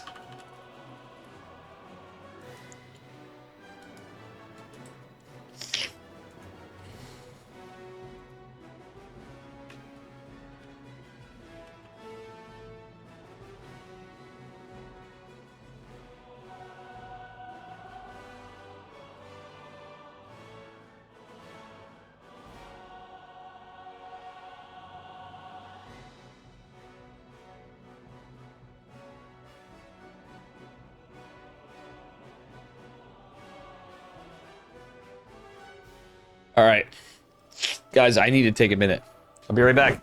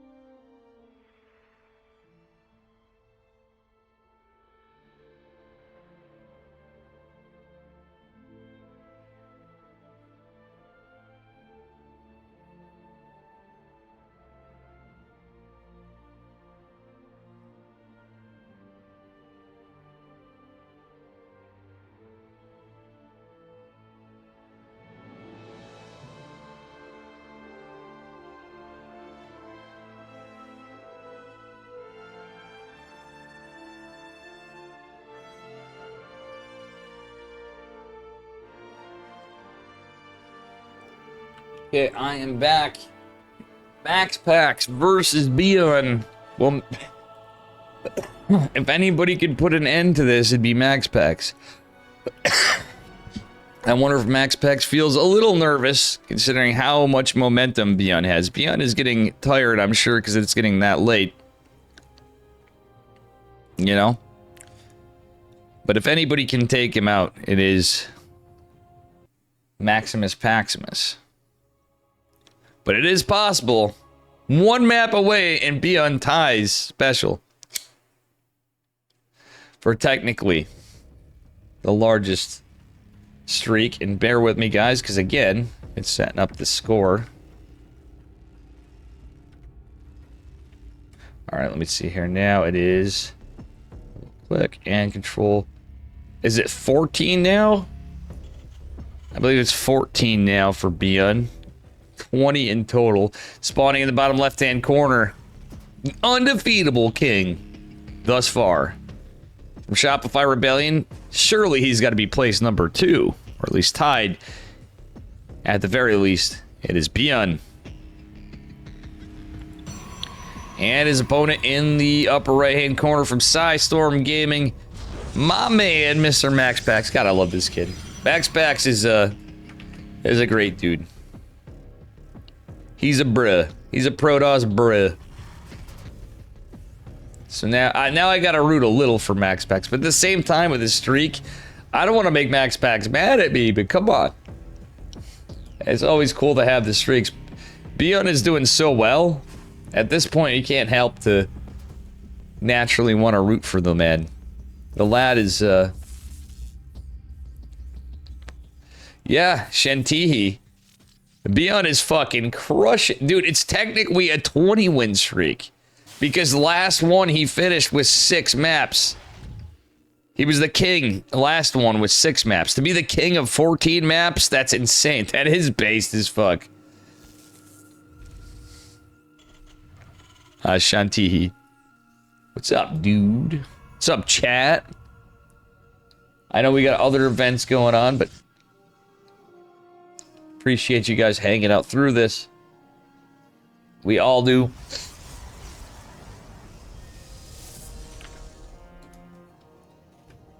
All right.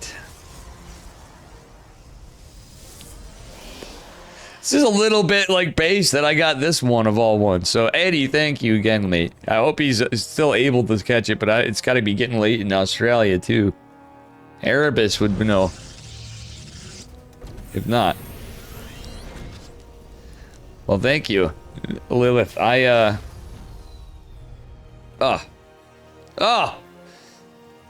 Chef's Kiss run today. Chef's Kiss games today.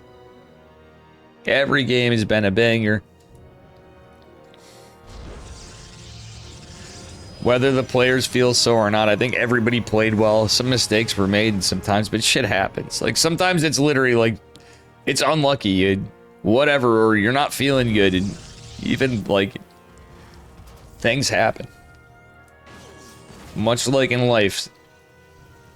Like, all these guys put so much work into their games that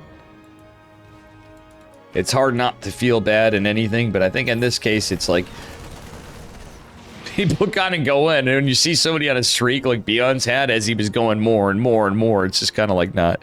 Me and Eddie are based. Well, I'm glad you think so. I'm thankful that Eddie still keeps me on this. It is without. I'm trying to behave a little better. I know I have some colorful language sometimes, etc. I think overall I have been behaving more. I've not been getting like shit-faced drunk on stream. I don't know if you guys have noticed that. I really haven't.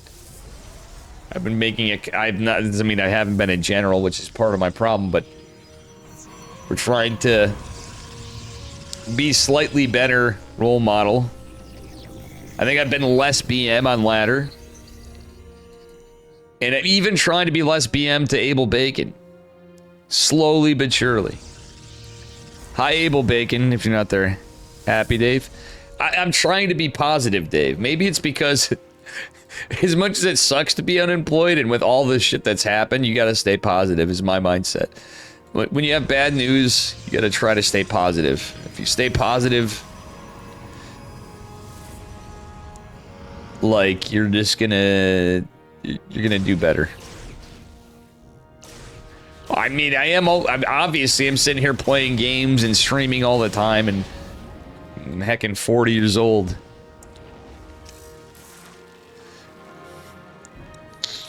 When do we add rainbows with the Kramer? Like, rainbow between Kramer and the Pug Squirrel? That'd be kind of funny. A double rainbow? What the fuck? I don't know about that. But, you know, you gave me an idea of something to draw. I think we need a leprechaun. I think I need to draw a leprechaun, so I have that as an artwork thing in a command, and I'll be like, You'll never get me, Lucky Charms. Don't you think that would be a good one, Gene and fam? That'd be random as hell. And we like random. Oh my goodness. The Cyclone, the Guardian Shield, the fights, Beyond coming in, Max Packs. Looks like he's in a little try. He has a bunch of stalkers coming in. He has 3 more on the high ground. But the Banshee, the tanks, the Widow Mines, this is a pre-stem push. There is an observer for the Widow Mine. It's not a cloak Banshee, but the shield battery targeting, I love. That observer means the Widow Mine will go down, so that's 1 less unit. When hey, Beyond repositioning his tank, he has more reinforcements coming, a 3rd siege tank. The 3rd base looks like it might be in trouble. Charge is going to finish here in a second, though. Beyond needs to make some decisions, and I think it might be he needs to alternate. Killing the 3rd base is cool and all, but when Protoss gets charged and all that... Oh, nice blink back from Max Packs. The observer helps, too, in the range, but that reinforcing tank is in trouble, possibly. Beyond could repot... Yeah, this is a song and dance. Beyond's changing his position, but I wouldn't hate him alternating up. Okay, he's going to take 1 tank, position up here with it. No, Beyond, that was an F2! Oh, if he sieged it there, that could be a distraction, and he might have been able to get some damage on reinforcements, but now that charge is completed, it's not a lot of zealots. He's losing tanks, and that 3rd tank would have made a huge difference. He's still got reinforcements being built. It's a constant production machine. But now Beyond has to back off. It's like 3 racks factory. He got a starport just now. His stem's just finishing. But like the zealot now, and the immortal, and everything, this tank is in trouble. Yo, Beyond with this hot pickup save, but that tank is in a lot of danger. He did get some massive damage to Max Packs. Still, that was a very costly fight for Terran.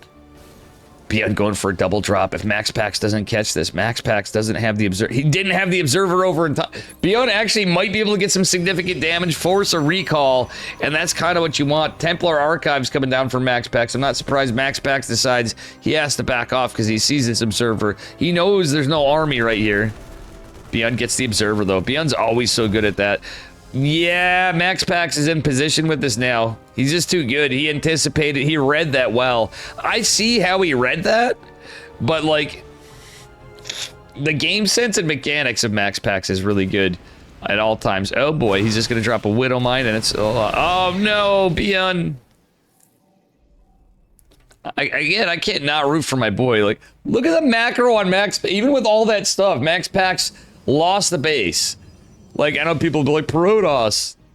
Beyond is really good, but generally speaking, Max Packs is the favored player. However, Beyond can definitely take maps off Max Packs, and he only needs to beat him once.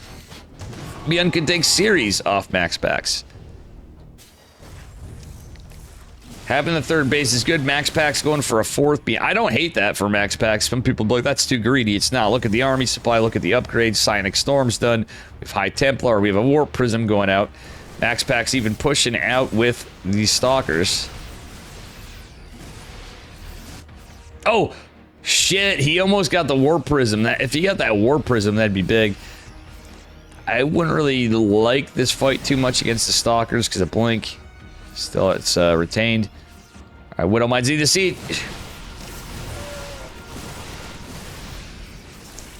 But Storm drops.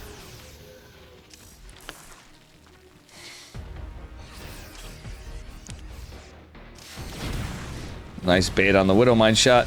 Beyond going in to deny the 4th. Does he get the high? No, he should have targeted the Warp Prism. These Marauders hit the...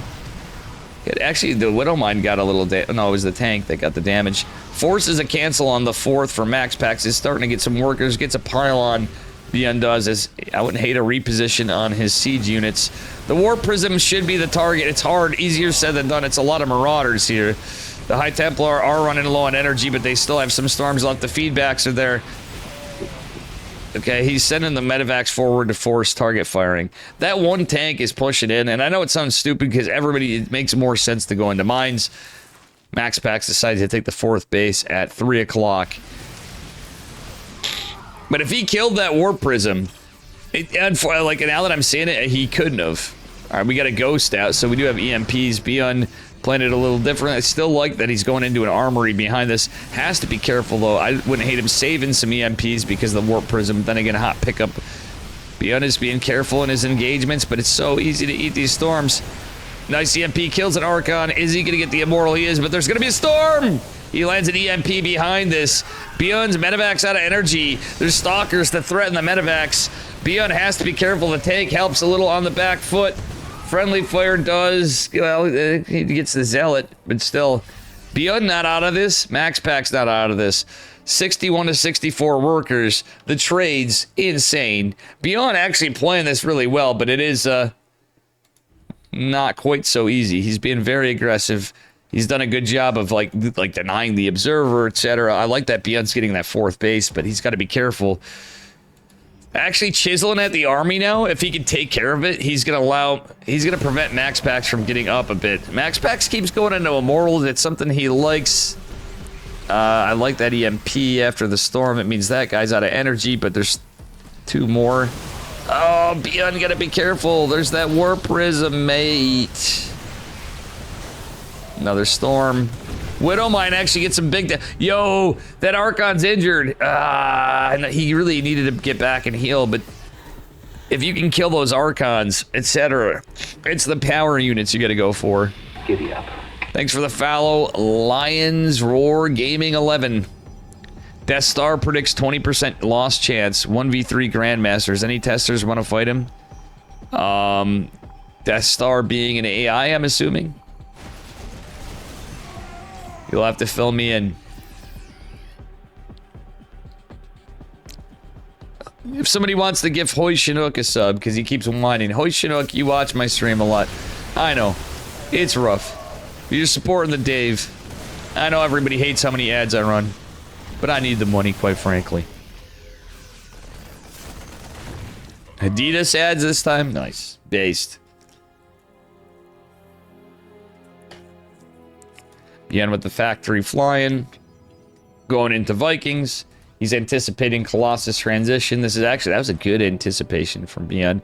Beyond up on workers, actually.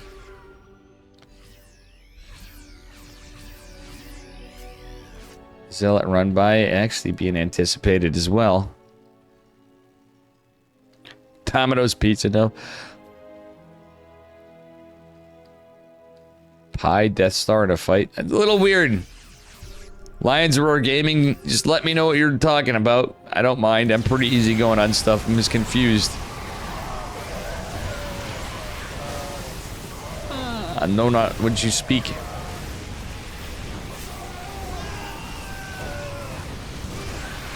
GG. Beyond, what the fuck?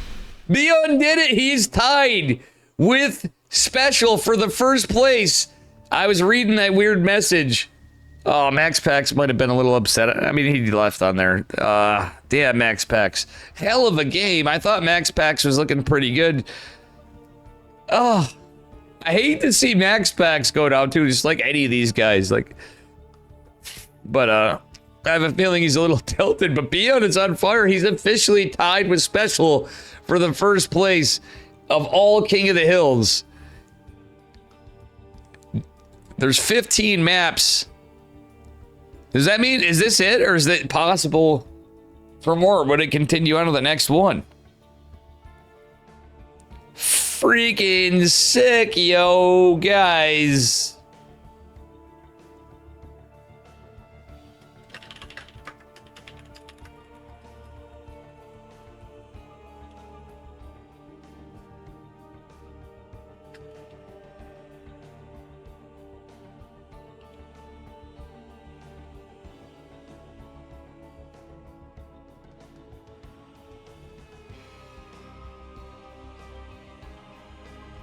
It is ended. It begins today end.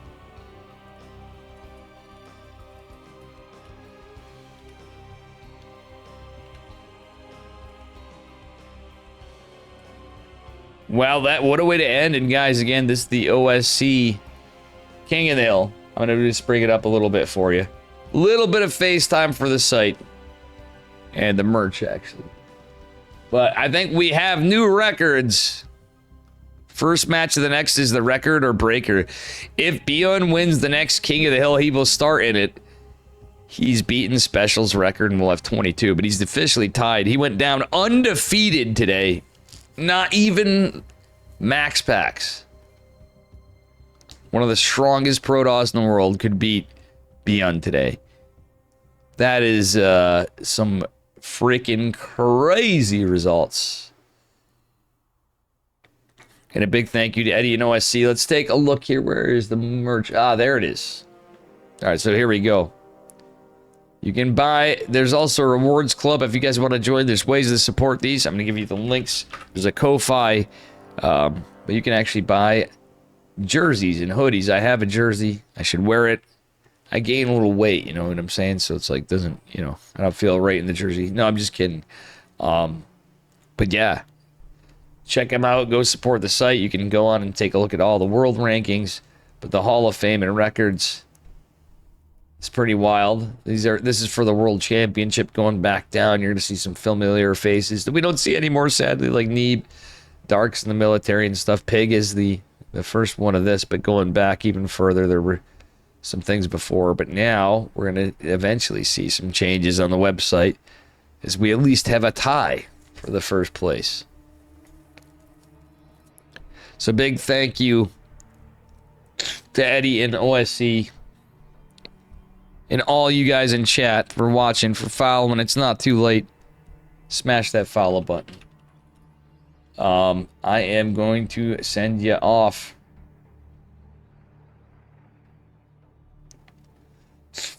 Elsewhere, I'm going to change it up a little bit.